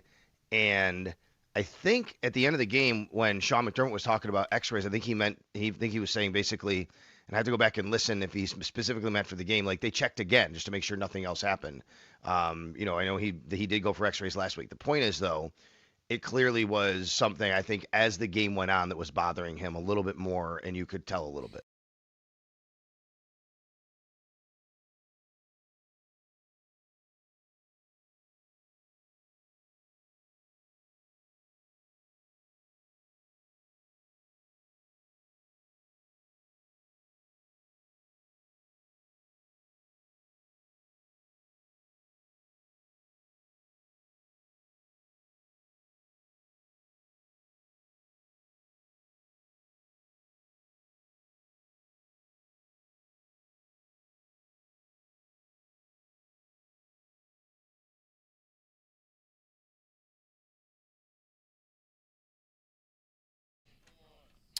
All right, quickly get you off to the Northtown Automotive Extra Point Show. Other things that happened around the league yesterday that mattered, the Steelers losing 13-6 to the Browns to keep the division in play is a brutal loss by them. In the first overall pick bowl, the Giants smoke the Raiders. The Raiders might have lost Max Crosby forever by doing what they did, but they're now in the driver's seat for the number 1 pick. They better hope Fernando Mendoza is a good quarterback or that won't be worth it. He's probably pretty good. What else? The NFC South, nobody wants to win it. Carolina gets smoked at home by Seattle. And the Bucs. I don't think the Bucs have won since they were here. Have they? They lost to the Dolphins with Quinn Ewers yesterday in a game they needed. How do you do that? I don't know what's wrong with them. I mean, Todd Bowles maybe is going to get fired. They could still win the division, though, at 7-9 with a win next week, which is crazy.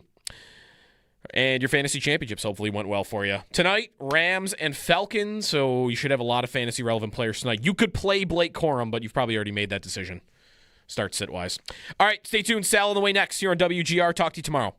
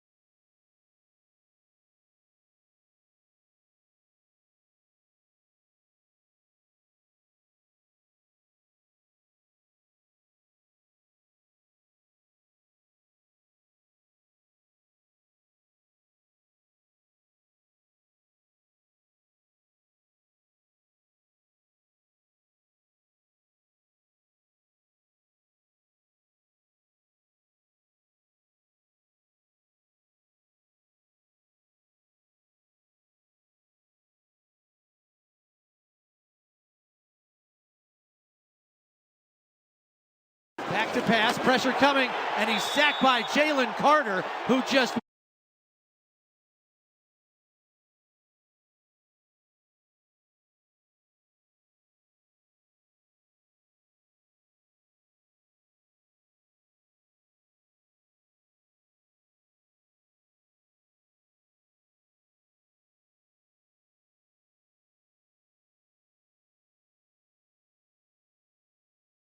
Yesterday's 13-12 Buffalo Bills loss to the Philadelphia Eagles from Chris Brown and the Buffalo Bills Radio Network. Sal Capaccio with you here today on the Northtown Automotive Extra Point Show on a Buffalo Football Friday. And, of course, every single Friday, we talk football here today. It is brought to you by Celino Law. Car crash, call Celino. Call the 8s. What did I say, Friday? Monday. See, I'm all messed up already. A Buffalo Football Monday. A Buffalo Football Monday. Sorry, folks. I'm thinking if it's Friday. Had the wrong script in front of me. Let's go. Monday Extra Point Show, brought to you by Catholic Health, presented by Catholic Health, the right way to care, and brought to you by Northwest Bank. For what's next, get started at northwest.com and by Northtown Hyundai, Western New York's premier Hyundai dealership. Shop online at northtownhyundai.com. I mean, I'm already trying to get through the week because I'm ready to go on next week, but we got to talk about this week. So, yeah, right away. Not a great way to start the show calling it a Friday, but in the meantime, can we just get to Friday? Can we get to next week? Can we get to the final game in Highmark? Can we get to what's happening with the Bills and who they're going to play in their first playoff game?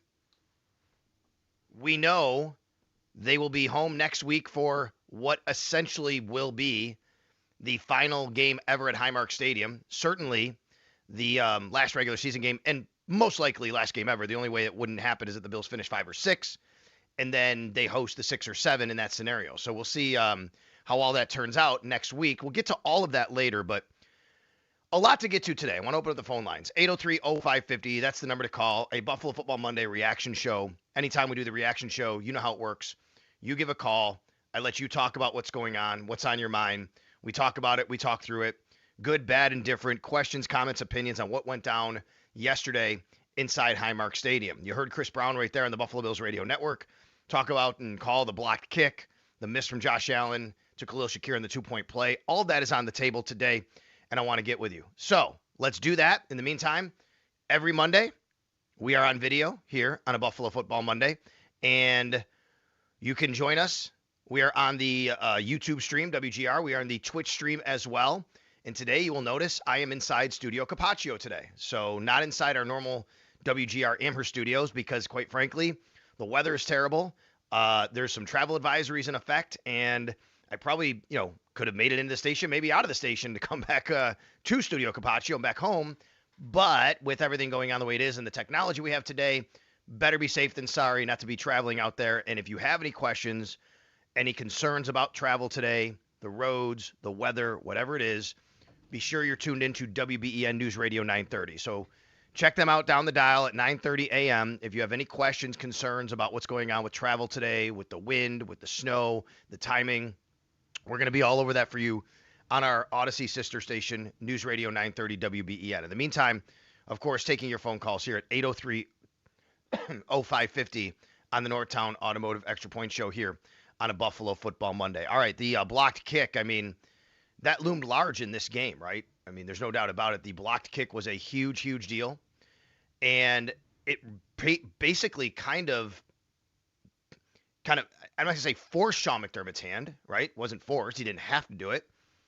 But it certainly played a factor in Sean McDermott at the end of the game going for the win on the 2-point conversion and not kicking the extra point. If Michael Badgley hits the first extra point and the Bills don't have it blocked, if the Eagles don't block the first extra point, then when they score the second touchdown, they most likely win the game. You can't count on that extra point going through either, by the way. Badgley was basically cut from Indy because he was missing extra points, and then he missed one last week as well. And so there was no guarantee there. I was very curious on the morning show early on today what the tenor was of the calls and the game. And I asked the producer, Joe Cali, who did the morning show, produced the morning show, Dan Dale, by the way, producing here today with Owen Parker on the video side. And I asked, I didn't really listen all morning. I did my segment. What were the callers saying about the 2-point conversion. And yeah, there's some debate about it, but not a ton of people are really kind of going too hard on that. And that's where I am. Like, I don't think this game falls on the decision to go for 2 by Sean McDermott. I totally understand. Now, if you want to say, I can't believe it, they shouldn't have gone for 2, they had the momentum, I get all that. I really do. Like, that's the Bills were playing very well on defense. There's no guarantee they would have stopped Philly if they get the ball first in overtime, but they were playing well on defense. It was a struggle on offense. I think you have to look way deeper into this game, though, just from the 30,000-foot view and think, oh, why did they go for 2? Because I saw a lot of people online who maybe not be Bills fans or Eagles fans. I saw some stuff this morning, just kind of football fans bumping around going, I can't believe the Bills went for 2. What a dumb decision. And I don't think those people understand what you should as a Bills fan. What you should understand as a Bills fan watching this game was, A, they don't trust the kicker, and for good reason.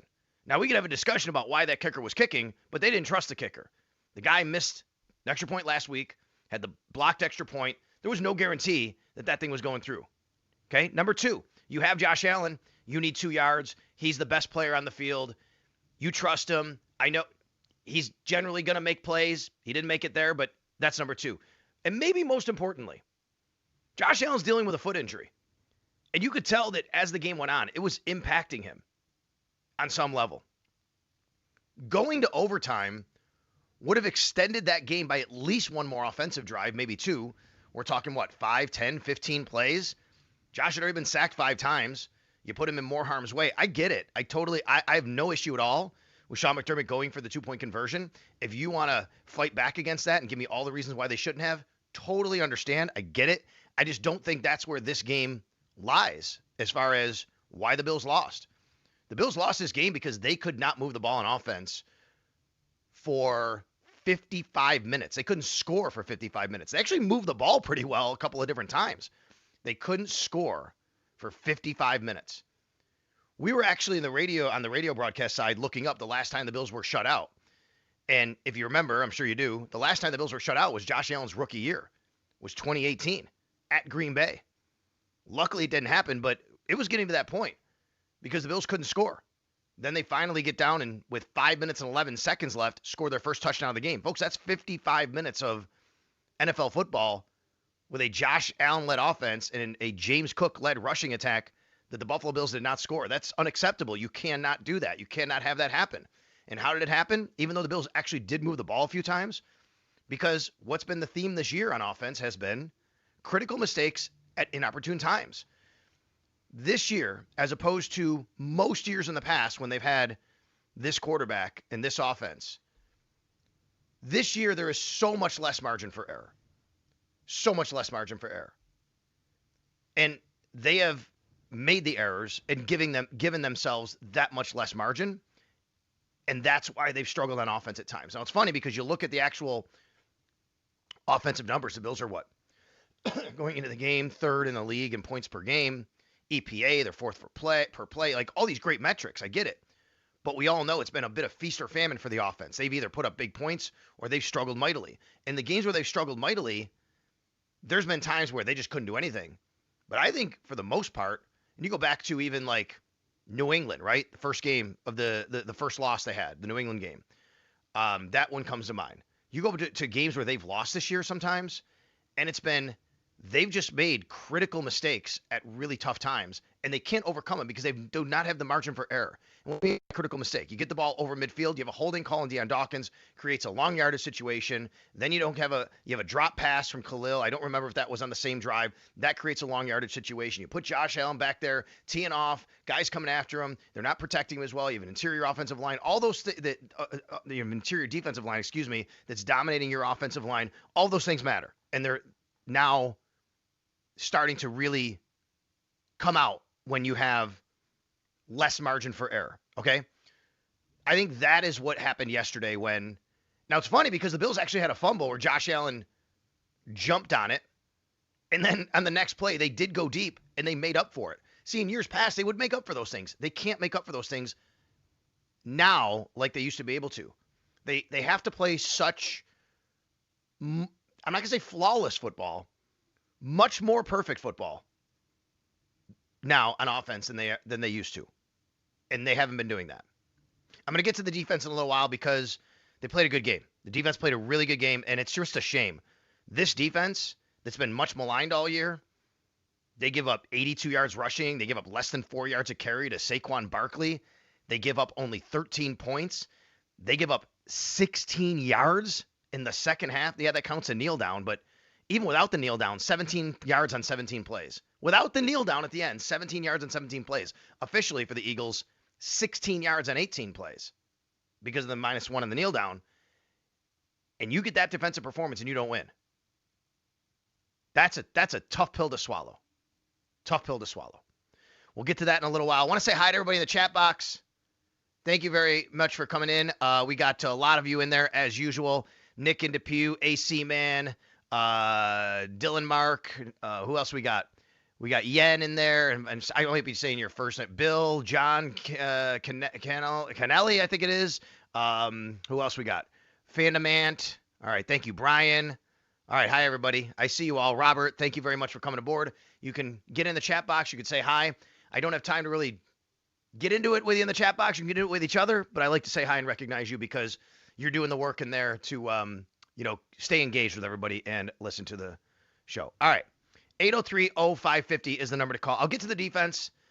They played a really good game. They made adjustments in the second half. And the funny thing is, even though they were even way better in the second half than the first, they didn't have to be way better because they were good in the first half.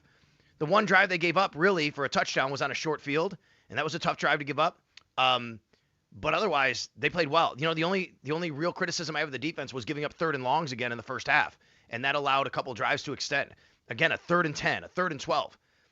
That's been a theme this year where that's happened. But otherwise, I don't think you can have much of a complaint about the way the defense performed in this game. This game was not on the defense. This game comes down to the offense not being able to execute in critical moments, and, of course, the 2-point play at the end, and Josh Allen not being at his best. And, folks, he's still great. He's still Josh Allen, but he needs to make that throw. He didn't. I think he rushed it. I think because he had been getting pressure all game, because his foot was probably impacting him in some way, he knew Khalil was coming open. He saw some pressure to his right. If you go watch the play again, Josh has a clear lane to his left to just step over, step up, move to his left a little bit, and then it's an easy pitch and catch to Khalil Shakir. By the way, I don't think Joe Brady was great all game, but that was a great play design. Great play design on the 2-point conversion. They've been saving that one. They've been working on it. Great play design on that. Great play design on the hook and ladder. Shouldn't have got to that, though, because I hated the 3rd down call to get to that before the hook and ladder. I didn't like the way that they did not run a hurry up, not go tempo with 2 minutes left. They should have done that just in case they didn't score and had to punt it away with 3 timeouts. But so a lot of things it's like minutia under. But at the end of the day, defense gave them a chance to win. Offense took too long to get going. They finally did. And then they didn't make the final play. What's the overall 30,000-foot view, though, as I like to say? In a weird way, and of course, I'm not telling you I wanted the Bills to lose. I didn't. It would be great if they'd won, put pressure on New England to win next week. Quinn Ewers looked pretty good for Miami. Maybe he would go into New England and win. I don't know. I doubt it. But in a weird way, I think we all recognize this might be the best thing for the Bills anyway. They have to get healthier. They have to get their quarterback healthy. They got to get guys back. And Week 18 sets up for them to not have to go out there and push it to the limit and put guys out there who can put them in harm's way, and they can maybe have a Week 18 rest situation for a lot of these guys. We'll see how they play it. So at the end of the day, this might have been the best thing for the Buffalo Bills. But you still have a bitter taste in your mouth after the loss. 803-0550. Let's get connected with our fans. Brought to you by Northtown Kia, Western New York's #1 Kia dealer. Shop online at northtownkia.com. Billy's going to start us off in Toronto. Hi, Billy. Good morning. Hey, good morning, Sal. Yeah, listen, I'm just gonna throw this game right out. I got some complaints that I'm gonna hit you with, but I mean, once again, the weather was god awful. I don't know why teams try to run the ball when the weather's that bad. Running backs can't cut, can't do all the little things. I say put the ball up 50 times, and I know you're gonna fire back at me saying, well, look at the pressure they got on Josh, but if you go up tempo and fast tempo, I don't think they get to him. I would have put the ball up a lot more than we did yesterday. As for the 2-point conversion, I'm not going for it. You think it's easier to throw the ball in those conditions? You think it's easier to throw the ball than run the ball in those conditions? Yeah, I do, because I think the receivers are easier for them to get open. I mean, maybe it's harder. Josh can throw the ball through a tornado. We all know that. And I just think that the receivers can't cover guys. Can't cover. The defensive backs can't cover the receivers when they're cutting all over the place. I mean, yeah, I think it's tougher to catch the ball though because it's wet. But either way, Billy, go ahead. And yeah, you're right. I would not want Josh Allen dropping back 50 times against that pass rush. I don't care. I mean, no, he was already banged up. He was sacked 5 times. Anyway, go ahead. Keep going on what you want to say. Okay, so 2-point conversion, I never go for. I'm kicking it, and I'm taking my chance in extras. But whatever. That's not my main concern. Sal, I called you. I've called you a number of times, but I remember calling you one time, and I complained about this. And this may seem nothing to anybody, but we get the ball back on the 50-yard line. We're down 10-0. We're down 13-0. We get the ball on the 50-yard line with 10 minutes to go, and you just finished saying that they get the ball. We score, and they get the ball back with about 5 minutes left. I see no urgency, and I'm blaming Josh on this. I was watching the clock constantly, seeing when we're going to snap the ball. We kept running the ball down to 3 seconds on the clock, and I'm saying, come on, guys.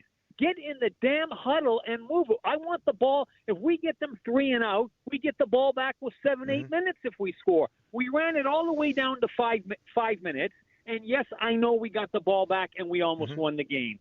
But I get it. No, I'm with you, Bill. I agree with you on this. I think they should have gone more up tempo as the game was going on. I thought they reduced their number of opportunities. You know what I mean? And that's what it comes down to. So and lastly, still, simply put, for a game that just looked god awful, once again the Bills almost came back and stole this win. That's the positive I'm taking out of it. Josh, just get healthy. Sal, I'm telling you, I got all the faith in the world in this team, and it's setting up for us. The only thing I don't like is, damn it, Cleveland went and beat Pittsburgh. I don't want Baltimore in the playoffs, and it looks like they're going to get in. They scare the hell out of me. But other than that, I'll just let you get to the other callers. You got it, Billy. No, I got to go. Thank you. I appreciate that, Billy. I do agree with you. They should go up tempo. Baltimore, isn't that? I mean, I agree with you too. Baltimore, like, come on, get them in the playoffs. You never know with that matchup, and I mean, the Bills could wind up playing them, but I said it yesterday going into the game, like, this is the kind of game the Steelers lose, and then they'll win next week. And then they did lose, and they'll probably win next week. I don't know. Can't see them really beating Baltimore, but you can because it's the Steelers, and it's the Baltimore Ravens. Steve in Orchard Park. Hi, Steve. Hey, good morning, Sal. How you doing? Good morning. I'm good, thanks. Just a couple thoughts. I thought in the beginning of the game we were getting out physical by their pass rush, obviously. We had some of our guards and get thrown around pretty good. But as I gave both guards an arrow down in my arrow up, arrow down column. Yeah. I thought it was a tough day for both Torrance and Edwards. Yes, that was obvious. But as the game went on, you could see the way our defense was played, and I'm not going to put the whole game on Josh because we dropped some balls. We actually threw deep, 4 or 5 times, which I thought was good. But Josh has to play more within himself in certain situations and recognize those situations. You can't take an 18-yard sack. I don't know if you saw the play where he didn't get in on 4th down. Brady set up a one-man screen with Cooks and a blocker in front, and one defender was at about the goal line. If he throws it to him right off the hop, it's probably a touchdown. Yeah. So there was also several checkdowns that Josh just didn't throw to open guys to keep the down and distance reasonable. He just didn't want to throw that ball yesterday. So, Yeah, the one I remember too was the play that was a fumble that maybe it shouldn't have been a fumble. Who knows? They called it a fumble. He had Jackson Hawes early in the down there, and he should have thrown it. Instead, he extended the play, and it's he gets hit by he gets pressured by Jalen Phillips, and it winds up being a fumble. So I agree with you. There were times yesterday where I just thought, I don't know, maybe the pressure, whatever, the pressure meaning not the pressure of the game, but the pressure of the Eagles impacting maybe the foot. But Steve, I got to run. Thank you. I have 3 Steves on hold. He's Steve in Orchard Park, and we have Steve in Virginia here as well. Hi, Steve in Virginia. Go ahead. Hey, Sal. How you doing today? I'm good. Thank you. Hey, just wanted to ask, I mean, I'm hoping the Bills treat next week kind of like a bye, just mainly so we can get our players, healthy, such as possibly like Prater, Kincaid. I don't know if any word on Oliver, if he'd be available for the wild card, but just wanted to ask, if you knew injury timelines, do you think Prater could be back, or do we know the extent of his injury? And well, according to Sean McDermott yesterday, he was basically asked, and he said he's feeling better, he's getting better. He didn't want to commit to a timeline. It might be a situation where you don't want to even have him next week. Maybe you don't want to put him out in there in the snow, in the cold, and just give him another week. You know what I mean? Because next week doesn't matter as much. But he should be. To me, like, I'm getting the vibe at least, Steve. I apologize to you. 1 second. I'm getting the vibe at least that he should be ready for the playoffs. You know what I mean? And that would be good.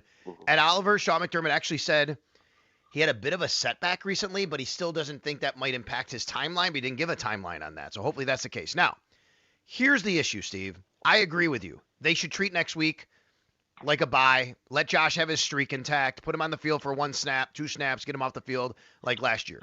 The issue is, Steve, you can only dress 48 players. You can only call up 2 players from the practice squad. They can't just rest everybody. You know what I mean? Agreed. So that's going to be tough, but I agree that that's how they should play it. All right, we're going to go with the hat trick of Steve's. This one's a Steven down in Florida. Hi, Steven. Hey, good morning, Sal. Yeah, it's a bittersweet day for sure. I was listening to your podcast with Everyday Game Day with Matt Beauvais last night after the game. And, I was thinking back, contrast, okay, a couple of quick things. Last season versus this season offensively. Last season, okay, Josh ended up being the MVP, and Cook was number 3 overall for running backs. This year, Josh is not playing overall as an MVP, and Cook is the number 1 running back. Now, the thing is, I think the turning point in this game was in the first quarter where Josh went to pass the ball and it fumbled, and it went way back behind him, and because they had momentum going up until then. After that, they just couldn't seem to get in rhythm offensively until the last 5 minutes of the game. And I called a friend of mine at halftime, and I said, okay, 13-0, Bills will come back. They've done this many times this season. And here they go down to the last 5 minutes. And I look back at the missed extra point by Badgley, and I think that was a big key, because if they'd have got that extra point, I know it was blocked, but if they'd have got that extra point, it would have been 13-7. So then all they needed to do was score the other touchdown and then kick the extra point, and they would have won. So that was one thing. But I have to say this, blame offensively has to go equally between Josh and the O-line, especially the guards. You've already pointed that out. I know the weather played a big factor, and I looked at Josh. You could tell he was still hurting with his foot. His mobility was really limited. I was really surprised when he made that long run, but that's Josh. But it's just – and I was expecting them to go for the 2-point conversion, but it's just a shame that he missed it in the end zone to – I think it was Shakir. So, it's a disappointing loss. They could have won this game, but, now what we got to look forward to is the playoffs, put this behind us, and just go on. So go Bills. All right, you got it, Steve. Thanks a lot for the phone call. Let's get to Mark in Hamburg before the break. Hi, Mark. Oh, Mark dropped. That opens up real quickly. Mike in Colorado. Hi, Mike. Yes, good morning. 2 things real quick. I'll be glad when Joe Brady accepts the next offensive coordinator at Northwest Louisiana Tech or wherever he wants to go, because he might as well call college football, because he runs college-type plays. He's got no trust in his players. We're talking pro players here. We need to start treating these wide receivers as pro players. Now, a lot of people will say, well, this, that, and the other about wide receivers. Well, let these guys run pro-type plays. They keep running these screen patterns, and then, of course, you've got the 6-7 yard pass to the tight end in the middle, which we didn't use yesterday, which I don't know why. And then, of course, his handoff up the middle, which he always seems to run. And so as far as Joe Brady goes, he can accept the next head coaching job or offensive coordinator job somewhere, but I'll just be glad to see him go.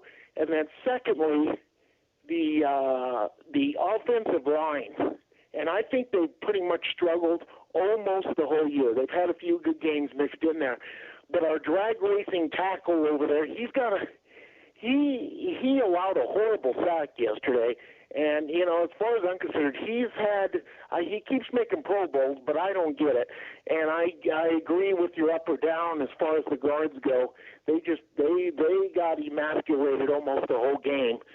But other than that, that's all I have to say about that game. I just wish Joe Brady would be out of here next year, and we get somebody that has trust in pro wide receivers. Thank you. Okay, Mike, this is the chicken and egg argument, right? Which is, and believe me, you could definitely criticize Joe Brady for a lot and play calling and all that. I'm open to it, but it's a chicken and egg with the receivers because I don't know who's getting open either. And you have to try to manufacture ways to get the ball to people if guys aren't getting open. But thanks for the call. We'll take a time out here.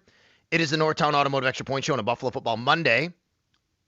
Good calls to start the show. We got a lot more on the way. I have open phone lines right now at 803-0550. So give me a call. We'll come back. We'll talk about it more. We're in the chat on YouTube, on Twitch, on the stream. So make sure you check us out there. Sal Capaccio with you. And the Bills lose 13-12 to the Philadelphia Eagles. They will not win the division this year. They will be a wild card team. And they're playing at 4:25 p.m. next Sunday against the Jets. A lot more to get to here on WGR.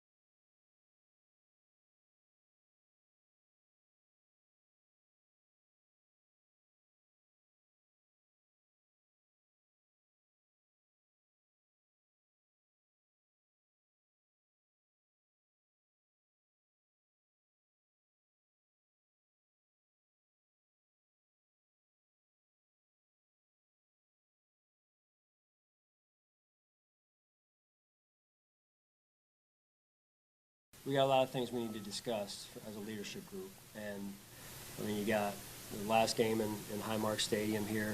That's important to me. It'll be important to our guys, to our staff. Then there's other things that come into consideration, you know. So it won't be easy, but it is important that we have a good weekend.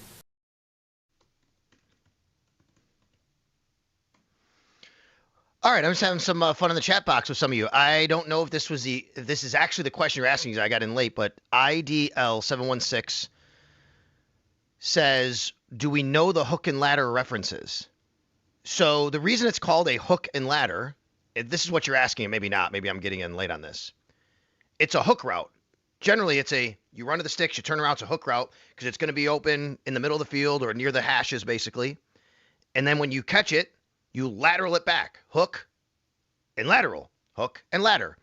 The most famous hook and ladder I remember growing up was the San Diego Chargers. The Miami Dolphins ran it against the San Diego Chargers in an epic playoff game. Go look at that hook and ladder. I think it was Nat Moore. Oh, man. It was that was like the first, like, oh, my God, what a hook and ladder. I can't believe that play was Don Shula coaching, and I think Woodley was the quarterback for Miami at the time. Go check that out. If you that's like the first like real famous hook and ladder I remember. So but anyway, that's why they call it a hook and ladder. A hook is the route, a lateral, a hook and ladder. Bills ran it to perfection twice now. Twice. But I wonder if Tom is referencing this play when he wants to talk about a third down call and what led to that sequence. I'll let him talk. Go ahead, Tom. You're on WGR. Hey, Sal. How's it going?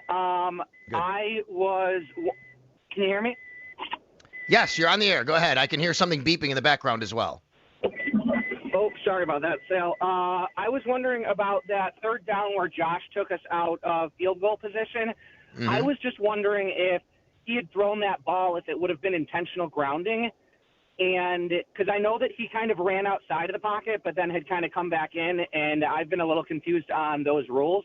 And also, I just wanted to mention that I was happy. I'm actually an usher at the games, and I was happy that Mr. Brightside didn't play because I like that it's becoming more of a victory song rather than just something that they play every time that they play at the stadium. So I just wanted to get your thoughts on that.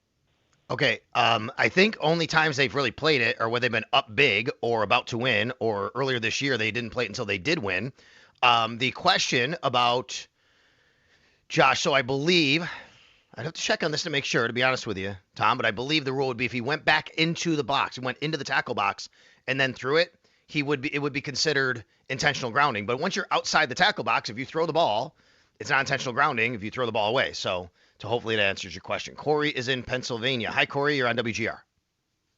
Hey, good morning, Sal. Thanks for taking my call. Hey, I appreciate Allen. He's my favorite player, all that, but I think he deserves majority of the blame yesterday. The decision-making, we can say about the receivers and this and that, not having Kincaid, but like you're saying on the 2nd and 2 where he takes the fumble, it was a fumble in my opinion. He had Halls open and he didn't take him. He had Cooks on the 1, and if he just sets his feet on the 2-point conversion, I think he gets it. So all the faith in Allen, but it's okay to criticize the MVP once in a while, and I think that loss is on him yesterday.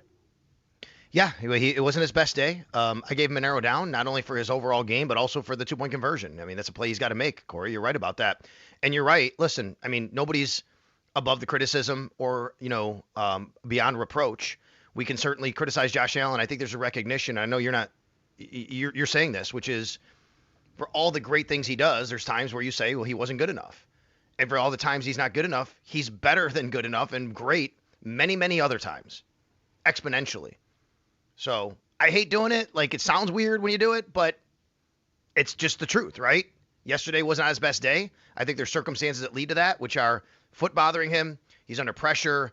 He didn't have great protection, but he's got to make better decisions. And at times yesterday, the decision-making wasn't the best. I don't think it was the best against Cleveland a week ago either. And that's got to be better. And hopefully by first round of the playoffs in 2 weeks, some of these things get cleaned up where Josh feels a little bit more comfortable to make those decisions a little bit better and more efficiently. Let's go to Jim in North Tonawanda. Hi, Jim. You're on WGR. Yeah. Hey, how you doing, Sal?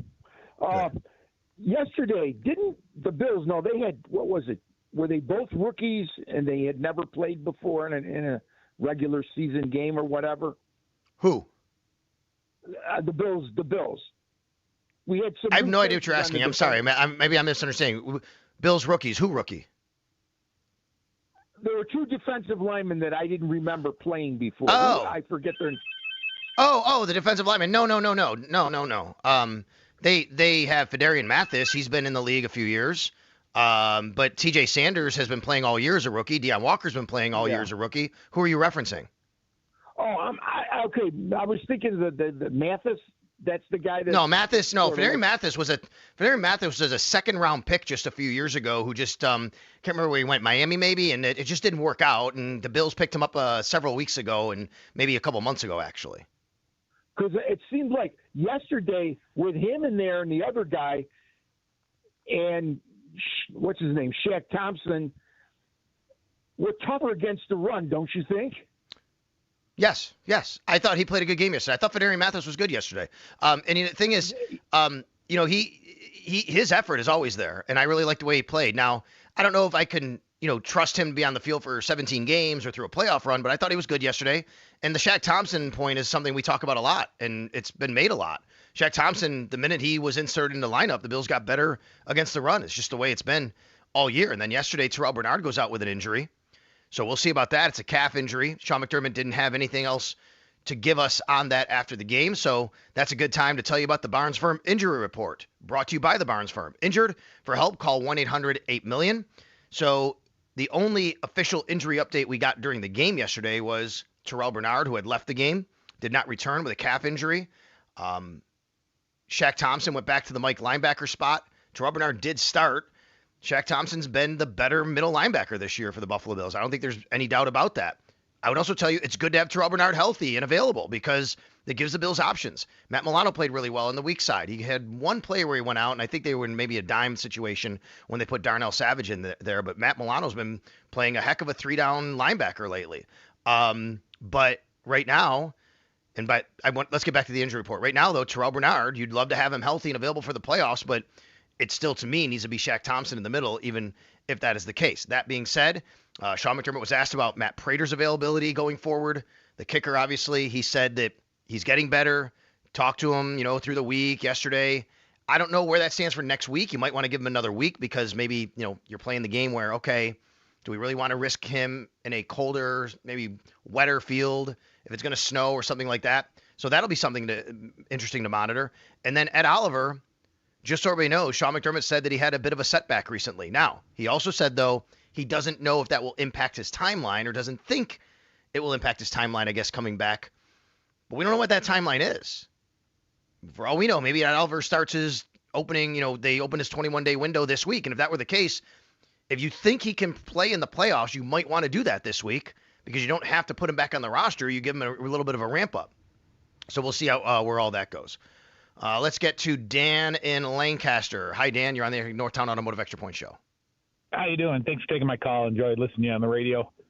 Thank you. I'm a little old school, so I just wanted to talk about the 2-point conversion. 99.9% of the time, I always say, kick the extra point, go to overtime, and my wife was surprised. I said, go for it. I was like, the odds of Miami beat New England were probably slim.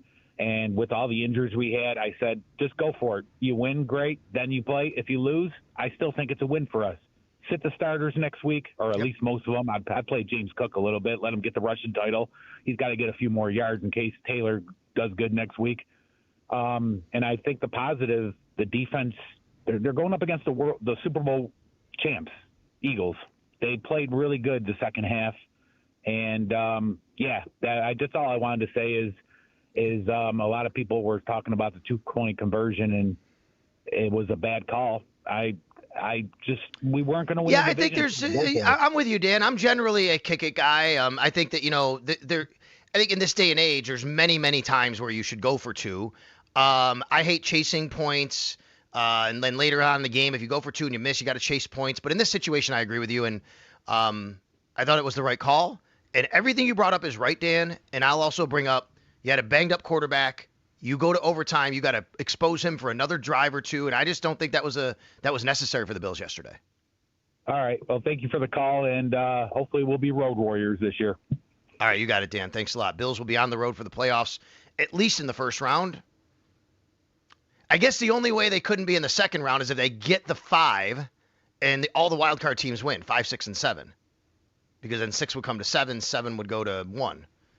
But they're going to be on the road for at least 2 rounds. If you win the first round, of course, right? We'll get into all that in a little while. Derek is in Boston, though. Is this Boston, Massachusetts, or Boston, New York, Derek? The Boston, Massachusetts, with all these Pats fans that drive me nuts. I can imagine, buddy. I'm sorry, man. I'm sorry.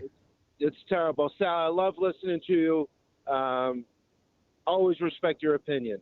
My opinion on this game was I think we needed a kicker. Like, even last week, Bagley, he should have been cut last week. I think Justin Tucker is available. I know he's got some legal issues, but you're talking about one of the best kickers in NFL history just sitting out there. That would solve our kicking this year and next year, right? So that's how no, I don't think so. First, he was not that good when everything happened. It was part of a reason why a lot of people thought it was so much easier for the Ravens to even make that decision. He just hasn't been that good, actually, the last couple of years. I'd still take him over Bagley there, or whatever it is. And Prada, I know he's had a pretty good year this year, but I also feel like he's a little bit older. And I don't know. I would think Tucker would be a upgrade on that end. I want to highlight Brandon Cooks. I think, and I'll keep it quick. Brandon Cooks, I think he actually showed us something this past game. And when Kincaid comes back, I think that's going to open up the offense a little bit. And my last thing is, I'm really thinking about going up to this game this week. I know it's probably going to be maybe some backups, but I think I got to take the trip up. And appreciate what you do. Go Bills. All right, you got it, man. You got it. Well, Brandon Cooks. All right, so the Justin Tucker stuff, I mean, I don't want to get too far into it, but I mean, like, I just think that there's so much that goes on with that and goes along with that at this time of year, I don't see it. I wouldn't want to see it on the Bills. It's just, that's a lot that now you're dealing with a lot of stuff that comes along with that, and the kind of distraction, I guess you'd say, and the stories and that you got to kind of work through. And look, Matt Prater's been good this year. He hasn't been perfect. He's been good. He is older. I agree. Weather, little changing. Folks, they're not just these kickers on the street walking around there that are better. We just saw that this week. They did bring in some this week to kick, but Matt Prater's got to be your kicker. To me, he's got to be your kicker. So that's where I stand on that. Brandon Cooks, I agree. Opening up the offense was nice yesterday. Good to see him get loose down the field a little bit. We'll take a timeout here on the Northtown Automotive Extra Point Show on a Buffalo Football Monday here on WGR Sports Radio 550. Sal Capaccio with you, and we're taking your calls. Good calls today. I appreciate that. So 803-0550, we have open phone lines. We'll take more of your phone calls when we come back. In about an hour from now, we'll do sit up, stand down, and hey buddy as well.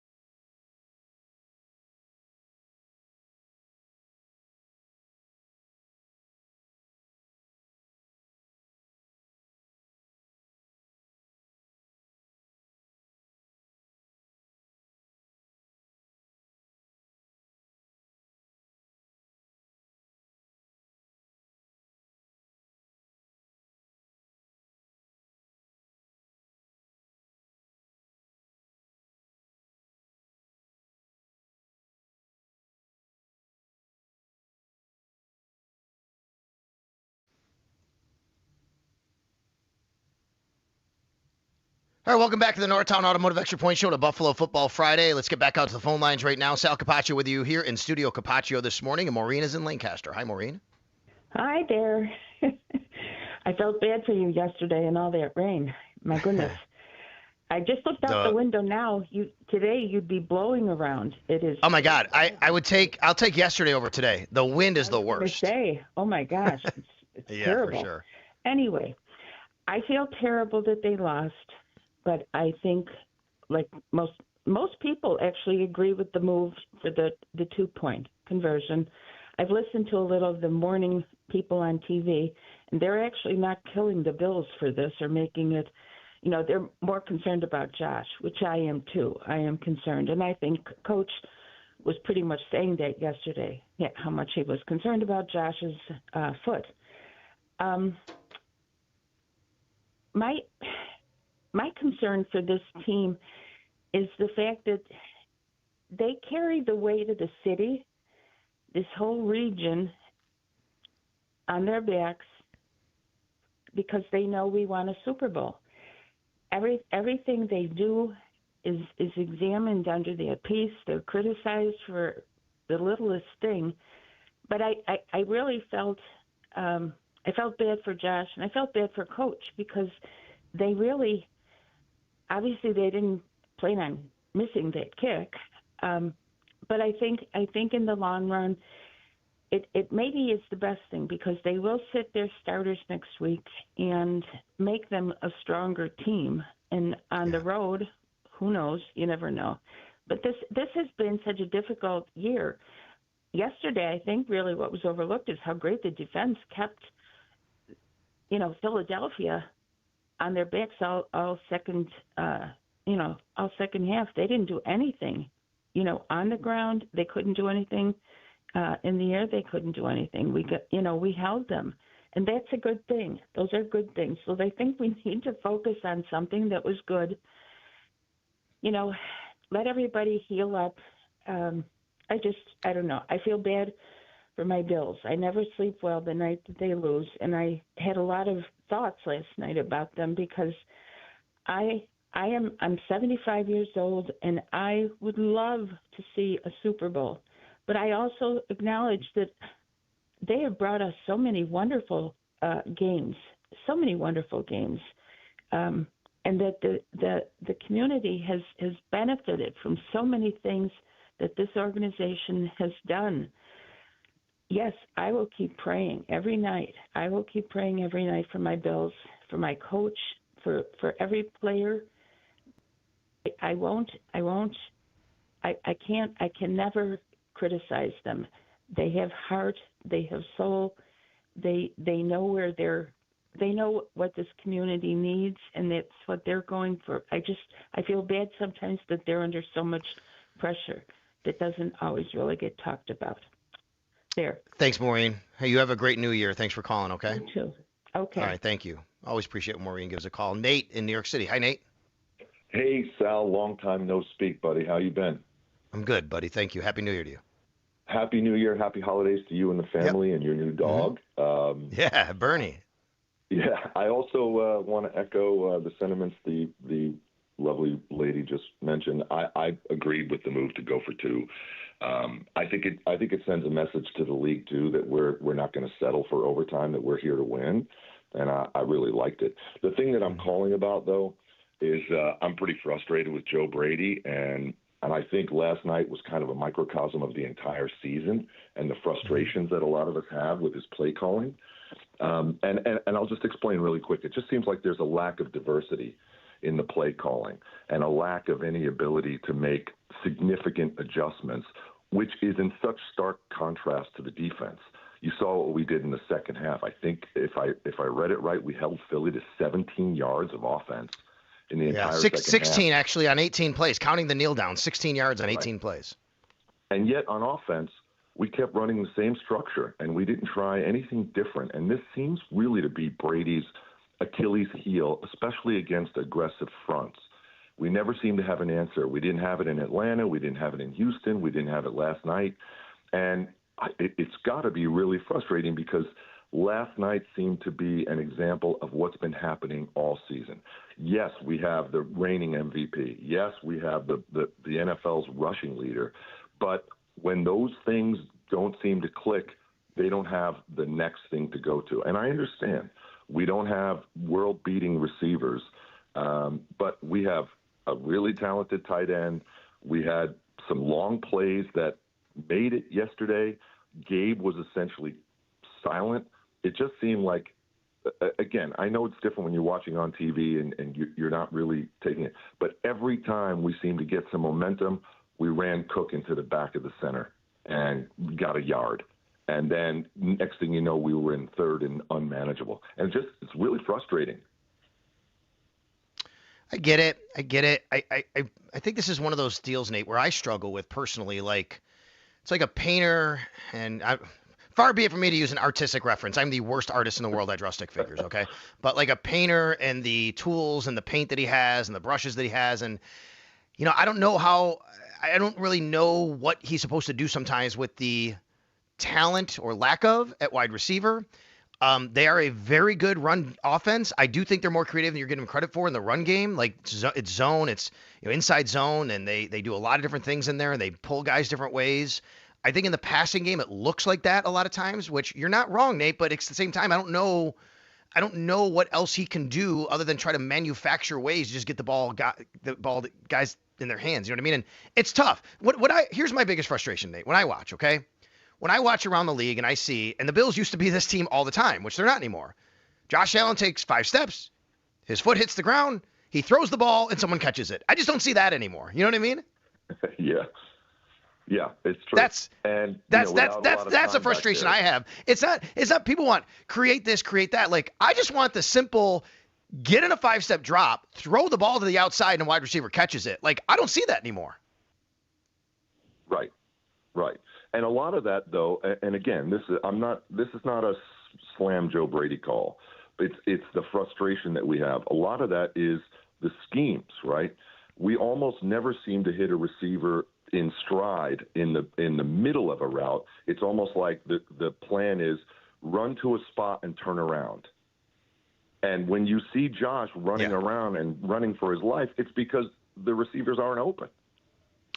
And I'm not sure that that's a function of lack of talent, or is that a function of not great scheming?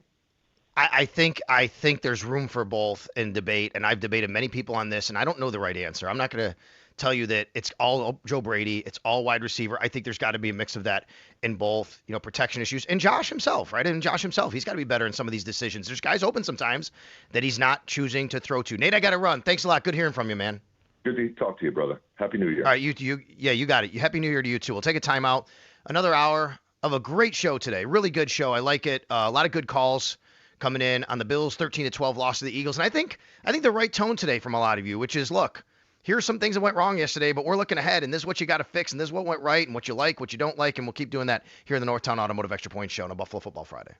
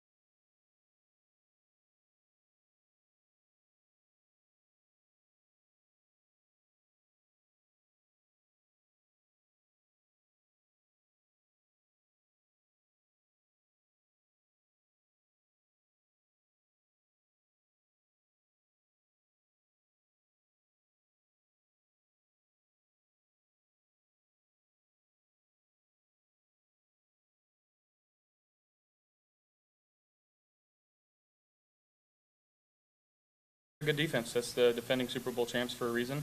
They had a good plan. They get paid on that side of the football too. So, again, it just comes down to us executing, making one more play than they did, and obviously we saw that we didn't make that last play. I didn't make that last play. So, yeah. All right, that's Josh Allen after the game yesterday, and he's right. Very good front four. They dominated the Bills' interior offensive line, especially yesterday. I mean, Jalen Carter is one really, really great football player. He's there's been some things that popped up with him, of course, and he had some injuries in and out of the lineup, but he was a difference maker yesterday, and he blocked the kick as well. Now, Josh talked there about not making the play at the end, got to have execution. I agree with that. I mean, the Bills just shot themselves in the foot yesterday, really. The proverbial shot themselves in the foot, right? You look at it, and, folks, look at the stats in this game. The Bills had 331 yards of offense. Not a great day, but a good enough day. It's the NFL. It's against the Eagles defense, 331 yards. The Eagles had 190. They outgained them 331 to 190. The Bills averaged 4.5 yards a play.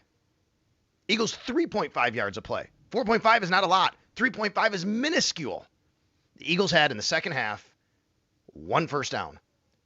Jalen Hurts did not complete a pass in the second half. 0 for 7. The Eagles punted on 5 straight possessions. 5. They had a total of 16 yards on 18 plays. That counts a kneel down, but that counts in the second half. And the Bills lost the game. How? Because they made critical mistakes at inopportune times. What we talked about at the beginning of the show, that's the theme of today when it comes to yesterday's game.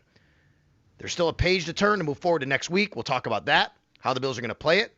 Been online on X at Sal Sports, talking with some people about, seeding possibilities next week, where everything lies. There's just so many different possibilities. We know the Bills will play 4:25 p.m. against the Jets at home in what will most likely be the final ever game at Highmark Stadium. 803-0550 is the number to call. Welcome back here to the Northtown Automotive Extra Point Show on a Buffalo Football Monday. I don't know why I keep saying Friday, folks. I've said Friday 10 times today. Probably 2 or 3, but I've said Buffalo Football Friday several times. It's a Buffalo Football Monday. And, of course, it is always on a Monday brought to you by and presented by Catholic Health, the right way to care. Brought to you by Northwest Bank. For what's next, get started at northwest.com. And by Northtown Hyundai, Western New York's premier Hyundai dealership. Shop online at northtownhyundai.com. We'll get to our extra point from the sidelines in a little while. We'll get to sit up, stand down, hey, buddy, this week. We got a lot more of your phone calls, and I like where you've taken it today. A lot of different ways that you can go with yesterday's game. Frustrations with Joe Brady, debate about the 2-point conversion play, frustrations with Josh Allen, execution. I haven't heard a lot on the defense today from a critical standpoint. The only real criticism I have of the defense yesterday was 2 long yardage situations given up in the first half, 3rd down and 10, 3rd down and 12. Those are the 2 big criticisms I have. Other than that, they played a really, really good game. And by the way, there was a caller earlier who called up and said, who are the rookies on the defensive line? I thought he meant defensive tackles. Apparently, I think he was meaning Andre Jones Jr. Thanks a lot to my buddy John Scott from Spectrum, from WGRZ, TV2, formerly Spectrum, but John of Channel 2, who texted me and said he was talking about Andre Jones Jr. Thanks, John, for listening and for letting me know. And you're right, John, he was. And if that is the case, to the caller who called earlier and we couldn't figure out and I couldn't remember and we couldn't get to that particular point, I'm bringing it up again because I like the way that Andre Jones Jr. has played over these last couple of weeks. And I said that when people said, why are they elevating Judon? Yeah, I'd like to see Matthew Judon play. I think Andre Jones Jr. has played well. He's played special teams. He actually played well yesterday. He played well last week. So, I think keep playing the young guy there and seeing what he can give you. Maybe Judon still, gets an opportunity, and that would be great. And maybe the Bills aren't putting him on the field yet because they want to wait to kind of, unveil or show something new in the playoffs. He also is learning the system, but Andre Jones Jr. is the guy that they were talking about earlier. We are on the video side of things today, of course, on the YouTube stream, on the Twitch stream. Thank you very much, AC Man, Bill, Ted, John, Charles. Everybody's come in. Hot Dirt, Dylan, Mark. Who else we got here? A lot of different. Fran is in here. Scott is in here. Robert's in here. Thanks a lot, everybody. IDL, all of you. All right, Charles, good to hear from you. Good to see you. And good to hear from Tim, who's on a cell. Starts us off this hour. Hi, Tim. Hello. Is this Sal? Yep, you're on the air, buddy. Hey, happy holidays. Calling from home of the Bears down in Frewsburg, Shane Conlon country. A couple points, I guess. One is the two-point conversion stuff. Do you know what the Bills, I think their conversion rate for this year is like 1 for 6 or 1 for 7.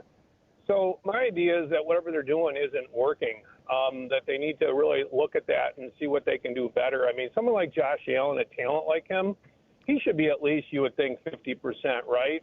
And I'm for, looking at what did you think they did wrong on the two-point conversion yesterday? Because it was a great play. He just missed the throw. Right. Well, that's one play. I don't think they did anything wrong. I guess my suggestion is to look at that. If you're 1 for 6 or 1 for 7, which I think is what they are, is, a lot of these teams run screen and pick plays that are borderline penalties. But, look at that, and it needs to be better than 1 for 6 or 1 for 7. I mean, I can promise you they are looking at it, Tim. In fact, I remember not too long ago, I don't remember which game it was, Tim, but this was brought up to Sean McDermott at some point in the last few weeks because there was a two-point conversion play, and the last time the Bills had actually converted a two-point conversion was a while ago. Even last year, they had failed on some. And he said, yeah, of course, they look at that. Of course they it is something. It's not just like, oh, let's just go run a play. I mean, they have plays through the week that they think will work in that situation. I don't disagree with you. I think yesterday was a great play design. It just didn't execute. Yeah, that's true. I mean, sometimes you just don't hit. Going to his left as opposed to going to his right. Like I said, Josh is going to hit that 9 out of 10 times. I guess my other point is that all of these teams and games are coming down. These teams are so close that, 1 point, one play, and the decision-making is what it comes down to. The Houston game, you lose by 3. This game, you lose by a point. It's razor thin. So I guess my point is that it just comes down to making the right decisions at those points, Or just making the right execution. Yeah, true. Execution. I just say I have no problem with it.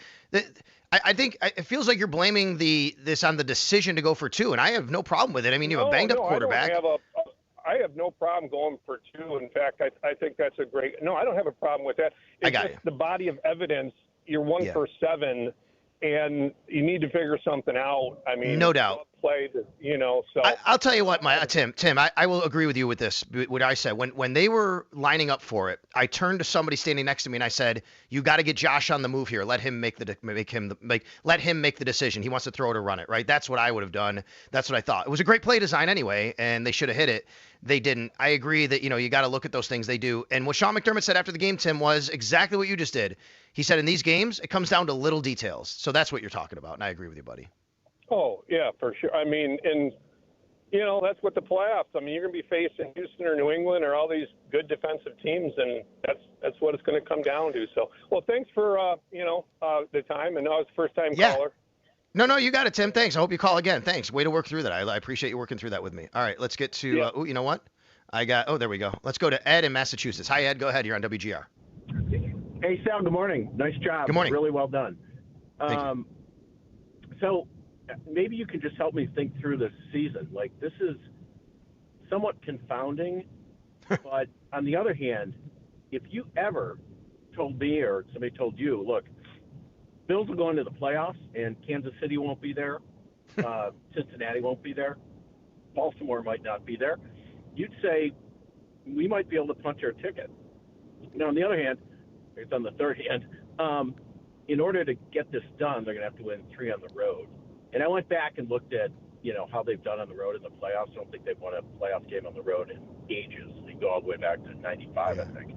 Now, it is a great, Mike Schopp was talking about this last night, too, and I agree. Mike said, I don't want to speak for Mike, but I believe what he said, and it was a really interesting conversation. He's kind of talking it out, and this is what you're bringing up, Ed, which is, what is more valuable, what is the easier, quote-unquote, easier path? To have those teams out of the way or to have to go on the road for 3 games? And I believe going on the road for 3 games is tougher. I think at any time you go on the road in 3 games in the regular season is tough, let alone playoffs against really good teams. No, I think you're right. I think that's right. But, and this is where I'd like your opinion. Love to hear it. Yeah. You followed this team. You've covered this team for a while. You've seen them play in the playoffs. And they do seem to elevate. You look at those Kansas City losses. I mean, they were playing at a ridiculously high level. So do you see the way this team is composed right now to be able to lift it up a notch? Some days I do, some days I don't. Listen, I think that they have the experience, the coaching staff, the quarterback, obviously, to beat any team in any environment. I really believe that. All it takes, though, is a couple mistakes by an offense that does not have much margin for error, or even a defense that doesn't have much margin for error, to lose these games to teams that they should win. Are you really that afraid? Is anybody that afraid of going to Denver or going to New England or going to Jacksonville with Josh Allen as your quarterback and knowing the quarterbacks that are on the other side and their inexperience? I don't think so, Ed. So when you say raise your level, I think the Bills not necessarily raise their level. I think that you are already on that level to be able to compete and even beat those teams. So that's where I fall on all of that. But there's such less margin for error this year than there has been in the past that's what scares me in any of these contests. Yeah, well said. Well, thanks for taking my call. You got it. Thanks, Ed. Hope I answered your question. I don't think there's a right answer there to say, like, step it up and be like, okay, it's Trevor Lawrence. He's played well, but I think the Bills' defensive staff would come up with a good plan against Trevor Lawrence. I think they'd come up with a good plan against Bo Nix. They did last year. He did nothing against them. One play in the first half, right?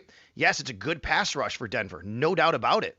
There are other things. Teams have scored points on them. Green Bay scored. Jacksonville scored. The Bills went to New England and won already this year. Like, there is no insurmountable team for them to go on the road against and beat. The problem is doing it 3 straight weeks and having all of the things that have befuddled you and failed you not happen for 3 straight weeks to have to overcome. That's the issue. And that's what they're facing right now. It's a good question, though, about, like, what would you rather have? Would you rather have Kansas City and Baltimore and Cincy all in the playoff field and you knowing you're probably going to host one of them? Or would you rather have them all out of the playoff field and knowing you've got to go on the road for 3 straight games against these other teams? I still think going on the road for this team, particularly this year, the way they played, is the tougher challenge because they have not done it that well. They have been a different team on the road. They didn't play well at home yesterday, but generally they were much better at home. It's funny when I think about this season, and the caller just said, like, he's thinking back on the season and how it's gone. One way that I've looked at this season, it's kind of crazy actually, is that through the first half of the year, yeah, there were problems with offense, and you complain about Joe Brady. It's what people do, fans do. Things don't work out. You blame the coordinator, you blame the offense, you blame the quarterback, whatever. But for the most part, it was, oh my God, this defense is terrible. They can't stop the run. They can't fix anything. And it was defense. McDermott, head coach. He's a defensive head coach. And like that has kind of flipped. The script has flipped on that. It has been, oh my God, this defense, look what they're doing with these guys. They're figuring it out. They've found the formula to do what they need to do. But now it's the offense that can't do anything that, to overcome. And that's where this season's been weird for me. Let's go to Josh in Charlotte. Hi, Josh. You're on WGR. Hey, Sal. How you doing, man? I'm good. Thanks, buddy. Hey, just going back to that 2-point conversion, I heard on ESPN this morning on their show Get Up, they were talking about, oh, they shouldn't have went, blah, blah, blah. I mean, when you're in that spot, you need to go for it. With what's on the line, with Josh with his foot injury, I do think if we went into overtime, having him out there on a couple more drives, I mean, you never know what's going to happen. So I definitely agree for going with it. Did they? I did not watch that show today. Did everybody on the panel say the Bills should have kicked it? I think Mike was talking about going. They shouldn't have gone for it, and I think someone else was backing him up on that. I'm just curious. I think it's a good debate. There's hey, listen, I'll tell you, Josh. Like, I respect anybody who says you have the momentum, go to overtime. I just think that there's a lot more that goes into it than that. You know what I mean?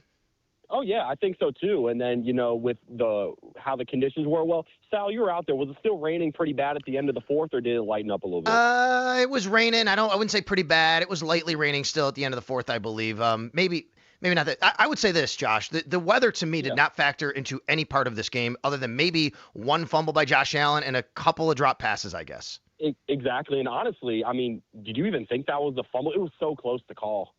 No, and I'm talking about the fumble before that, the one where he fumbled the center exchange. That was to me because of the wet ball. The other one was just because I didn't.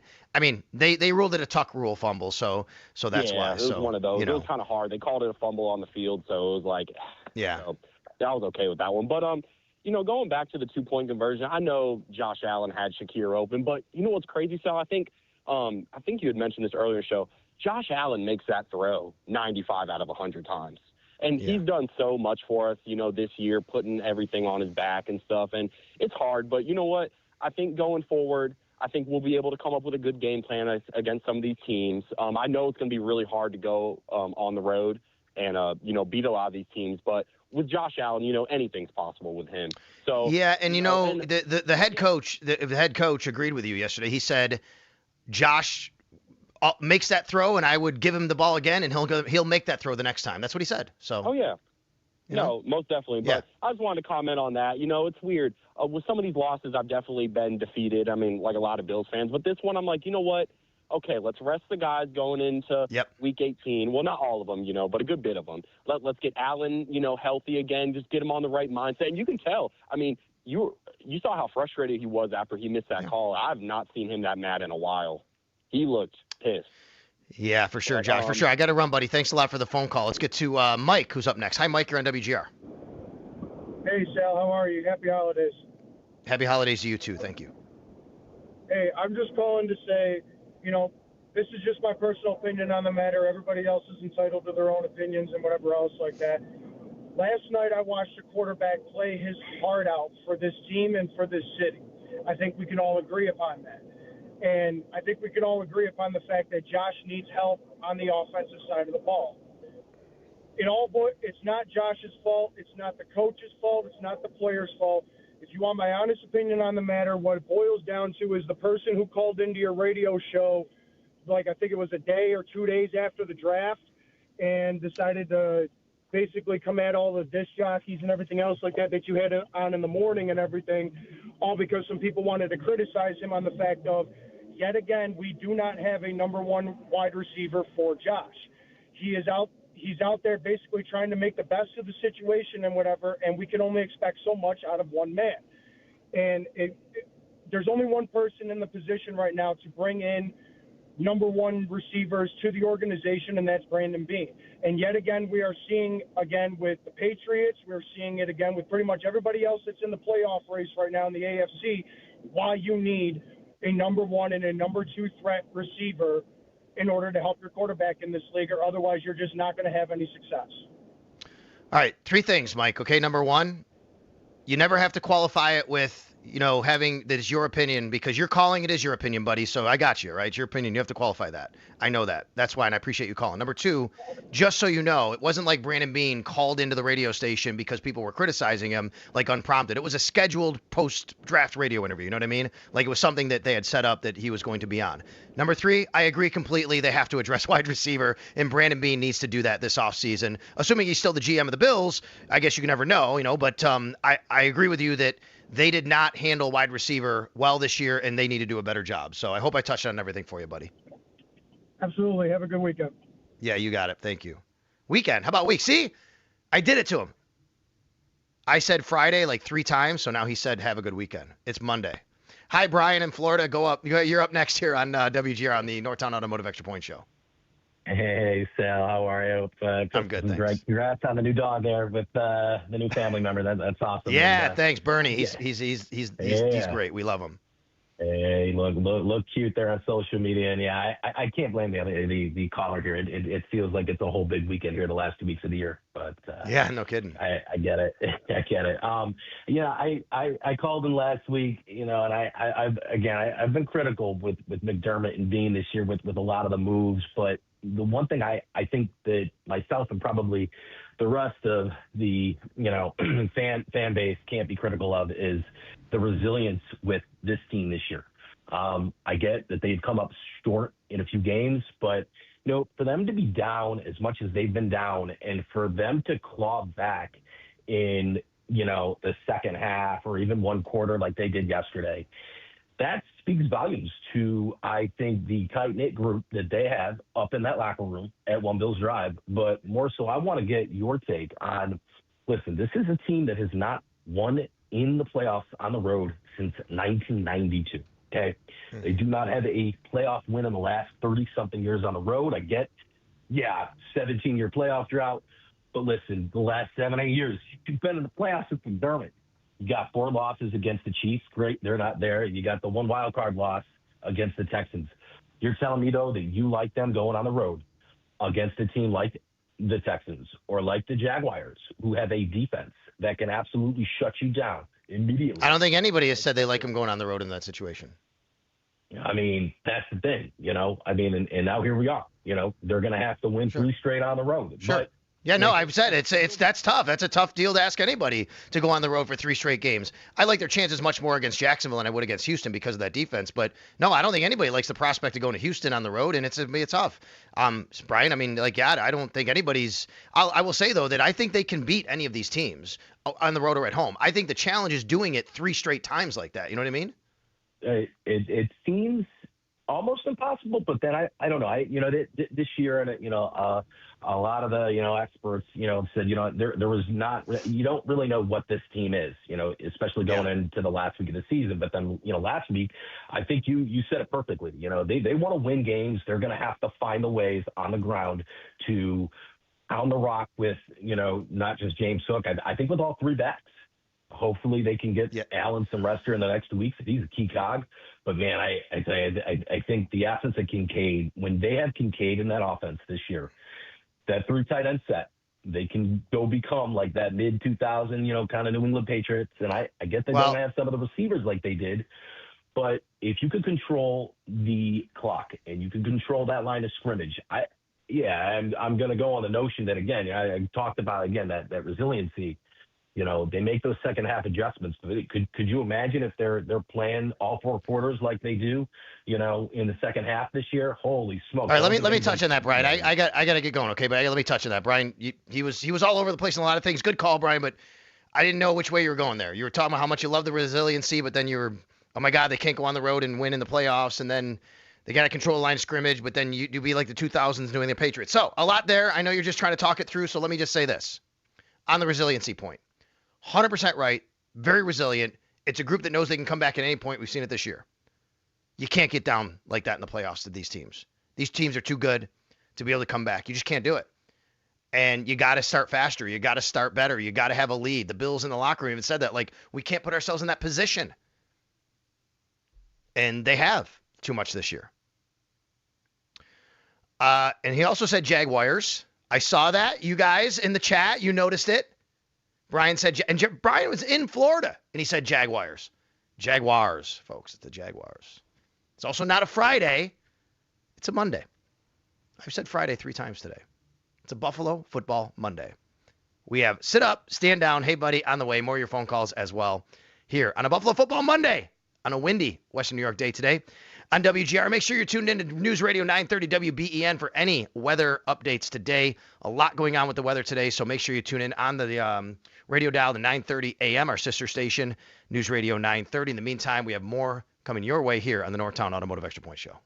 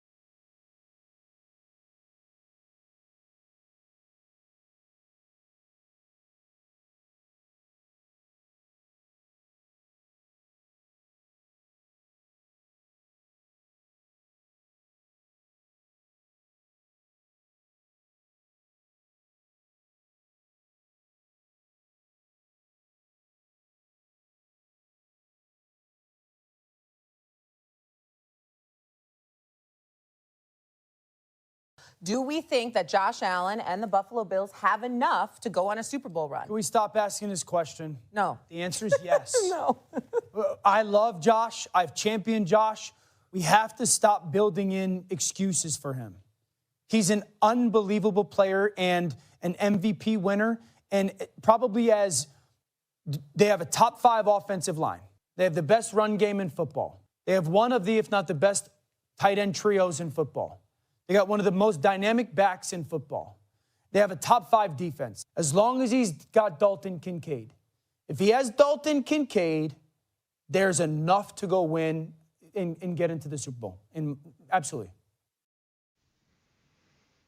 Interesting thoughts from Dan Orlovsky there. And, Dan, he is on One Bills Live sometimes, and he follows the Bills. He understands the Bills, I think, more than most in the media, in the national media. So when he talks, I pay attention to what he thinks about the Bills more than I do other people in the national media because of that. And I agree with him. Like I just said a little while ago, folks, the Bills can beat any team in this field. They can absolutely beat any team in this field. They have the quarterback to do it. And the other teams have quarterbacks that are inexperienced, and every team has flaws. There's no perfect team. The issue, the problem, the challenge for the Bills in this playoff year is twofold. Number one, they're going to have to go on the road for 3 straight games, and that is tough to ask of any team in this league. It's tough.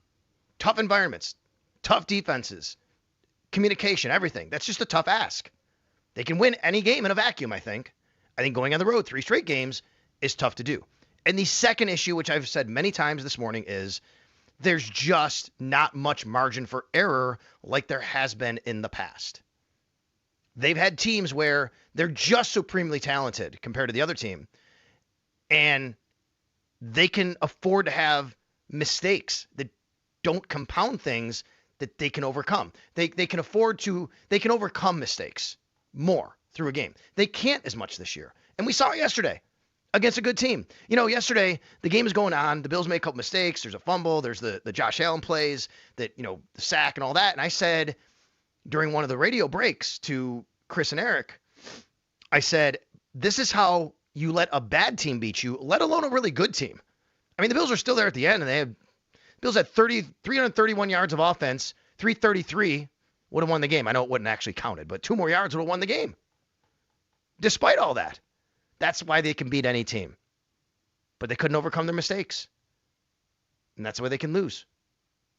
Let's go to Raj in L.A., who's been holding patiently. I thank you. Raj, hi. Hey, Sal. Thanks for taking my call. You got it. 2 things, actually. Question for you, but before that, I want to just address something a caller had said about Allen putting our team on his back, which, yeah, of course he did and he does constantly. But the problem I feel like with Allen and the criticism he gets kind of broadly is that the guy presses too much. We all know he's got no receivers and, probably no weapon as weak a receiver group as there is in the league. But with that said, why doesn't he just take the check down? He extends plays unnecessarily. He gets injured in the process. It looks chaotic out there. It kind of harkens back to his second season in the league or his rookie season and his second season in the league where, he tends to look panicked out there, which I think to me is a huge concern going into the playoffs, playing against these strong defenses. You asked earlier, would you rather play the Chiefs and the Bengals opposed to the Broncos and the Texans? I'd much rather play the Chiefs and the Bengals at this stage because the Broncos and the Texans can do what the Eagles did to Allen last night, which is just scramble his brain. And so that's my concern. Aside from that, question for you. How did the offensive line look yesterday? I was watching the game, seeing Allen get sacked 5 times, seeing Cook kind of get contained. It seemed like we were getting bullied. Were you seeing the same thing? Interior, especially, yes. If you go to my arrow up, arrow down column, Raj, I write after every game at WGR550.com. That's okay. I give an arrow down to the 2 guards specifically, Osiris Torrance and David Edwards. I thought that they were beaten pretty badly yesterday a few times. And not as much of a problem with the tackles. They had their issues at times, but This was an interior issue yesterday. And, yeah, I didn't think the offensive line played that great due to that. I like your Josh Allen comments, and I think the answer to what you're saying is Josh is looking for the money ball a lot of times. He's looking for the big shot, the home run ball. And even though he might not throw the ball downfield, sometimes I think he waits for it to happen, and I think that is what gets him in trouble sometimes. It's what we love about him, but we also know what could get him in trouble, right? I think that's just the reality. And that's the problem, because we don't have the receivers to cash in on that money ball. We don't. And so it's right. And I mean, hey, Brandon Cooks had a nice couple of plays yesterday, and you hope that starts to come to a little bit more to fruition. And then, holy heck, what a great catch by Tyrell Shavers on the sidelines. And thanks, Raj. I appreciate the call, but man, that was a great catch right in front of me. I don't know. I saw a lot of Eagles fans saying it should have been pass interference. I don't know. Didn't look like it in real time to me. They were hand fighting, but maybe he got grabbed a little bit, or maybe he pushed off for a little bit. I guess something like that, right? Was that what it was? I don't know. There was, or maybe they did not catch it. There was some controversy with it. I don't care. It was a great catch. I saw it. Ken in Buffalo. Hi, Ken. You're on WGR. What's up? Hey, what's up, Sal? What's up? Thanks for taking my call. Obviously, I can really appreciate the comments by the previous caller and even your observations. But I just want to talk about the dichotomy that is Josh Allen, the dichotomy. On the one hand, we know he can don the Superman cape, and that's when he makes these super plays. That he becomes must-see TV. He's a part of why the Bills are a ratings juggernaut, if you will. Then, of course, there's his tendency to revert to this hero ball, and that's what we saw yesterday. There were too many instances in which, as you just alluded to, he didn't take the check down. On that first big mistake, which was that fumble, there was a play action. He rolls out to the right. I'm sure you saw it right from the field. Jackson Hall was wide open right in front of him. And rather than take that easy throw, he's looking for the touchdown instead of the next down. And that was a huge mistake. And it goes to his tendency to be too aggressive. Then, of course, there was the 4th and 2. When he rolls to the right, Brandon Cooks was wide open near the right pylon. All he had to do was flip it to him, not even throw it. Just flip it to him. He walks in the end zone. So I think that his greatness, we know it's there. And then, of course, when he took the sack and took us out of field goal range, he has to learn from those plays to realize when you get into the playoffs, you're not going to get those sort of chances. You're not going to get opportunities to rebound. And the other thing that came to mind, again, you were spot on. I agree that the interior linemen were a problem. They were getting pushed back. I'm still puzzled as to why we didn't alter the protection scheme. But it appears as though we go against these stronger defensive fronts, i.e. Houston, i.e. Philadelphia, that when Josh loses confidence in front of the guys in front of him, he doesn't feel as secure. That's when he starts doing too much. So he starts pressing. So as we go forward and look to the playoffs, I expect him to bounce back. But he can handle pressure. But it seems when he starts getting hit, he doesn't process things as well. He doesn't see the field as well. So thanks for taking my call. I'll fall back and let you chime in. And, again, thanks for taking my call. We'll talk again. No, you got it, Ken. You got it. Happy New Year. Thanks for calling. I appreciate it. Yeah, good calls right there. Yeah, I think we all saw yesterday that there were decisions that Josh made that could have been different, maybe should have been different, and could have turned out different in the game. It's so funny because this is who he's been his whole career, and I think we're getting to a point now, though, where after 8 years, you're like, you got to know better, and I don't know if you'll ever take that out of him. We've said this. I've said this. How many times did we say early in his career he's Brett Favre? He's going to make crazy, incredible plays. It's going to help you win games and win division championships and have chances at Super Bowls. And then he's going to make plays where you go, oh, my God, why did he do that, right? And that's still who he is. And I don't know if I ever want to not have that because, folks, I just think it's so hard. It's so hard to keep the first part of that but take the second part out. Because if you take the second part out, you're probably taking the first part out too. Meaning, if you take out the, oh, my God, why did he do that all the time stuff, you're probably also losing a lot of the, I can't believe he did that. That was amazing. That's what's tough about it. Dave in Sardinia. Hi, Dave. You're on WGR. Hey, how you doing, Sal? Great show. You do a great job there, and I enjoy it all the time, listening to what you guys have to say. Hey, I always hear the coach talking about trusting the process, and I sent you some information about all the different processes that are involved in the whole scenario of managing a team from the draft, all of it, right? So I kind of believe that there are three processes that are affecting the Bills the most. One of them is game day management, the ability to improve game day decisions, and making the coaching staff better in that regard. So how do you improve the coaching staff's ability to make the decisions? Can it be fixed? And the same goes with the players. What did they do? Was there anything yesterday he did that you're specifically pointing to? Because I didn't have any issue with the game day management yesterday. I mean, maybe play calling from the OC, but No, not at all. But what I'm looking at is the overall picture. Okay. Yeah, so here's Dave, just so you know. Like Sean McDermott's talked about this in the past. Like every week he meets with his game management staff. Every week they go over things in the league, they go over things in the game, they go over how they might do something different. I can tell you for sure, remember last year the Rams, like that did not go well. At the end of the game there was this whole process on the timing and what they did, and I know for a fact that like they went and kind of configured, okay, we have to start thinking about maybe doing it differently next time. Like that is always happening. Right. And I don't have any problem with that. I'm trying to get at what processes do they need to fix and focus on. And the other part of it is, discipline. Is discipline, and when I say discipline, is being focused on making the decisions that you need to during the game by the players and not having the penalties, and the whole decision-making process. Is that something that can be improved? And is that something that they stress, whether it be Yeah, they had four penalties yesterday. It wasn't that many. They're about middle of the pack this year in penalties called. I don't know specifically what you're getting at, Dave, and I apologize. I'm just trying to figure out what you mean specifically. Yeah. Well, trusting the process. Which process? Right. So the process is basically here's what it comes down to, Dave. Okay, and maybe you're confused what he means. And you don't have to love it. And I know that people make memes about it and they say, oh my God, like that's all he talks about. I get it. What it comes down to is saying, if you trust the process, even though you don't get the results you're always after, like if you're doing it right, the results will eventually come. That's what that means. That's what the saying means is, don't be results based, because the process could be awesome, but you might not get the best result because something happened, that made it go wrong. If the process is wrong though, and even if you get good results, that's not good because that's not sustainable. That's what they mean. Okay. Well, thanks, Sal. Have a great day, okay? You got it. Thanks, Dave.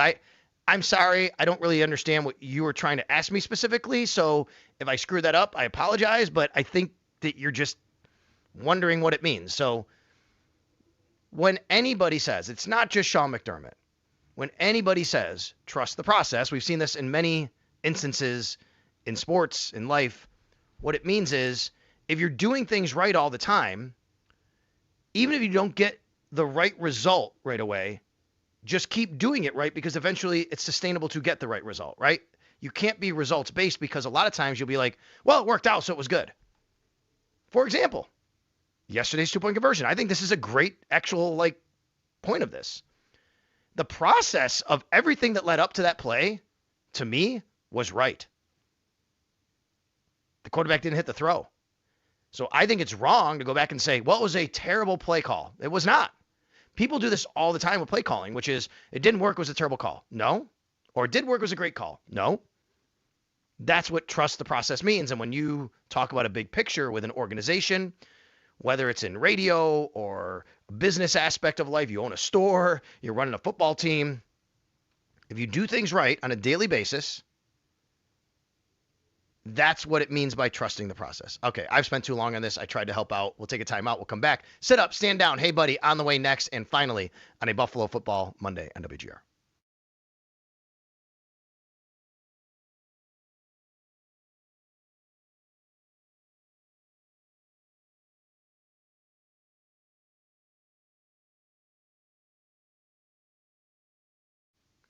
Hey everybody, Sal Capaccio here for my friends at Roswell Park Comprehensive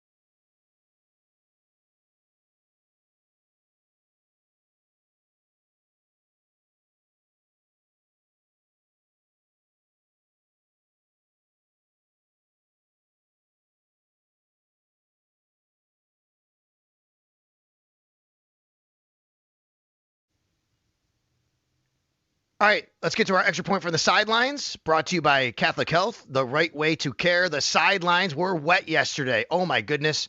Great job by all of you out there to weather it. No pun intended, I guess. But, I mean, it was pouring. The stands were still packed. It was a little late arriving crowd, but, man, Bills Mafia was still in full effect yesterday despite the weather coming down. And that's what we do here, right? It's what we do. Go to the games, and it doesn't matter what the weather is, but the extra point from the sidelines is basically what it was like on the sidelines yesterday. I got home late last night, soaking wet clothes still, that I had to still go through and dry some today.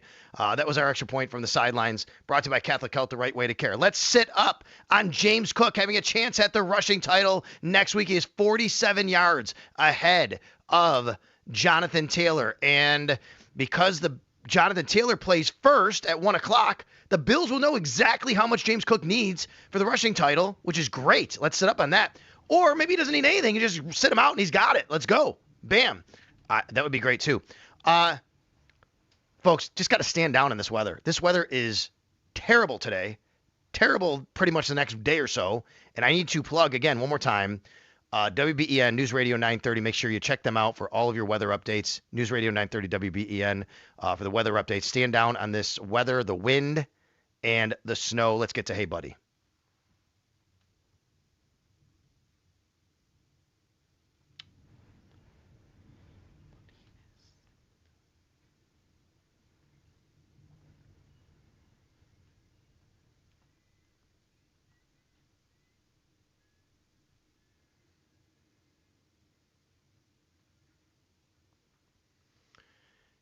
You know, I normally do this at the end of the season when it's over. It is not over yet. Hopefully it's many more weeks in, but next week's going to be a lot about the stadium and all that.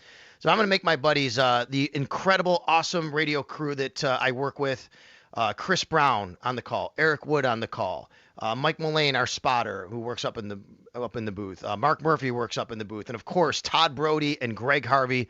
They do an amazing job behind the scenes. Randy, who's down on the field as a parabolic, holding the parabolic. I mean, we got a lot of different guys, and I'm missing people, and I'm sorry. But, man, just a great, great radio crew. Check out the calls from the booth that's on YouTube that Chris tweets out, that the Bills tweet out every week. It's a really cool watch and listen. But they're all my buddies. They do a great job, and I'm very, very proud to be on the broadcast with them. And I want to wish them all a happy new year. And let's keep it rolling for a few more weeks, boys. That would be great, all right? Let's go do that. In the meantime, One Bills Live up next year on the Buffalo Football Monday. Thanks for staying with me.